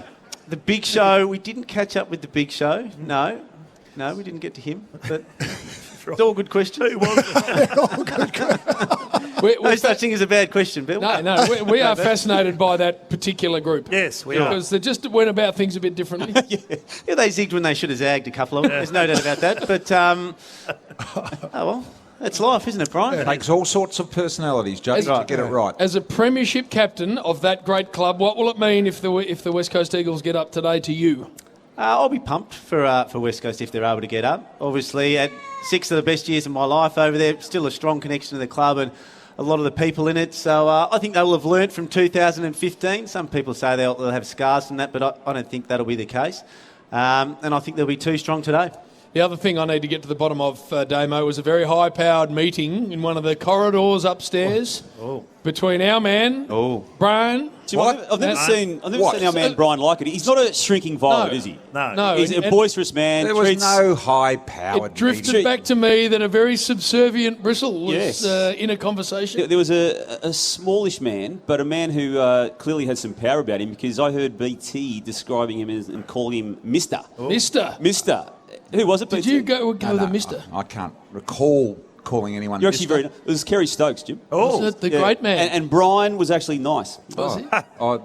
My boss. Your boss, the owner of the Seven Network. He was on his best behaviour. He was. Just when we got talking to Kerry, and Wasn't quite sure whether to bring up Duck's news of the day, given that Kerry is across all news. That's it. I just wasn't sure whether I should press that button or not. But, boy, he knew what was going on around the traps. He had an effect on you, Brian. Yeah, it was unusual. I tell you what. House Mona story. Yes. You don't often see Brian as a shrinking violet. No. In a conversation. Or yourself. I saw it live and free. and you both got your Channel 7 badges on, looking like Tom Brown. Fair dinkum. We've only had this on since 9 a.m. We've got to rush off and go onto the ground, Bill, and do a couple of interviews. Unlike yourself, Bill, are you actually in the stadium today? I've just got to get a ticket with someone. Maybe sit in the Coca-Cola box. I think they'll want me in there for some analysis. I'll break it down early. What happens what early? What sort of a week have you had, Bill? Like, how many hours sleep? No, if I have one more bit of chicken or one more bit of beef, I will spew up. That's all you have at these lunches. That's all I got. But that's all? Port Melbourne Colts yesterday was a nice lunch. That was good. Must send a cheery out to those boys before they shoot. There's some good photos of Bill going around on social media wearing an Eagles guernsey. Yes. In good nick. In real good nick. How much weight do you put on? Oh, you've already got the big guts. After this week, another 5 kilos? Well, yeah, I'm working towards my a new sponsorship deal with Jenny Craig. I am. You have eyed that. Yeah. Now that Fev's been and gone with it, you're next. Exactly. Exactly. That's what I'm going to do. So I'll get a bit bigger and plenty of frothies. But the good thing is, Jim, you know what the great thing about the city of Melbourne is? You can walk around. There's West Coast Eagles supporters all in their gear walking around. Collingwood supporters. Everyone's happy. Everyone's up and about. And you can stop for a photo or a few little frothies here and there. It is the best week of footy, without doubt. You got to this day 4 times as a player, Bill. It didn't quite work out for you. Thank you, Dom. Is it a day that holds good thoughts for you, or do you have nightmares?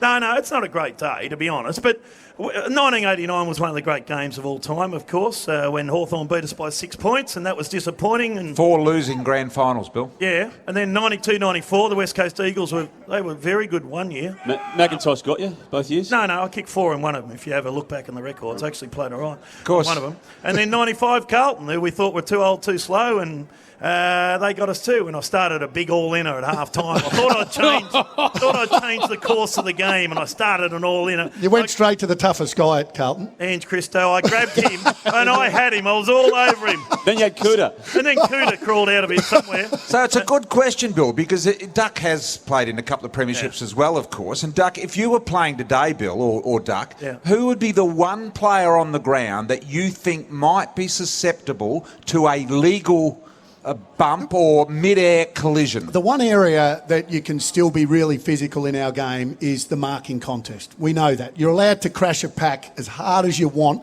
As long as your eyes are on the footy, you can go with it with ferocity.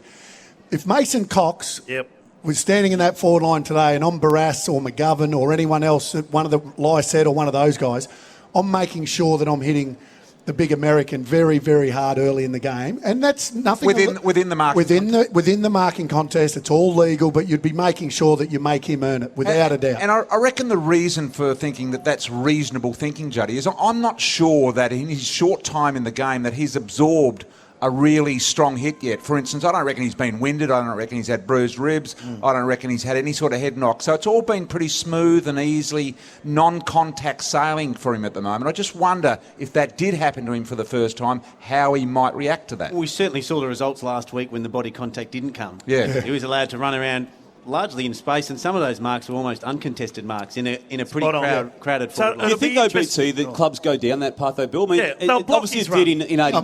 What would you... And that's, we're talking about a legal marking. A legal marking contest. But what would the focus going into it, though? It's not unusual to focus the man, I think, going into a big game. What would Kevin Sheedy... hang on, Doug. I don't think it would be a coach standing up there and saying, this is what you get. No. I think it would be saying generally to the players, hey, if this opportunity arises, that the ball is in the air for a long time, and Mason Cox is in the middle of that, I want someone to make sure that they really make him earn it. What would Mick Malthouse say? What would Kevin Sheedy say? What would Dennis Pagan say? What would even Woosher say. I mean, you're talking about You're going the back new to- age. But they're older No, coaches, but the new. Doug. That's what I'm saying. Yeah. The new age coach may be just a little too nice. Yeah. Well, But even McGovern, we know McGovern's going to be sore. I mean, I don't think he's got cracked ribs, but he's got a hip pointer and a corky. So Collingwood if you're players are going, Collingwood- if there is a chance, if there's a high ball, we can't miss that. See, because Damo, if he goes off the ground. and not everyone comes from the new age, mate, because you're in the age of where they give ribbons to everyone at the 100-metre run at primary school. Everyone gets a trophy.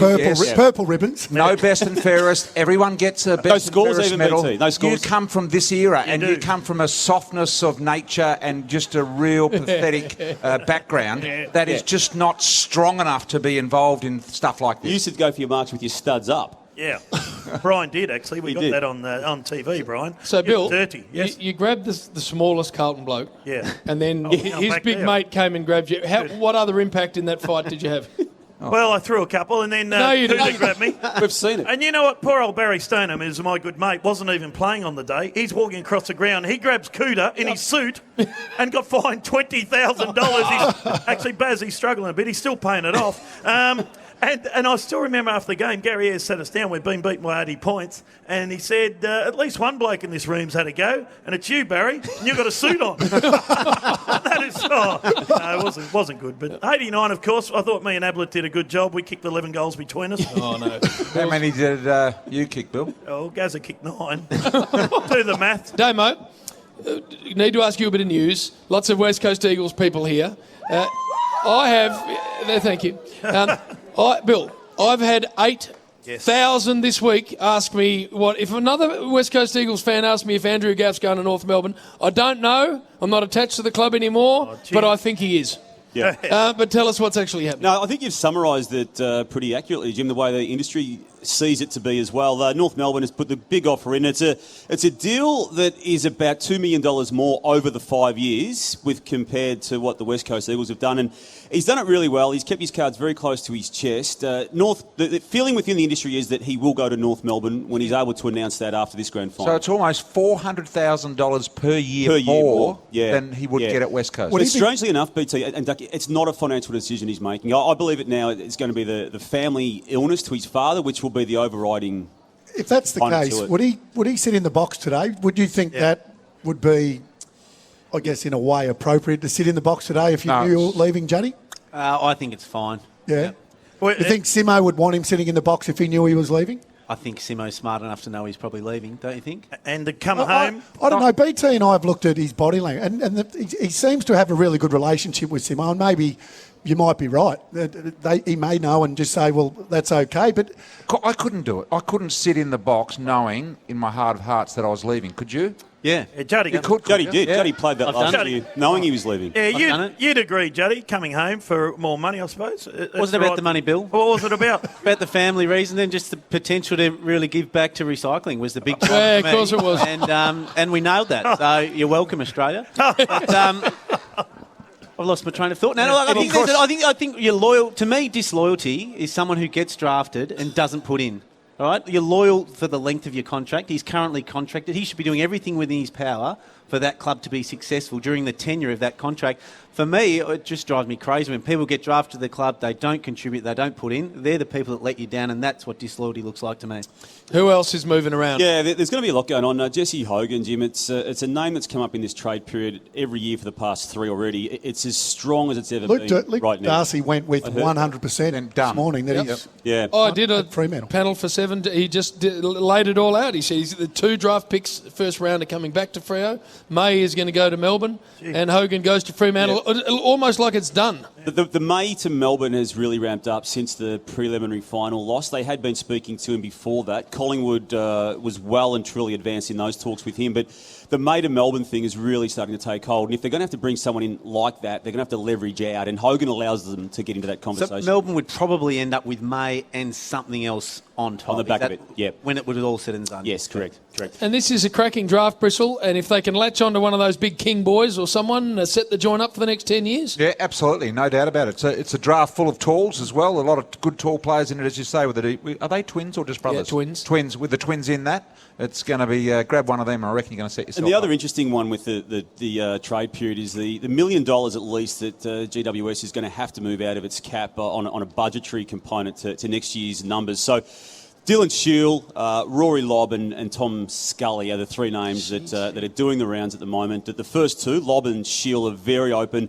Scully a little bit to work out through, but clubs are aware that he potentially is also gettable amongst this next 3 weeks of movement. As well as those three trying to get themselves with enough room to hang on to Josh Kelly next year, because they're going to have to pay him more. That's the issue. And North Melbourne, when it had got the no bill from Josh Kelly last year, when he was out of contract then, they were convinced that they had done enough groundwork on him to then accept their offer when it came up again next time, which is now next year. But that's not going to happen if they've got Gaff and they've got Pollock as well. And Aaron Hall. I'm not sure about Hall. Hall will come third behind Pollock and Gaff with those negotiations. What's the draw there at North Melbourne? The Kensington Flats, or what is it? Why would people want to go to North? It's just a great history of the magnificent club, Bill. And now, Duck, you can join in this conversation whenever you like. Destinations. Yeah, I agree with that. They showed this year that they're on the right track. They've got a good group of players and adding some talent to it. BT, you've never liked North. They are a club that represents mediocrity. You know what? That is underlying mediocrity, and there are why is it kangaroos. you seem to be, T. You're a classic. You suck up to any club that you've got a relationship with. So St Kilda. Yes. You suck up about St Kilda. North are in a way better spot than St Kilda, yet you suck up. They are in that mediocre heaven that they've enjoyed. They had the greatest player of the last 50 years playing for them, and they won 2 premierships. John Longmire. And they still couldn't conjure up any more than an average crowd of 26,500 people. Biggest crowd this year at Etihad Stadium was the Kangaroos and the Bombers. Wow. No doubt about that. So Destination Club, Bill, there's no doubt about that. Who else is moving, Damo, please? Lockie Neal from the Dockers, and while they may get some good news with Hogan potentially going in there, they've got a real fight still to keep him. Brisbane Lions has done a heap of work on him, and he likes the idea of going there to pursue. Watch your forehead, Damo, with that sun, mate. It's I know. Yeah. I know. Lincoln McCarthy looks like he was a part of that too, doesn't he? They're best mates, Lockie Neal and Lincoln McCarthy. I'm getting a bit of sun off it. So he's going. Lincoln's going from Geelong. It appears that way, Bill. Yeah. Tim Kelly. Tim Kelly, I believe, will come into play once the situation with Gaff is resolved, because he has got a contract to run next year, Kelly, but the West Coast will try to replace Gaff with a quality midfielder. He looms. What about Hanbury?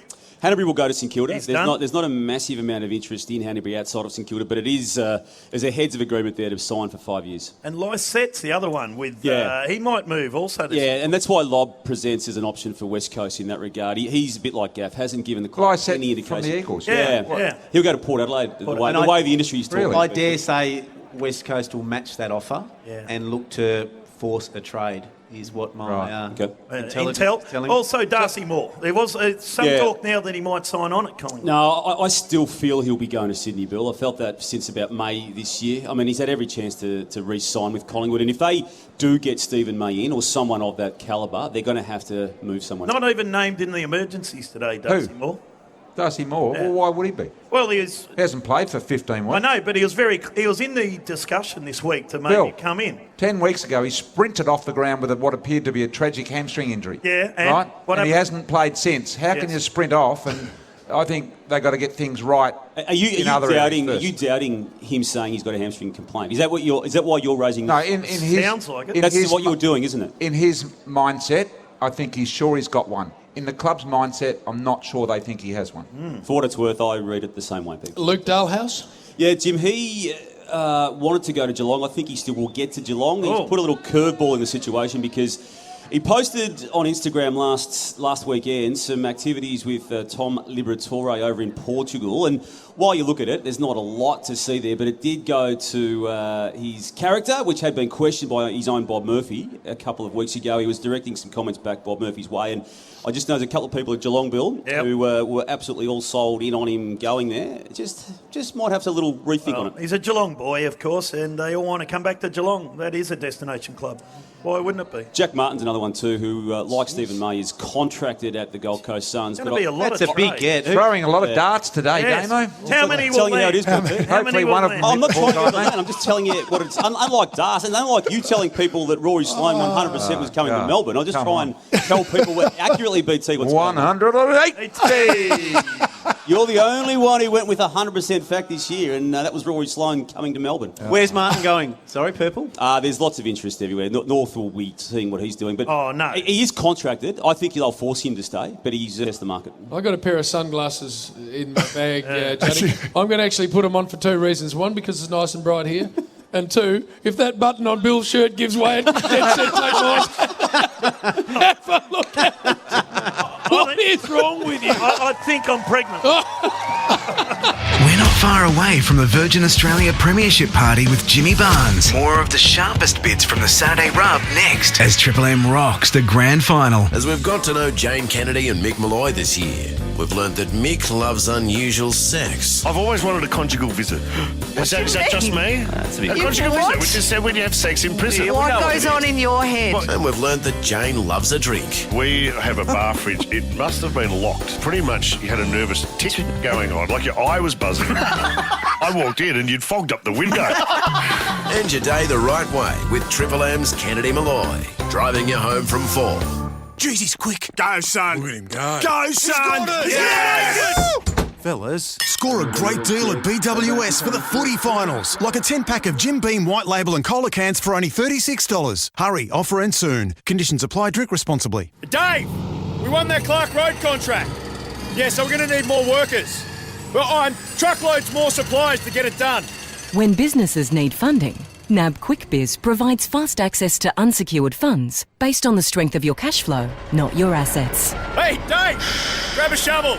The first load's already here. It's called NAB QuickBiz for a reason. To apply online, search NAB QuickBiz today. Terms, conditions and lending criteria apply. NAB. More than money. Hi, Rodney Jane here. Professional service, expert advice and a month of top deals. Buy 3, get 1 free on our exclusive J-Trax tyres for most SUVs, utes and 4x4s. Up to $150 instant cash back on a huge choice of 4 selected passenger, performance and SUV tyres. And Australia's largest choice of alloy wheels starts from just $99. At Bob Jane T-Marts, we'll look after you. See website for promotions, T's and C's. We all love footy season, but that doesn't mean hay fever season is taking a break. Don't let your hay fever ruin the big game. Claritime works fast and provides 24-hour non-drowsy relief from hay fever so you won't miss a minute of the action. Live Claritime clear this footy season. And right now at Chemist Warehouse, Claritine 75-pack is just $29.99. Always read the label, use only as directed. If symptoms persist, consult your healthcare professional. Chemist Warehouse, lowest prices every day. See how the numbers stack up on the Holden Commodore LT Liftback. Now with great value at $35,990 drive away. Plus get a great finance rate. 5-star ANCAP safety. 2-litre turbo engine for outstanding performance. A 5-year warranty. The numbers just keep stacking up. Commodore LT Liftback, just $35,990 drive away. Plus get a great finance rate. You don't want to miss it. See how the numbers stack up at your Holden dealer now. Finance to approved applicants. Terms and conditions apply. See holden.com.au. What are we going to do? Footy season is almost over.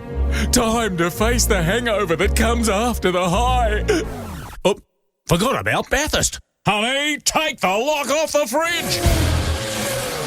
We're gonna party like it's, I don't know, still footy season. The Super Cheap Auto Bathurst 1000. Bring it on. Get all your official merch at the Super Cheap Auto pop-up store online at supercheapauto.com.au. Jeez, he's quick. Go, son. Look at him go. Go, son. Yes!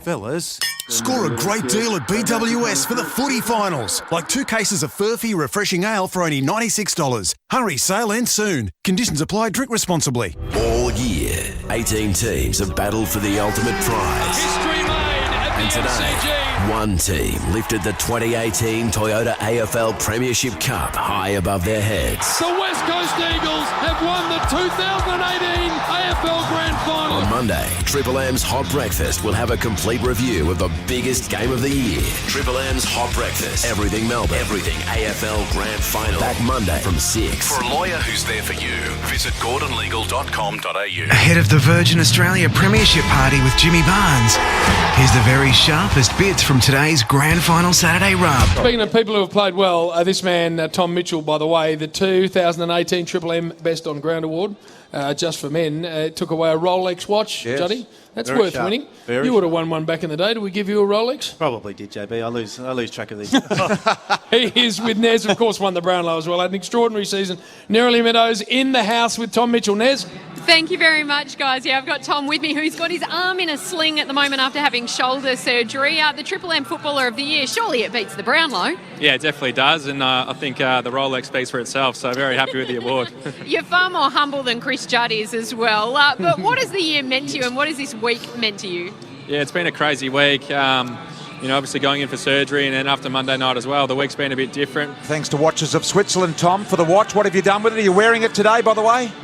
I'm not. I'm wearing a different watch. Come on. Bit of a conflict of interest there. Hey, just now, it's Friday. You had a shoulder operation on Thursday. Saturday it is. It's Saturday, sorry. You had a shoulder op on Wednesday. How are you placed now? How serious was it? Oh, nothing too serious. It was an AC joint injury, so damaged it in the game against Melbourne in one of the finals, and I think I would have played in roughly 4 to 6 weeks, so I would have bounced back pretty quickly. And you're heading off for a holiday today, tomorrow, when? A couple of weeks. Right. Head off to Mexico with some friends, and then meet my girlfriend in Europe after that, so I got a bit planned.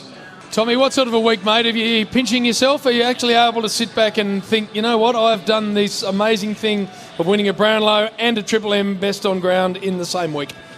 Yeah, it honestly hasn't really sunk in. It's been, like I said, a different week. I'm sure when I'm away on holidays I'll have time to reflect and, be proud of this year. But, it's been a bit different, but I'm very proud of how things have unfolded.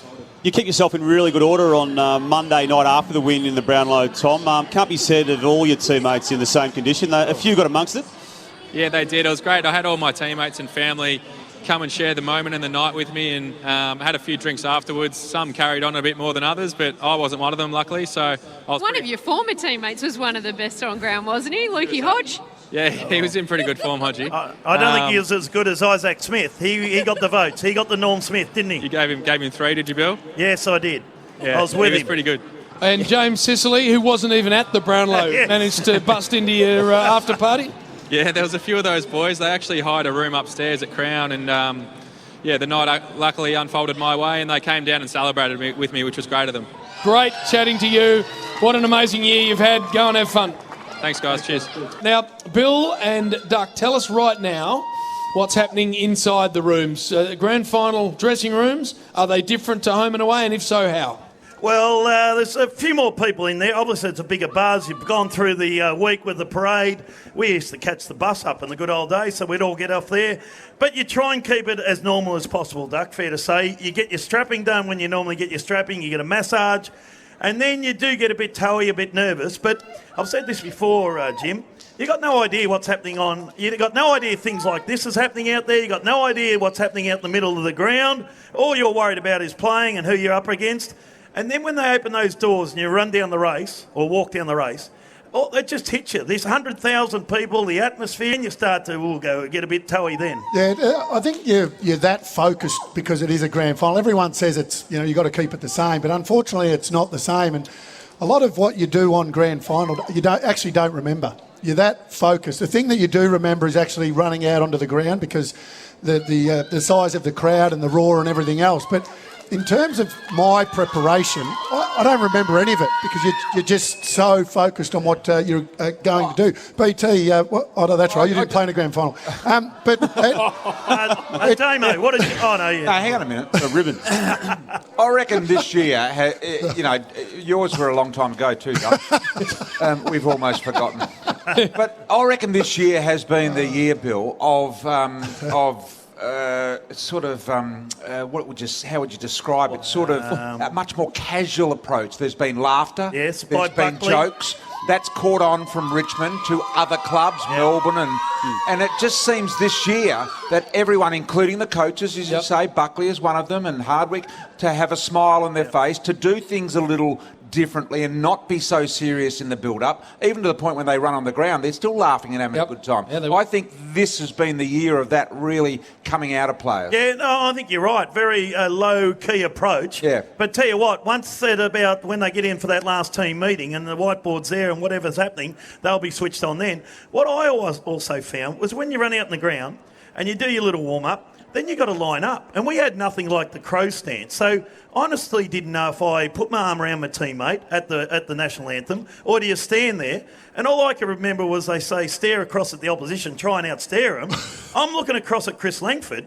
I'm going, how big's he? Look how big. Look at his box head. He has this big box head. I'm going, I might play on him. I don't want to play on him. So I had to redirect the focus. I had to redirect the focus onto little Johnny Platten.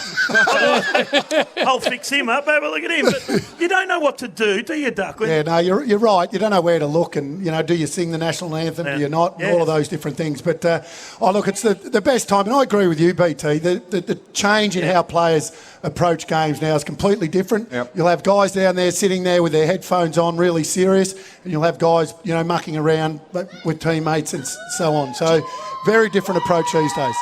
Jim, you know Adam Simpson pretty well. Yeah. Do you feel he will do something or attempt to do something like Alistair Clarkson did in 2008 and introduce a weird line of thought to the pre-match address where he, on that occasion, as you know, used the analogy of the shark just circling and it's got into Hawthorn players' heads and they beat Geelong on that day despite the odds. Do you think he's that sort of person? I think Adam Simpson is very process-driven, to use Bristol's analogy earlier. So I think he'll just have set them up beautifully. He'll have got their week planned.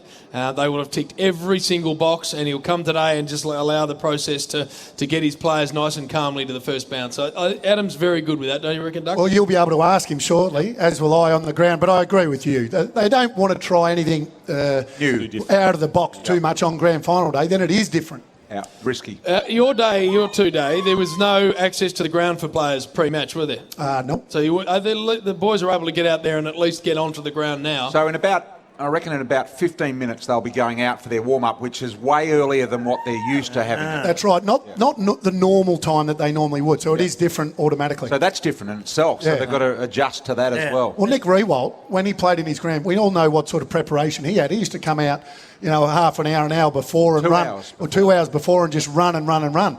He wasn't able to do that on grand final day. What about the noise? Yeah, the noise is...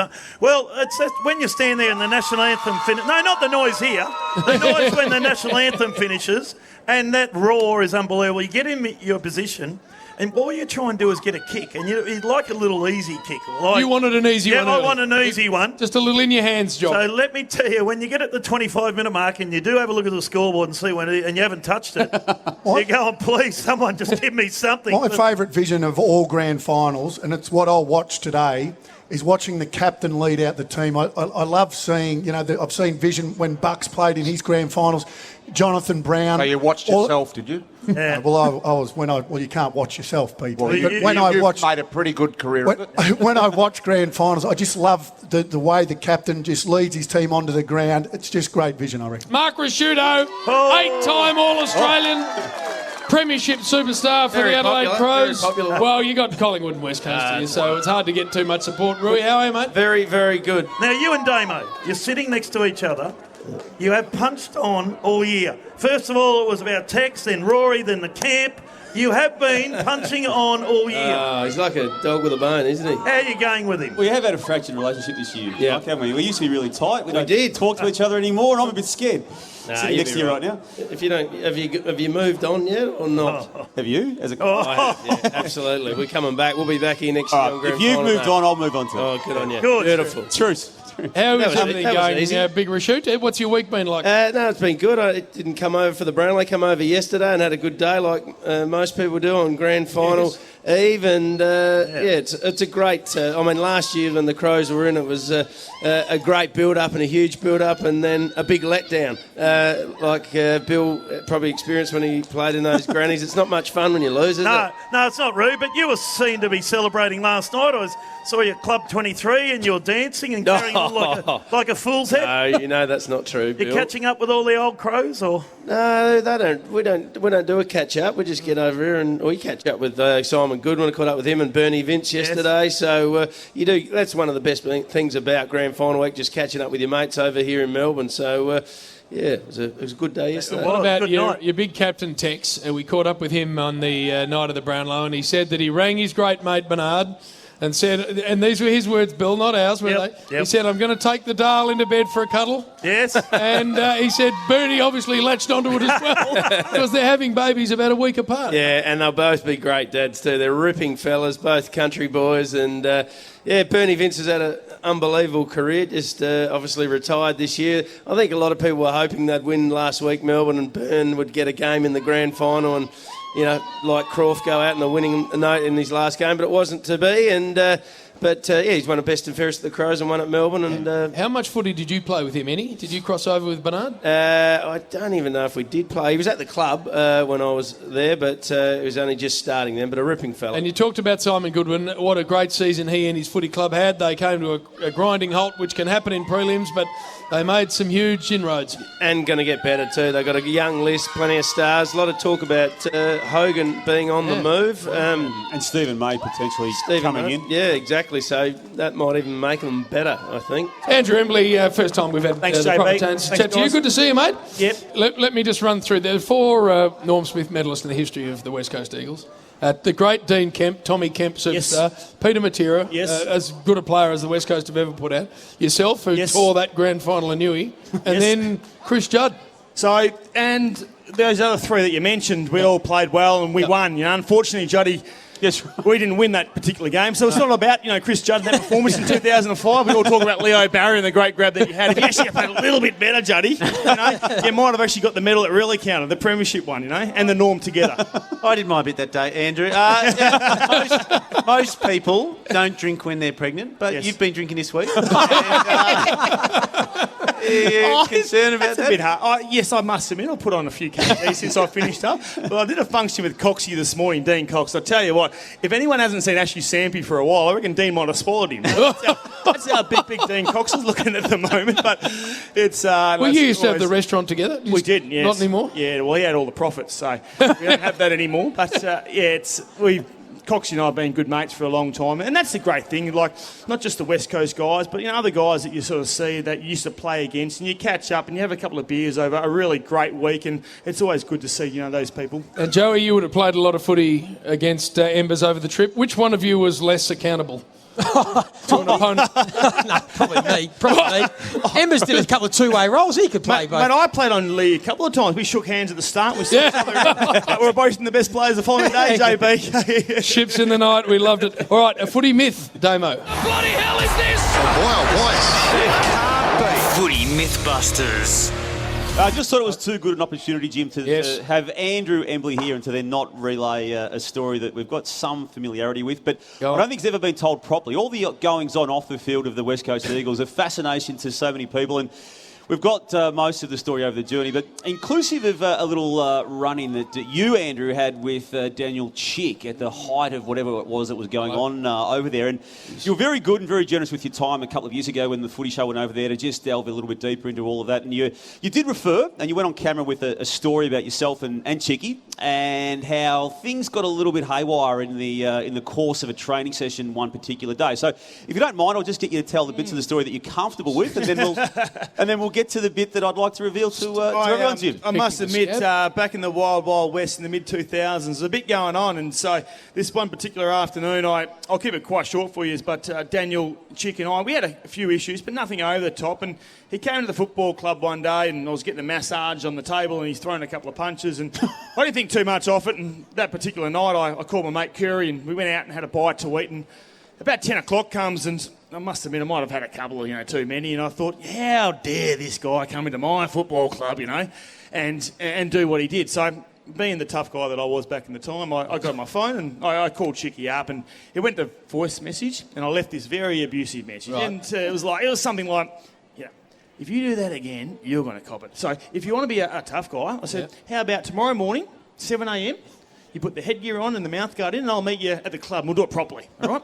So great. So anyway, the next morning, I wake up in the morning, I realise, I've sent this text or this voice message. So the least I can do is actually come to the club, just in case Chicky does rock up. So I'm in there, and I get there about 5 to 7, and he's not there. I'm thinking, thank goodness. So I hop in the spa, just professional guy I was on a Monday morning, doing a recovery session. And so anyway, I see Chicky coming through, right? So he's there at 7 a.m. He's coming in. Oh no. So I'm pretty much nude. So I actually go into the change rooms, right? Got the towel on me, and Chicky comes in. I must admit, we did not have time to put the headgear on or the mouth guards in, and it is just on like Donkey Kong. So the towel might have fallen off. And you fought him nude. A couple of lunatics in the change rooms. And thank goodness, Peter Worsfold, who was obviously Wish's brother, he was at the club at the time. He must have heard this ruckus, and he's come in, he's jumped on, he's trying to save these two lunatics having a bit of a blue. But anyway, Chicky and I are friends now. We've worked through it, and he's going okay, I think. Good luck to him. So that was a myth-busting part of it, Jim, the fact that he didn't have any you were totally starkers. Well, yeah, it might have been Donkey Kong might have been sort of hanging out there. Did you witness this one, Johnny, or is this one? I witnessed it, but I recollections it was off the massage table, wasn't it? That was the normal. If you had been listening to the story, mate, that was the first day. The second day, so they were both nude? We went back to back. But you were nude both times? You were right. That's it. Right. The nude fighters, professional nude fighter. So that was just a normal week too, Jim. Apparently, what was going on back? That was a Monday. That was a Monday routine. And then we had different routines for different days. Yeah, absolutely. We like to mix up the training sessions. This all happened under your watch. Technically, Jim. Technically. Yep. No wonder he left. When Michael Gardner rocked up to the Saints in 2007 and showed up in a bulletproof car, I thought there's something not quite right with those boys over in the West. There we go. What's the week held for you, Rui? What have you been doing? No, pretty quiet, mate, actually. It's been a strange build-up, it feels like, this week. I don't know whether it's because the lunatics from Punt Road haven't been playing, but there's been a real sort of calm feeling emanating from both coaches. So, few appearances this week, mate. Just, go and cash in while you can, while you've still got some sort of relevance as a footballer. And go home tonight and pack the bags, and then we're off, mate, off to Texas. Yes, you are. Speaking of the US connection, in Texas, Mason Cox has it caught fire over there? Yeah, it's incredible. Your family members? Yeah, it's an amazing story. He's, I just think, I love his arrogance. A lot of people sort of, withdraw, and that's a word that jars a little bit, but I think he wears it as a badge of honour. My wife's all of a sudden got a bit of an interest in the footy, which has been a bonus, having come from Texas herself. So she actually reached out and sent him a message earlier in the week over social media. So I just had to say, enough's enough. Cool your jets a little bit. There's only one footballer in this household, but no, it's a great story. I think his adjustment from a really poor first final has been remarkable, and well done to him. It's an amazing story. The Mason Cox story's actually reached the front page of the major Dallas newspaper over there today, Jim. It's alongside the Dallas Cowboys on the front page of the biggest paper in that particular town. Rui, there's a certain scenario, had it unfolded a certain way, would have had you playing in this particular grand final today. It goes back to 2013 when Eddie Maguire tried to get you across to Collingwood, and given that you initially wanted to go into 2018, you could have been playing. I could have been. Yeah, no. So it was in the lead up to the 2013 grand final. Hawthorn were playing Fremantle, and I got a call from Eddie, and he said, "Mate, I'd love you to come over and let's discuss your future and particularly your media future, what that might look like. I've got a media company which I named after myself, so there might be an opportunity to do some work together." So I thought, what a great guy to go out of his way to do that. So I went over on the Friday, the day before the grand final. And he got me in the door, and within 30 seconds he said, "Look, mate, I lied. I got you here because I want to talk to you about playing for Collingwood." And he put on the full sell. It was a smart move getting me around to his joint too, because that place is a palace. So it was a great sales pitch. And the next day I went and did the grand final, called the game for a rival network. And then Sunday I was on the plane to Texas and flying over to meet Cass. She was already there. And I'm sitting in my seat, and just as I'm about to take off, I get a text message from Eddie Maguire. "G'day, Rui.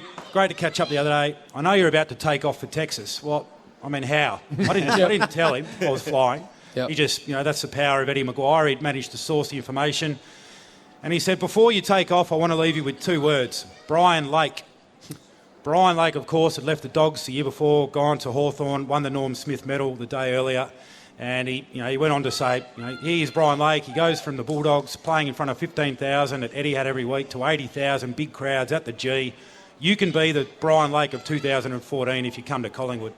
So it was a really smart play from Eddie because he knew I was about to have to turn my phone off, and for 14 hours... Think about Brian Lake. That's all I could think about was stupid Brian Lake. The opportunity to do that if I went to Collingwood.